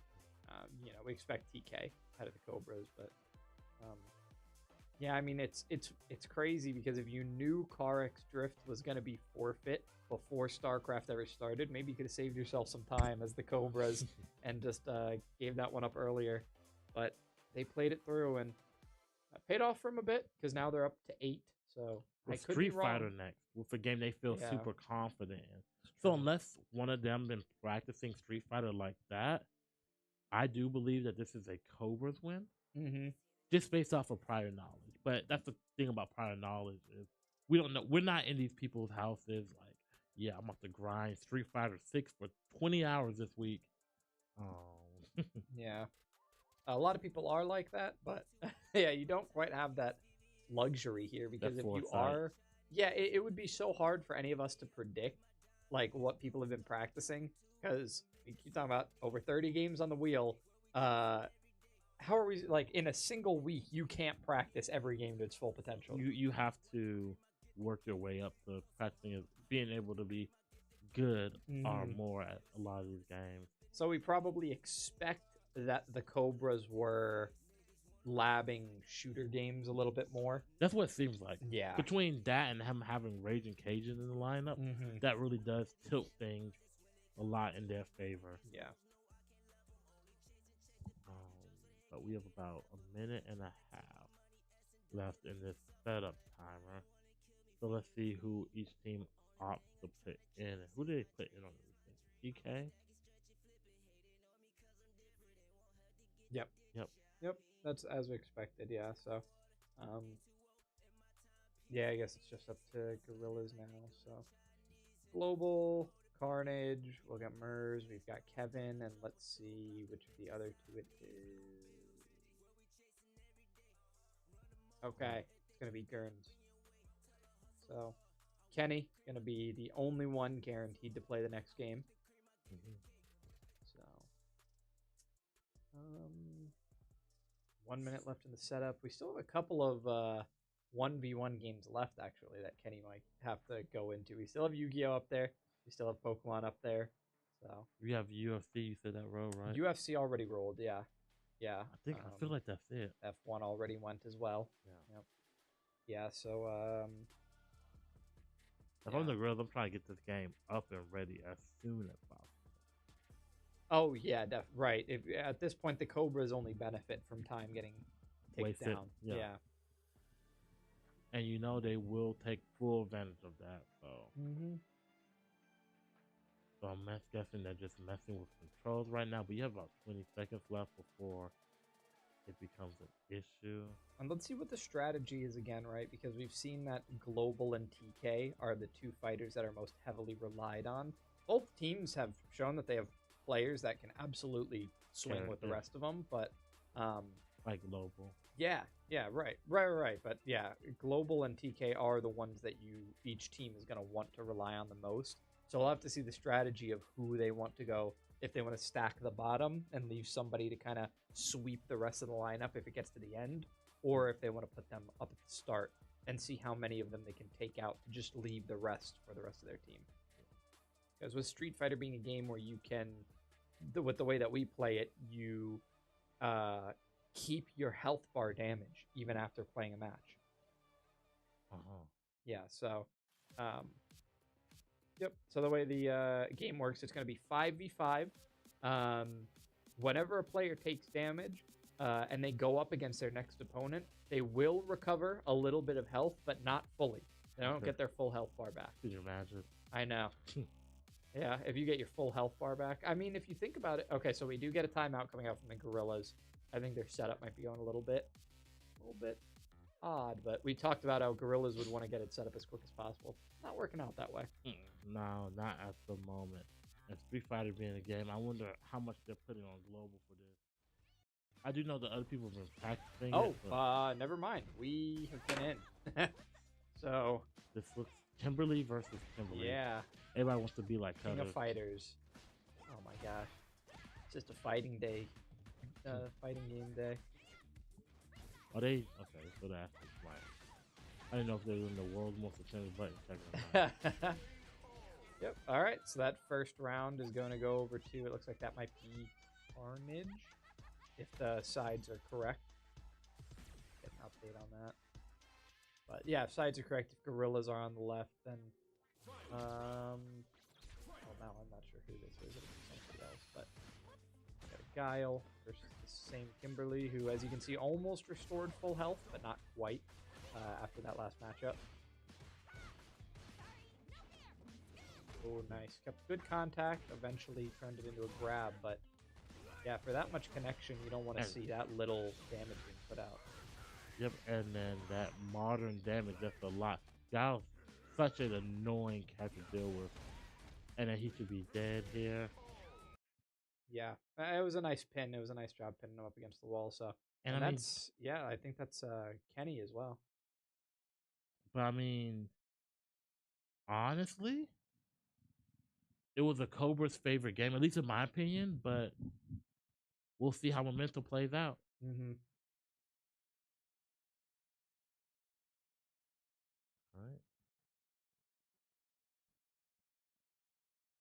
we have Deuce. Ken. All right.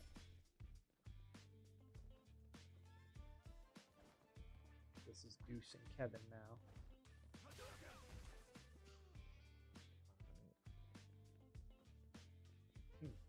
It's got to be a button check, yeah. Yep. So Deuce is going to be going in versus. Yeah. So okay. So the sides are correct, obviously, because Kevin won that last one, and we saw that he was still there. So Kevin on the Guile, Deuce on the Ken. Who was it that? Yeah, it was that went down already on the Kimberly. But yeah, it looks like coming up on the side of the Gorillas, it's going to be. We have Kevin on the Guile right now, and then there's 2 Kens and a Rashid as well. Oh, and that Rashid's gonna be global. Okay.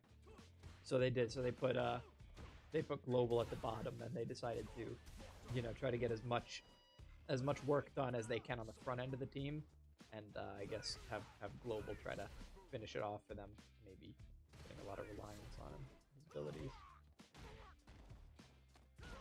Yep, good defensive patience there from Deuce, waiting for his engage. But yeah, I mean Kevin's showing that he can be really aggressive and not get punished for it.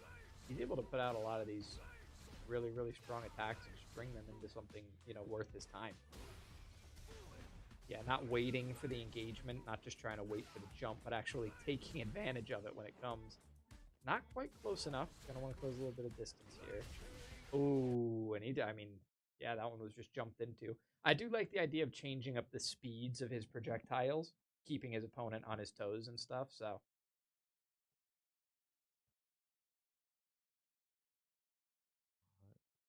We'll see if Rage Occasion is able to really stop the bleeding here. Yeah. And Rage Occasion is jury. Alright. Oh yeah. If you can't change that. Like I wonder if he's meant to be modern, because if he's not, you can't change that now. But he can walk back. Yeah.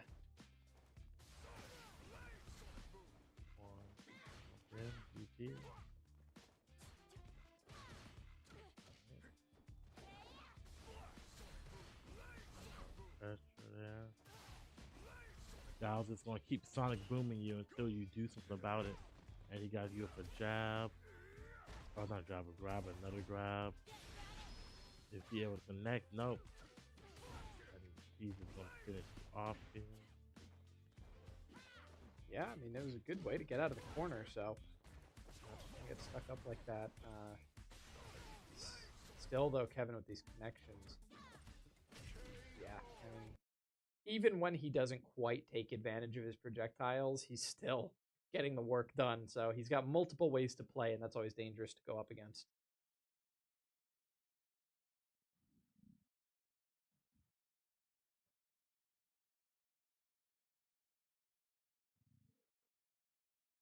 All right, so now this is LA with the Manon. And how much do you know about Manon herself? I actually don't know anything about this character. So the interesting thing about her, and it doesn't affect like league play as much, is you see that little number up there? Yes. It goes up to 5.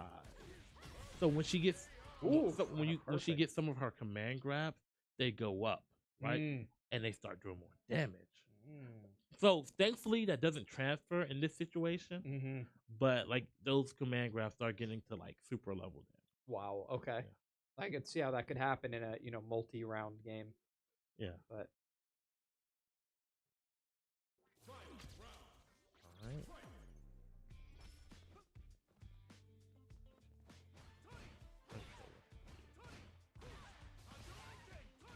All right. Whoever that is just doing what they need it's to. Mers. He's like, I don't need to do a lot of damage. I just need to. Oh, nice! He breaks it. Yeah, I mean, he is putting out a lot. Does he? Oh, he doesn't block. That does connect though. But he can't do these trades, and it's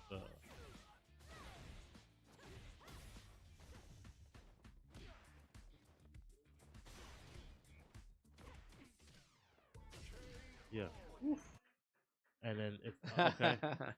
And you see the Cobras in the back there because they know they need to win this game. Oh yeah. I mean, it's crazy because it's back and forth and back and forth.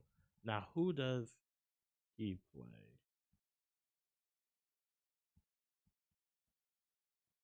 All right. I believe after Manana was another one. But yeah, and Ken too. Is he Same blocking? thing with Ken. Nice. One thing I will say that the Cobras are really good at doing is blocking DP. You don't get ran on a lot as like that. Okay, they got hit that time. They're gonna make me, but a lot of times they don't. Okay. I take back everything I say. They're not good at blocking DP. So a lot. He's dead. Oh, great counter. And here comes Rashid of the Turbulent Wind. So Rashid's real fun. So if he full charges like his tornado or he uses a super, he literally runs faster, jumps higher with his increases his movement speed if he goes through it. Yeah. And some other things.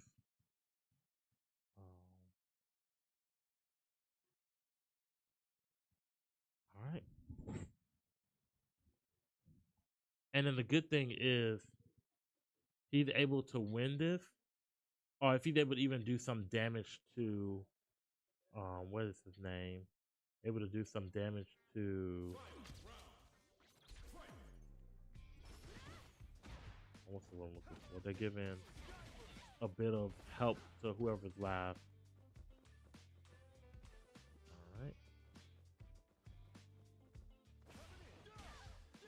All right, let's see if what he's able to do. Is LA able to? Yep, and that's one of the command grabs right there. And just one more hit, and that'll be great if you are not the Cobras, the Gorillaz. Yeah, because we'll only have one left to deal with after this. So if he'll likely be back to full health if he can just get this last strike. That's all he needs. Is one hit. Oh, and there it is. And now it's on TK once again. Yep. So TK Global. This is gonna be a good matchup. And I want to say TK was using Manon as well. Yeah, he is. So now TK just has to plug his stick in. All right, so TK, let's show the world what you're made of.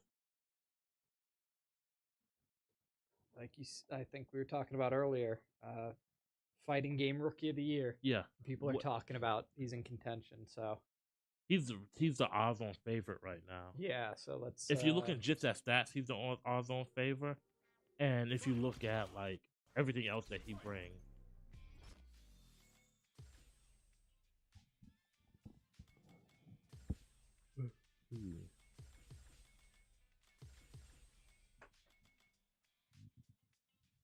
Checking his buttons because that is extremely important when you're going up against a player as good as what's his name? Global. Yeah. Mr. Worldwide. Yes,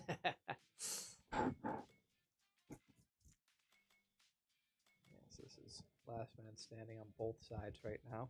And we've had that quite a bit today, Mm-hmm. where it's come down between these two teams to the very last little bit. Yeah, I mean, it makes it hard to even make predictions on these. Because Global stepped his stuff up today. I will say that. Oh, yeah, absolutely. All right. Not quite at full health, but close enough. So let's see. Okay. And neither one of them is really doing any much damage. It's a whole lot of poking. A lot of shimmying. But right now the lead. Oh yes, and he reverses it, and he is able to get full level 3 here. Oh, he's not able to. I don't know.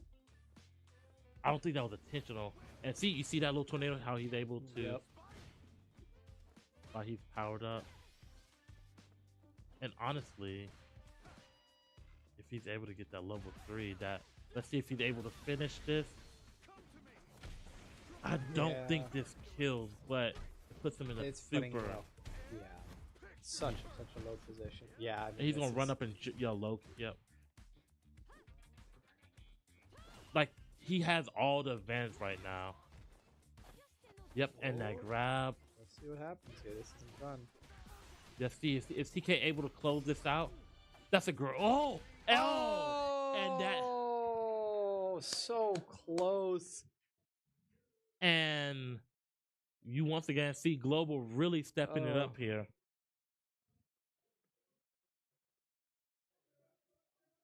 Back to back close. This has been such a back and forth.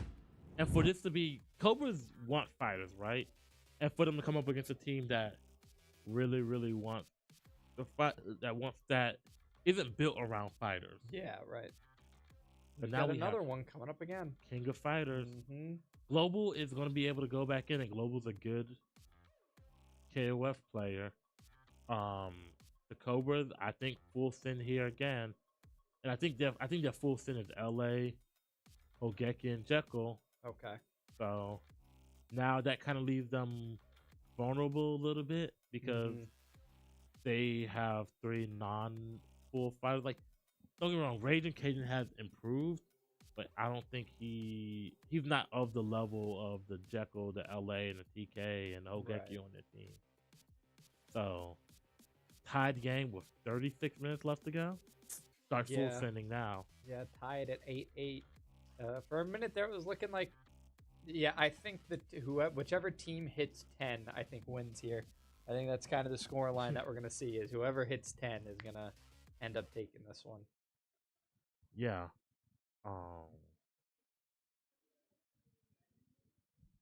So we'll see who is in right here. But it looks like there might be a little bit of confusion. But anyway, King of Fighters 3v3. A lot like Street Fighter, in that you recover a little bit of health in between. The meter goes over. I mean, they're warmed up on a fighting game. Your mind's right there. So some of these people, Jekyll, no, Jekyll wasn't in for Street Fighter. That was unfortunate for them. But LA, whoever else was in, I think, I don't know, I can't remember if Hogeki then, but LA was definitely he's in that mindset. But Global's also in that mindset right now. Oh yeah. And Global uses Terry from Smash. Okay, from Smash. Yeah, Terry from Smash. Terry from Smash. That's good. I know that win or lose, that Anarchist is going to be watching this over and over again. So once again, we want to remind you that in King of Fighters, that Global figure uses Terry from Smash. Terry from Smash, right? Yeah. And The no other character game from Super Smash Brothers. Yes. Yeah, Terry.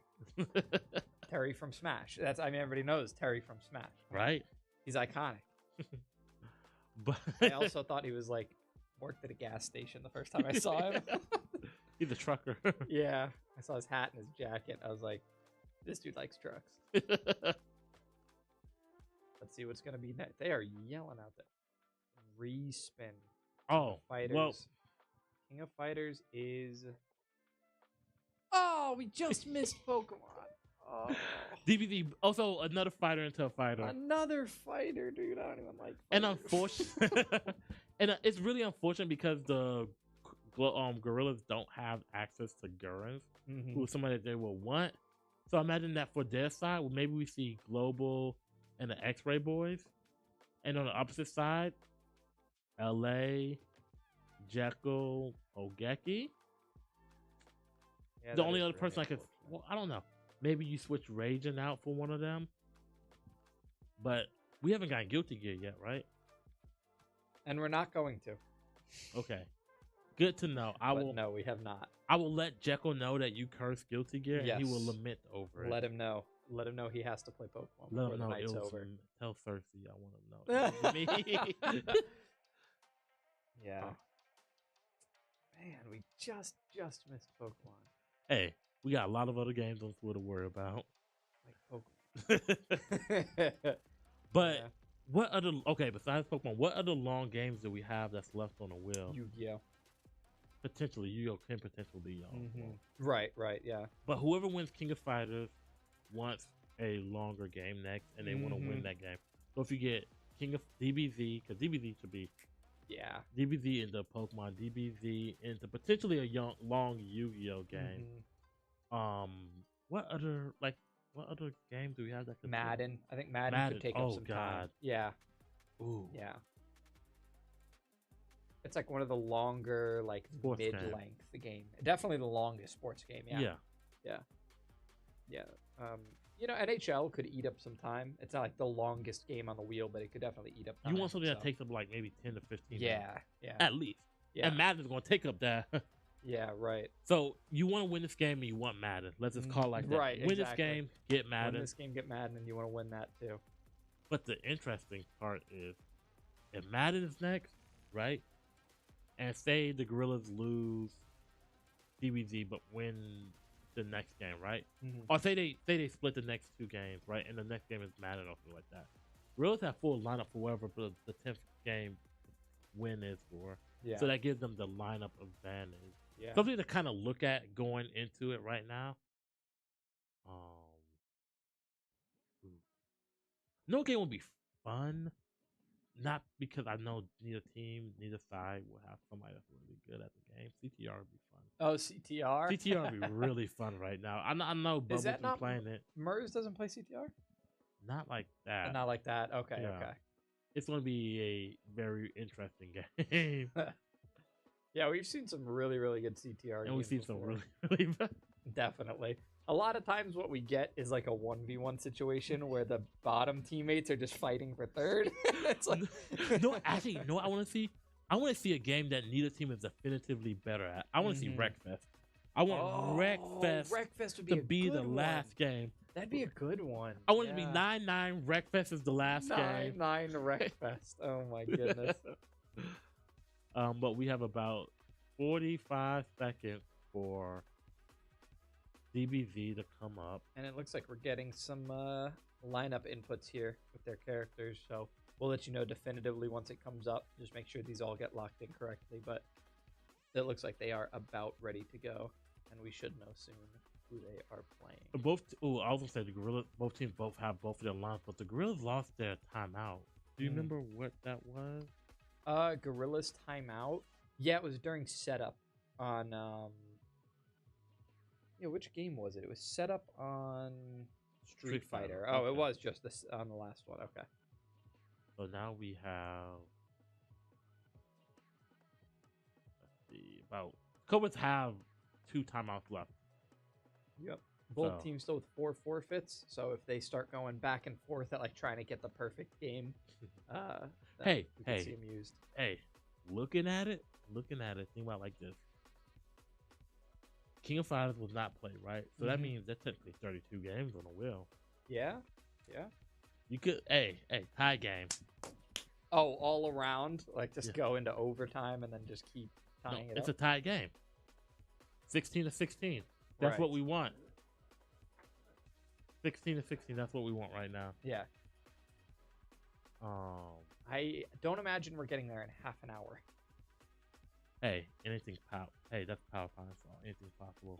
We don't. But we're not. Okay. Anyway. Yeah, we'll see. Setup should be. Oh, it is. It's over. And so now we're just gonna roll Pokemon, and then after that we'll do something else. Okay.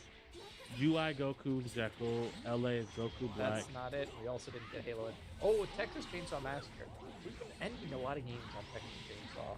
Yeah, late in the game. Hogeki is Videl, DBS Broly is Carnage, Global Gogeta, and PC12 Kevin is it.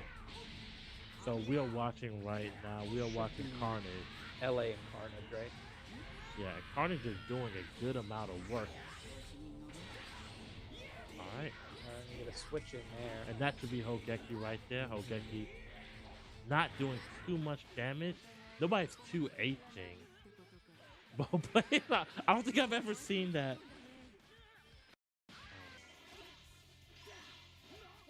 But yeah, Carnage is low. I wonder if he's going to switch out. He's just going to keep doing. Looks like he's going to stay. He's got a couple of things to throw together still. All right, let's see if he switches out. Nope, he does not switch out. So Hit is coming in, and Hit is going to be Kevin. Not a character that I've seen played yet. Vidal. Both of these characters actually. Actually, yeah. Yeah. These are definitely less played characters than the likes of, Gogeta, Broly, Goku.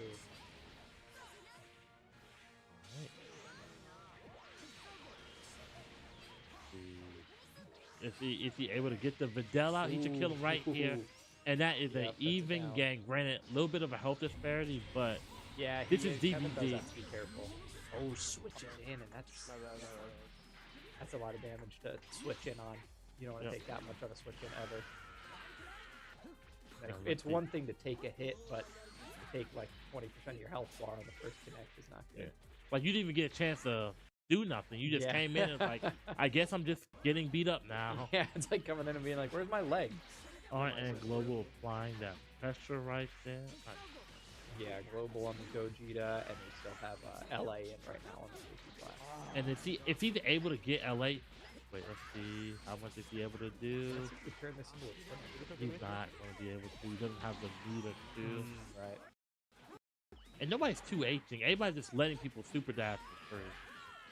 All right, and he should. Yeah, he's going to be able to kill him here. No, well, he disconnects. Let's see. Try to redeem it now.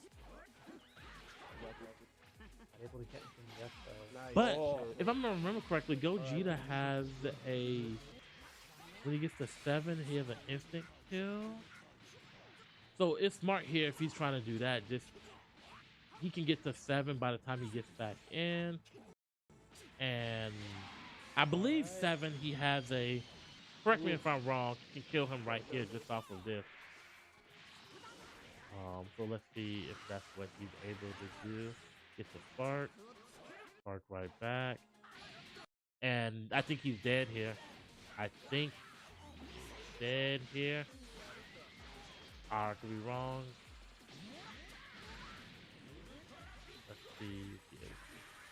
Or maybe Spark has a big yeah, because he's healing from that Spark. But let's see if Jekyll's able. Yep, Jekyll's able to finish this off. Yeah, that's going to be the end of it, so. Oh, no, because of Spark. Okay. I've been wrong a lot just in this game alone. And it's, yeah. Oh, and Global. Oh, man, Global. That's, how many fighting games has Global clutched up for them today? That's gotta be like, I think a third. DBV and, between DBV and Street Fighter. Street Fighter, yeah. Oh, my goodness.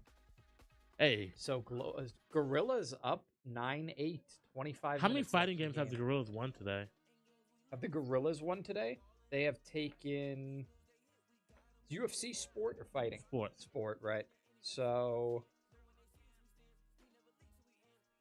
2. Just those 2. Street Fighter and this one. Tekken went to Tekken went Cobras, yeah. But I mean those 2 fighting games they took is the 2 fighting games they took have been huge. Yeah. Yeah, I mean that's been them mounting their comeback for their first. And Texas that's their first lead of the game. Texas Chainsaw. So I know this is a game that the Cobras have put a good amount of time into. I'm not too sure about the Gorillaz though. So either way, it's like you said, right? Either way, somebody's getting a 10 wins. Yeah, because right. Either the Cobras win this one, and somebody has to get the 10 wins regardless, or the Gorillaz win this and they get the 10 wins. Yeah, and then it's extreme. If Gorillaz win this one, Cobras have such a tough road to be able to take it because there's so many ways to stall in so many games. And like we said, there's a couple of games on that wheel that you don't even have to stall. They'll go to time regardless. Madden. I thought Global was supposed to work on his fighters. What happened? I mean, look. Ever since I guess Global's gotten out of his what's the word I'm looking for? His conundrum where he's like new character. Let me go ahead and get on that. Global is really Global is the MVP. So from what I've seen, I haven't been in the entire game. Yeah. But Global's been my MVP today. Yeah, a lot of players have been putting in a lot of work, honestly. Global, both Kenny and Kevin, LA, TK has had a lot of moments today. Honestly, this has been a really, really big team effort from both sides. So a lot of times when you get a lot of fighting games, you only really recognize which players have been carrying the fighting games. But in this one, there's been a lot of work put in from the whole team all around because we have had Gears, Smash, Apex is a 3v3, Overwatch a 5v5. There's so many team games that we had to get through. Street Fighter, DBZ, so many games that have like, even Rocket League. So Who won Rocket League? that was the Cobras. Yeah. Was Bubbles in? Do you remember? Yeah, it was Bubbles. Yeah. Bubbles was in. Yeah, it was Bubbles. He was doing most of the work. Yeah. Was it a 4v4? It was. They did. They Okay. ended up running 4v4. Everybody. That's really good quantitative data. Yeah. So I'm curious. Now, if I'm the Cobras could run. Oh, this is interesting though, because the Gorillaz have a really funky lineup situation because they either gonna have to run 3 or 4 here. Yeah.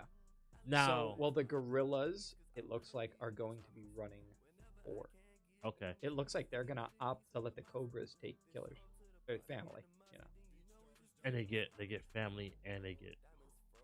Yeah. So what's really interesting about this is like I kept talking about the lineup situation because if the Cobras win this, right, and they play family, that means that for the next game they have complete lineup control. Yeah, they have setup, they have lineup control, and a tie game situation. Yeah. Yeah. So and 2 timeouts. The Gorillaz, this is a very important game for them to win. Winning this game could clutch up the entire match, right? And I'm really surprised I haven't seen the Cobras call a timeout yet, just to start saving those little extra minutes here and there. Yeah. And to put Global in. So I imagine Global and Gurns have been practicing this game. It's a timeout for the Gorillaz. Okay. Timeout for the Gorillaz. Interesting. Okay. Maybe something to do with the setup then. It takes for the first week, nobody knew how to set up Texas Chainsaw. So what you have to do, and I could be getting the 2 parts mixed up, but you have to create a party, and you have to have 4 people in it. And once you create the party, you have to create the group, and then invite the other 3 people in. It's something along those lines. And I'm pretty sure I'm getting the verbiage a little bit off. Yeah. But there's 2 steps to creating it. That's what messes up people so much. Right. Now the Gorillaz, I feel like maybe that's the issue. DBZ was the last game played, so like you could have at least had it up on at least one PC on each side. Ultimately you have it up on 2, but at least 1 on each side. Because Texas Chainsaw is only on certain PCs. Yeah. So this timeout still has some time left in it. We might not see it go all the way. Tick all the way down. They're probably just using it to get the setup done. So as soon as they're ready to go, we'll probably hop right in. But so, question for you: First, since it's your first season in the league, how much do you put into matchups? Right. So when I asked this, I asked it in regards to the Cobras, right? Beat with a probably worse lineup. The Cobras beat the X Gods, right? They beat the X Gods, right? Right. The Gorillaz potentially being the Cobras. Would you put the Gorillaz as a better team than the X Gods, or do you think, or do you look at it as a matchup dependent thing? So I think if we were only playing one type of game, then I think I would say, yeah, they're probably better. But no, I think it's a matchup thing because of the volatility of the wheel itself. I think honestly, it's a matchup thing. And were you here for the X Gods versus the Cobras? It was a Thursday game. The Trolls still? Yeah. Yeah, I might have been. All right, where Third Anarchist was playing. I mean, I know I've seen. It's hard to keep up. I'm trying to track which games I've been here to commentate. So, okay, I'm gonna put you on a spot. Put you on a spot. I want you to rank the teams in that conference. So the teams in that conference include Eclipse, okay, X Gods, Gorillaz, Ravens, okay, Phantoms, and Bucks. Rank them, top to bottom. I haven't seen a whole lot of the Ravens, so that one's a little tough. Okay. So easiest way to go is start at the top. Eclipse. Okay. I don't think anybody is going to be mad at me for saying that. Okay. So Eclipse at the top. Second. Remember, you have the X Gods, the Mhm. Gorillaz, the Phantoms, the Bucks, and the Ravens. Man, that's tough. What's the Ravens' record right now? I think they have the same record as. I think the Gorillaz, Ravens, both have the same record. I Close see. to it. Those are so that's a tough conference. The middle of that conference is really close. That's really tough. Yeah, that I see why you want me to rank them. That's a really, really hard distinction to make. The middle of that conference is so difficult to. Just remember, whatever you say is going to get clipped. Right. So here's what I'm gonna say. I'm gonna go ahead and say Eclipse at the top. Oh, somebody disconnected. Forfeit Cobras. Oh, forfeit Cobras. Okay. How did they lose? Huh. All right. But anyways, while we wait for the next game to be set up. All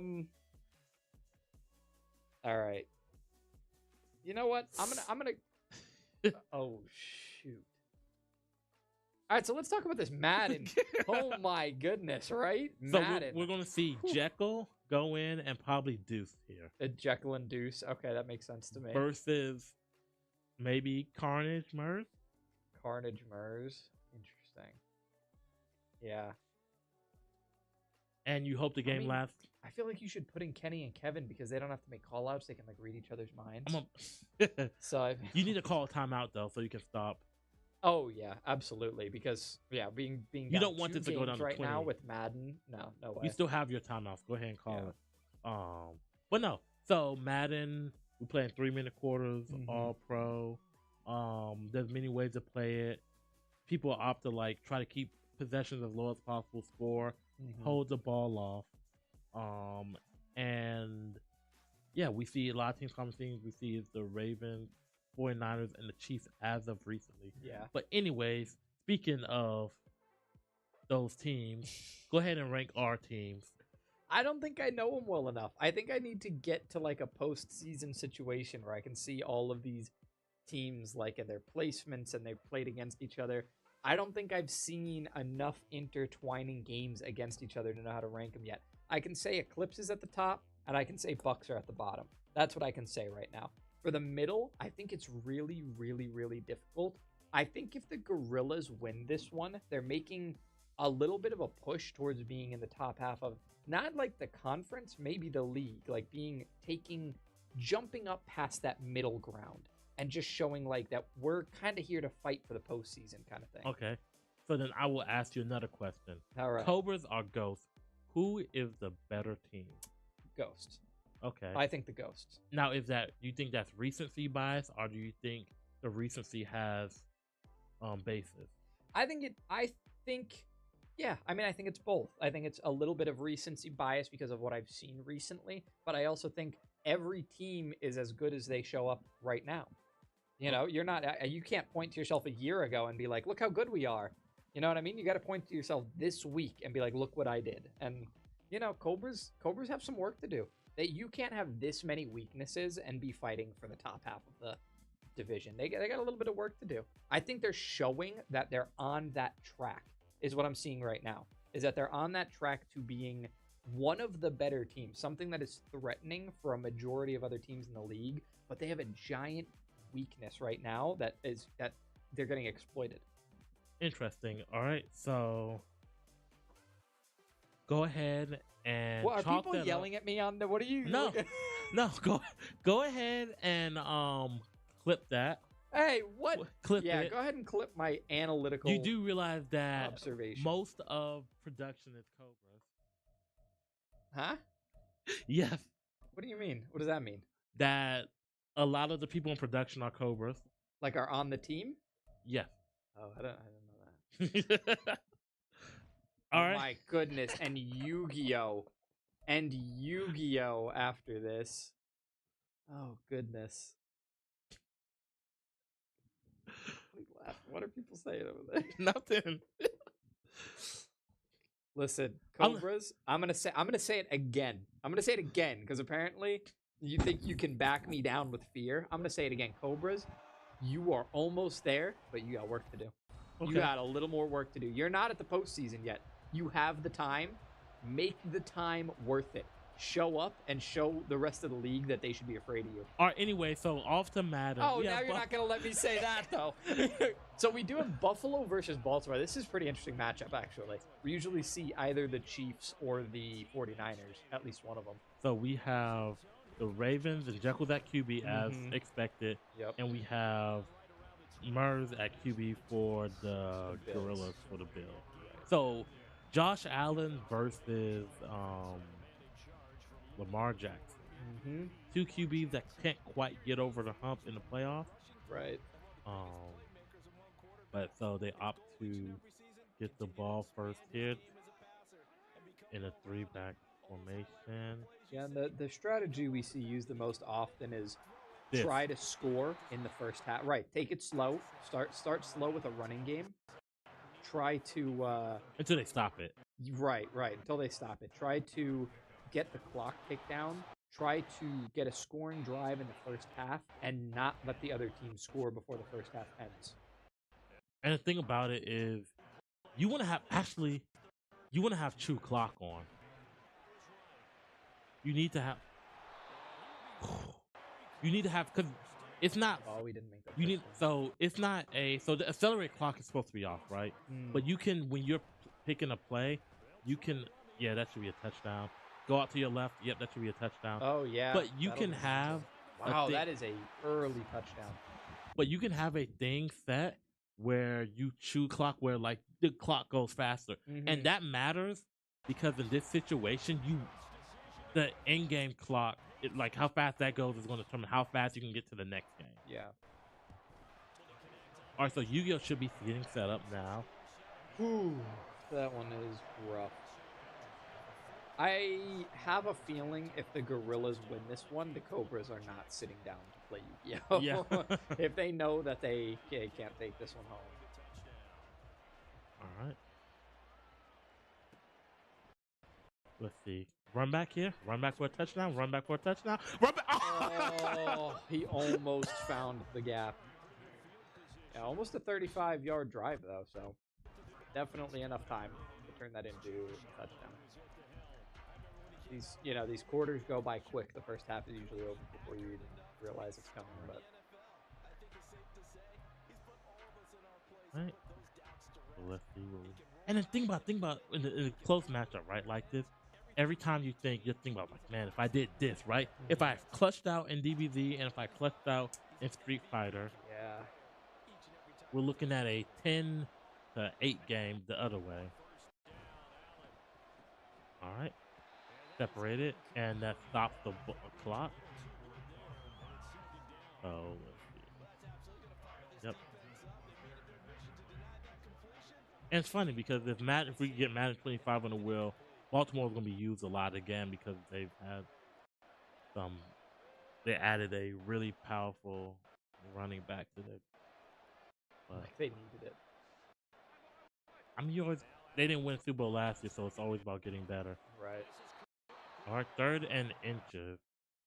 So let's see what we have going on here. Now, Jekyll, this is on Jekyll to clutch it out for his team. You need to win this game, and you need to win the next, and then you need to win the next.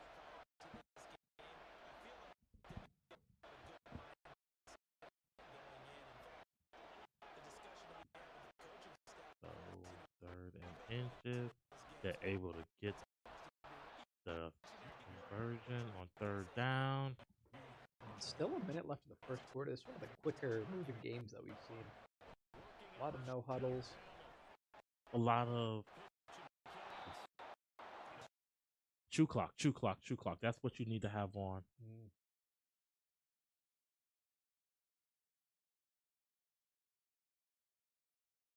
All right.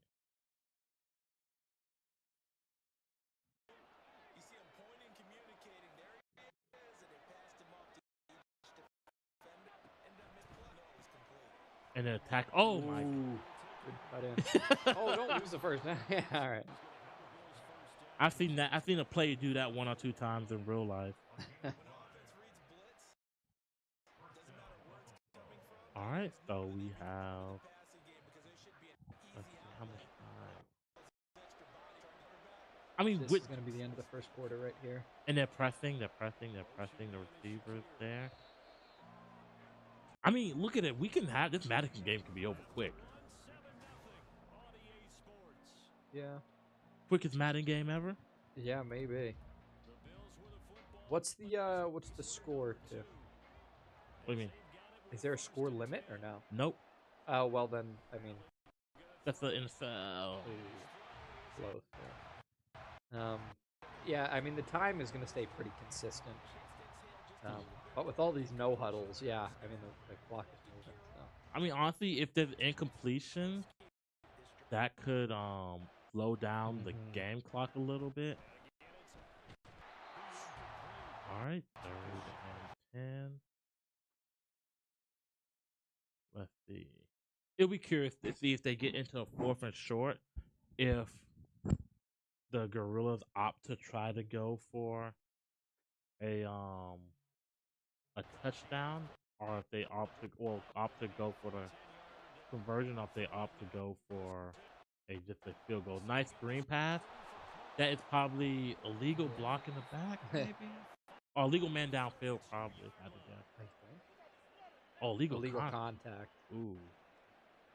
Either way, it's a 1st down. And honestly, this quarter is going a lot slower than the first one was. Right.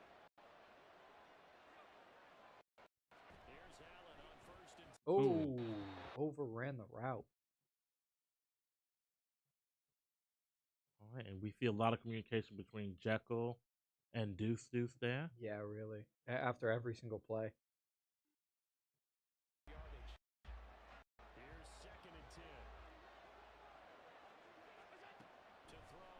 Let's see. Oh, that should. Wow. No, yeah, 2 people. Yeah. Interception. All right. So just a little bit left to go here. Another incomplete tipped off. Oh, and that's a conversion. Just get down. Set in a really good scoring position now. So even though they're moving slower, it's one possession to one possession. They score here, they could kill the clock in the next fourth half. Yeah, when they start with the ball. So here's the 2-minute warning now. Last 2 minutes of the half. After this, Gorillaz will be receiving the ball again. So yeah, from here probably a few running plays. Yep, just take a couple of yards where you can. Taking those timeouts. They're trying to get the Gorillaz are trying, not Gorillaz, sorry, the Cobras are trying to get the ball back with as much time as possible. Right, they want to make this like if you can get a 2-scoring drive half, then you put yourself in a really, really good position. Oh wow, yeah, what a blitz. That play needed time to develop, and they weren't given that time to develop it. Like sometimes as a quarterback, you have to know with these longer, you have to make a quick read on that, or you have to audible out. Either way, you have to know, at least have an idea of what the defense is lined up in. So they're playing a little bit back. Just trying not to give them the first down. And that's an interception. All that work. Oh. And honestly, if you drive down, at least you need a field goal. You need a field goal. Like a touchdown is amazing, but just at least get the field goal so that you make it a 2-possession game. Right. You can always sit at an advantage. Yeah. Because now they have the option. If you don't get the points right here, they have the option. Oh, hey. Oh, my goodness. Mark that, yeah. Yeah, he does get caught, but at the 50. Yeah. And they're pretty much in field goal range right now with Justin Tucker. And yeah, really. And with this much time on the clock, they're going to get plenty more. So I could definitely see them going for a touchdown on this drive. Yeah. Just what you don't want to do here is turn the ball over. That's the big thing. Yeah, you don't have to go for anything too risky. And honestly, one of the Cobras coaches need to keep in mind that you don't need to just pay attention to the game clock. You need to pay attention to the real life clock.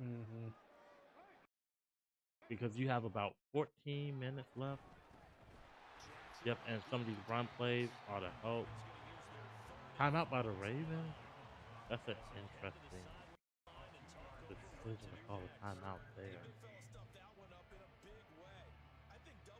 Because, I mean, you're giving the ball back to them with... If you don't get this conversion, giving them the ball back with...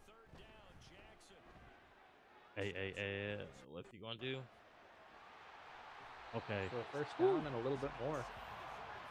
Yep, but 13 minutes left. Progress here. I think maybe that's what Juki's talking about, is that you just need to win this game with like 5 seconds, enough time to call that timeout. Yeah. Assuming that time is clock is right, which we will get an update. Also, game clock is correct, so there's about 13 minutes left. Now you're in a really great position. Oh, and that's the other thing. You don't have. Is that intentional grounding? Probably. Oh no, roughing the passer. That's gonna be 15 yards. Oh, 11. Oh, half the distance of that. Yeah. I didn't think they must have really drove into them after, like really drove into them, because they didn't look like intentional or not intentional roughing the passer, but it's the NFL nowadays. Everything is roughing the passer. There should be a poking the passer flag at this point. You didn't gently put him down to sleep. Yeah. Why didn't you set up a pillow under his head? Yeah, this is a scoring position right here. Yeah. You could drive this one in.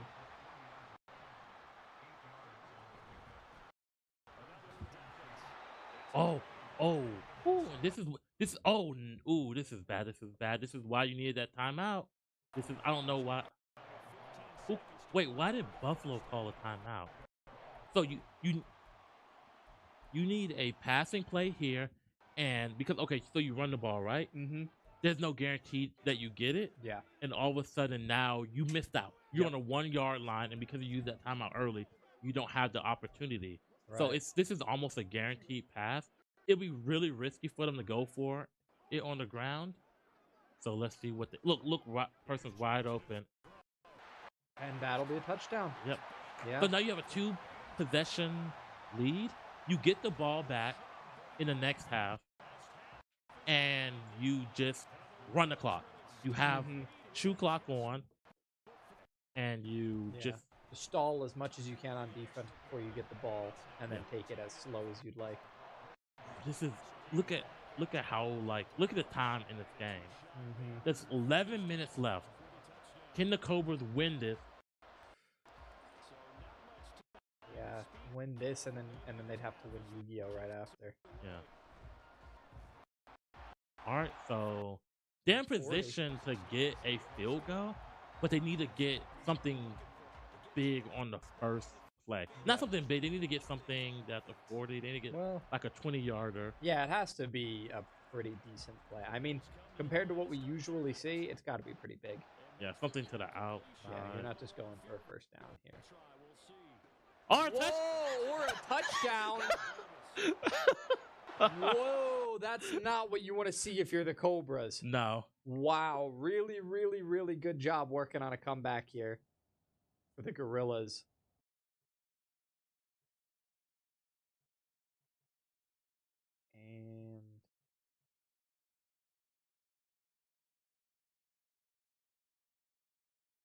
And so who is out? That is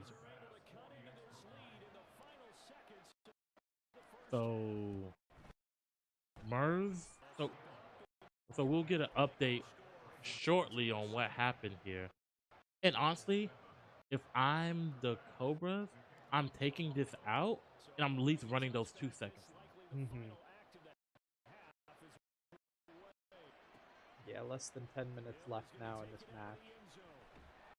Yeah. I mean, you have to chew clock, and somebody has to tell them you have to chew clock at this point. Because there's no other way. And that touchdown, oh my God, you don't understand like that. How much time? There was 10 seconds left. Yeah. And it scored a touchdown with 8 seconds. Now not only now you have to stop them. You have to either stop them or score a touchdown. Yeah, it's not quite as easy as a position. Because you did such a good job of getting down there, and then like, bam, they retaliated. Turned around on them in seconds. Yeah. Like that was that play right there, and it was a tight end, or I believe it was a tight end. It's not even a fast player, and you it's like you just had to have somebody in the general vicinity. Yeah, big misplay. Definitely feeling not Oh. great about that one in the end. Oh my God. My goodness. So now we are at a 1-point game. We're gonna see if they can close it out with this extra point here. Oh. Wow. Point should be good. And wow. Honestly, at this point, Oh my goodness. This has to be the last possession. If I'm the Cobras, you need to make this a last possession. Slow. Yeah. You have to like You have to play it slow and perfect. Take it out.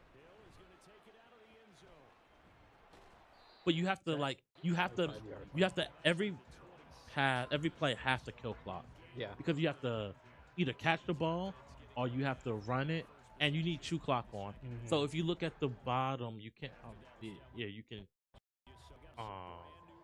have it start the chew clock and just make like.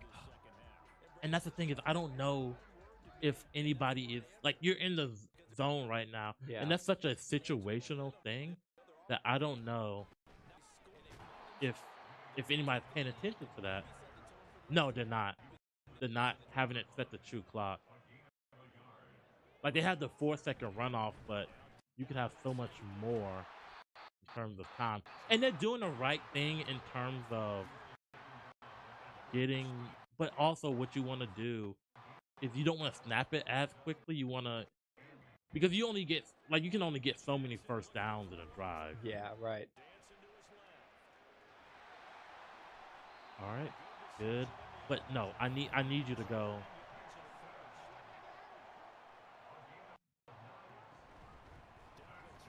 All right. Now they're just about in position. There's about 6 minutes left. There's about 5 minutes left on, well, about close to 5 minutes left on playtime. You need to go. Forget the no huddle. You need to go to your play. You need to go to chew clock.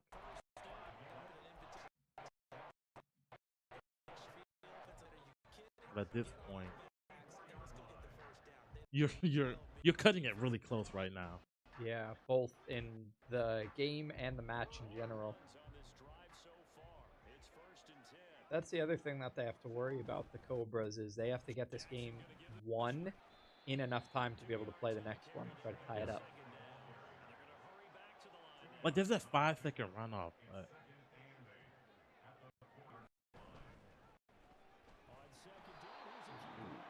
you have to put the ball in the air now, and you need to complete it.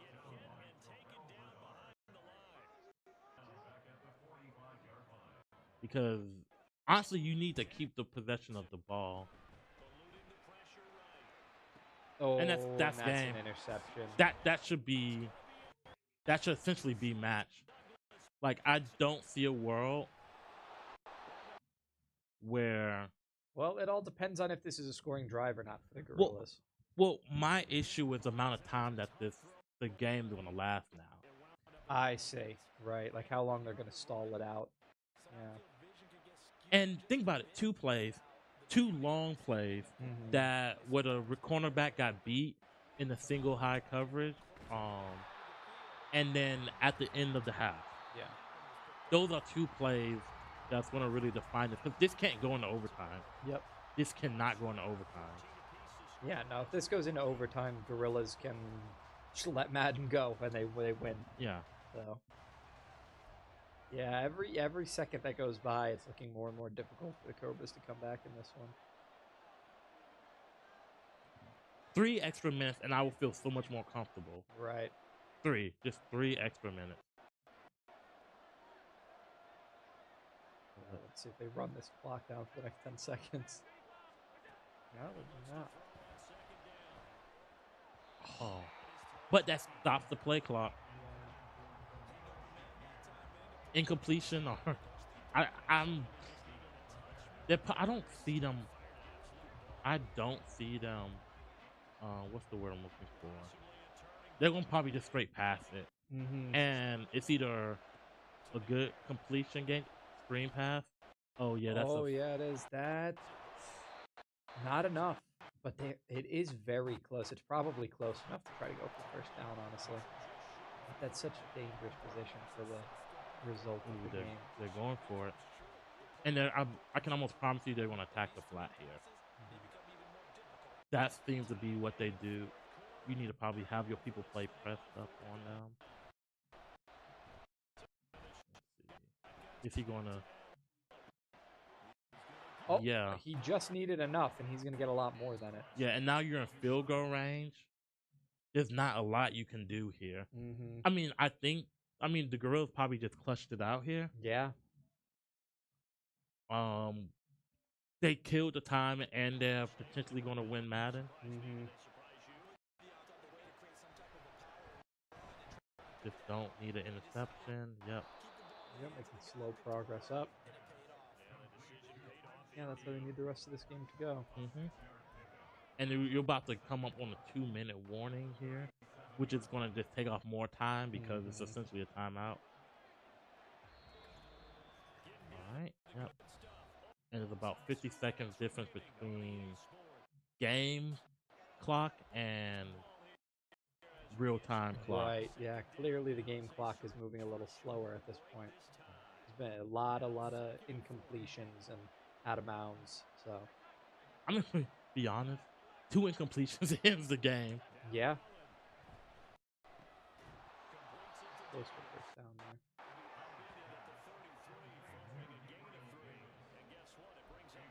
All right, so about 30 seconds different. Still, they need to stop here.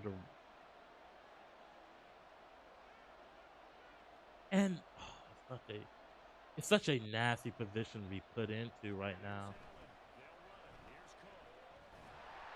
Yeah, and falls forward, gets the first down through the outside. And you know why? So, Cobras have 2 choices here, right? Win the game or that's it.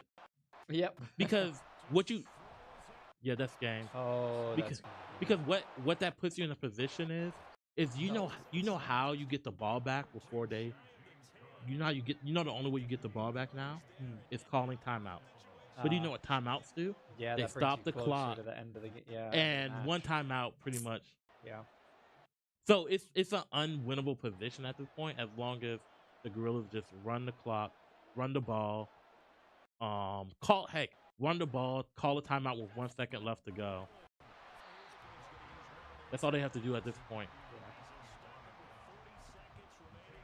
Is run the ball, call a timeout with 1 second left to go. Yep, there's only a minute left on the match clock, 40 seconds left on the game clock, but I mean,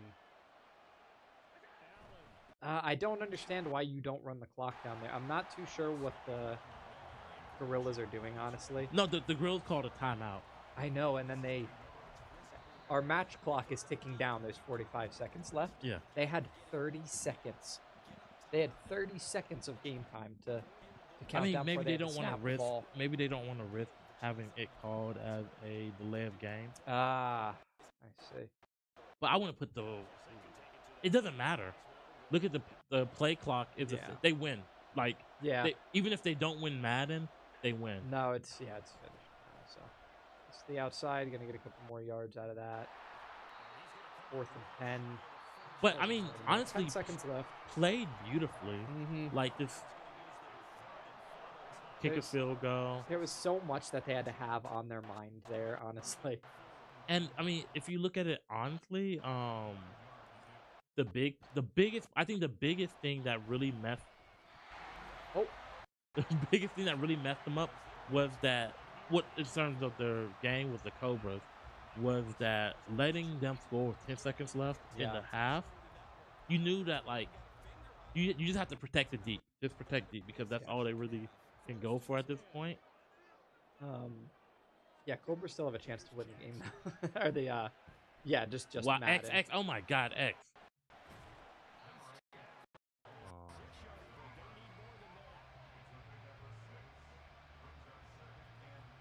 But just have to get a field goal range. But there's only 10 seconds on the clock again. Right? Oh no, they're not going to even get in formation in enough time. Nope. It's I game. think they know this one's done. Yeah. Yeah. All right, and congratulations to the Gorillaz on a hard-fought 10 or 11 to 8. Wait. Oh, they missed it. Oh yeah. Oh yeah, 14. I keep forgetting that they missed the field goal. Going, right. Yeah. I mean, they have won. The Gorillaz have won the match, but You think the Gorillaz missed that on purpose? They're like, oops, I missed the field goal. Highly doubt it. That would be quite upsetting. So it's the Ravens who won the toss. They'll get the football first here in overtime. And overtime is so weird with how the league rules are, just because you're just going to get one good chance at the ball. Whoever wins the kickoff or the coin flip, I mean, they have a really good chance of winning overall because 3 minutes and 15 seconds, like that's a quarter. Like you're not gonna. Right. One team could effectively not give the other team a chance to score. All right, so we're having a little bit of delay here, but we all know the result of this one. Yeah. Gorillaz are going to go up 4-3 on their record. It is going to be 4-4. All right. So, do you know how Billy kept this game going on for a long time? I remember that. Yeah, I believe it was just with slow drives. No. So he purposely got it to overtime, and then like called timeouts in between every play during the regular game. Slow it down. Yeah, they got Madden. This might be a different game. Yeah, he got Madden to overtime, and was calling timeouts in time of the game just to slow it down and take the max amount of time to call the plays. And then when you get into overtime, if it ends tied in overtime, you just replay Madden. That was the rules at the time. All right. So I mean, yeah, all the Cobras have to do at this point is just run the ball. Don't give the Cobras don't give the Gorillaz any time to get the ball back, and then kick a field goal.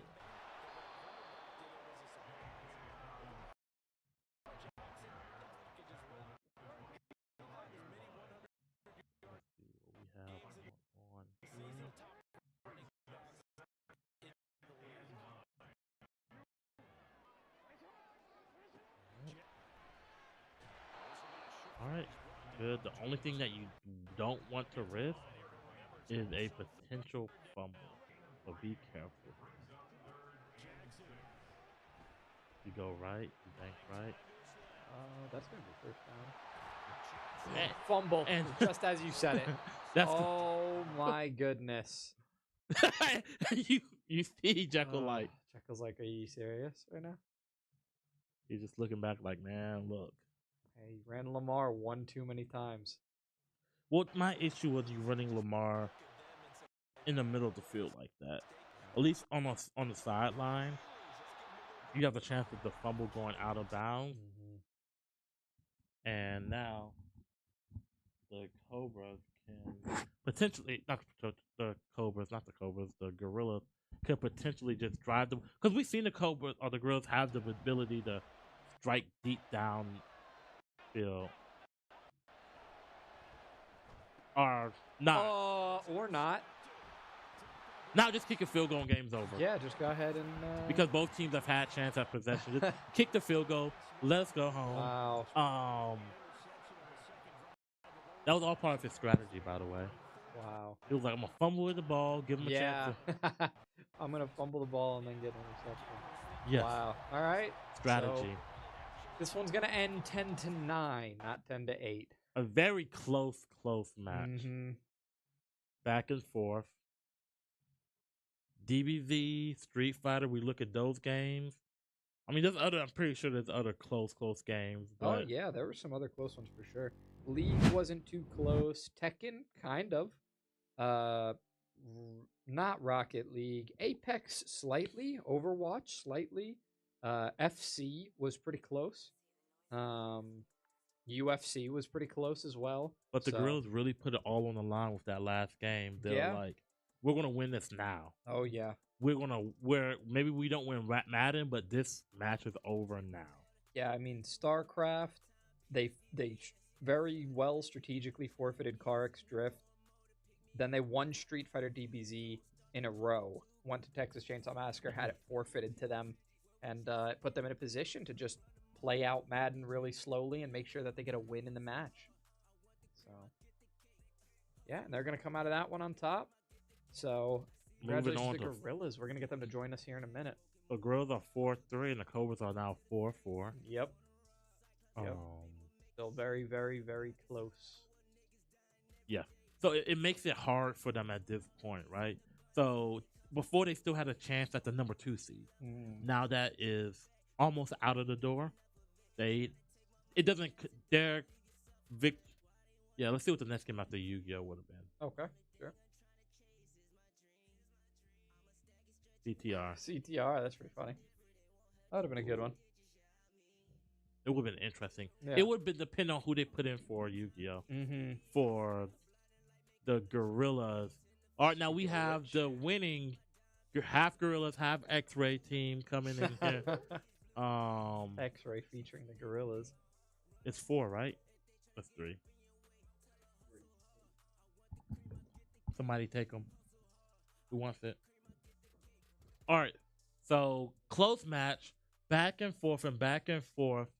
At what moment did y'all know that y'all clutched this out? I won DBZ, bro. Oh my god! Again, man, I did not. I think he's muted. Yeah, they were unmuted. Try to talk into the top of the microphone. Hello? Nah, we're not getting them. Is the mic on? Did you turn it on? Hello? There it is. Hello? Yeah. All right. So once again, what moment did you know that you won the match? Winning DBZ, because that game, I was like, yeah, this is probably done. But then again, we still played it out. We still, Turn that one off. Hello? There we go. Okay, so, yeah. Can't hear him on that one. Talking to the other one. Hello? It's that one. Hey, Me the other one. Lewis said we need to practice talking on the mic. But anyways, winning DBZ, I think that was a turning point, and then winning Street Fighter as well. They're probably like one of the top Street Fighter teams in the league. So winning that was definitely game changer for us, honestly.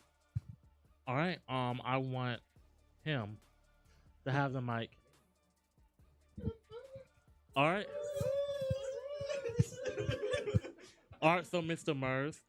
So team you constructed has now won 2 in a row. You are now 4-3, fighting for the 3rd seed in your conference. Do you have anything to say to the other teams that you're fighting for that spot with? Anything? No? You're not going to talk anything? You're not going to give any content to your owner? Wow, that's crazy. That's a loaded question. All right, well, you're the GM. You're supposed to be able to answer these on the spot. I look forward to the rest of the games in the UEL this season. Yeah. Ooh, buddy. Hey. Ooh, buddy. All right, so what was your favorite win of today? DBZ, bro. Come on now, DBZ, bro. That's the favorite win. Come on now. I need to hear Gurns talk. Definitely DBZ. I thought everybody got up. They're like, oh, he lost. I seen that sparking. I was like, hey, going. Hey, Super Saiyan 4? Hey, he's broken. Nerf him. That's all I got to say. He got nerfed already. Nerf him. That's all I got to say. All right. So we are going to wrap it up. But do y'all have anything to say to your next opponent? Better Brock. Hollywood, I'm coming for you. Oh, so this is a match. This is a what's it called? A revenge match between. I wouldn't say all that. Yo, cut it up. Yo, wrap it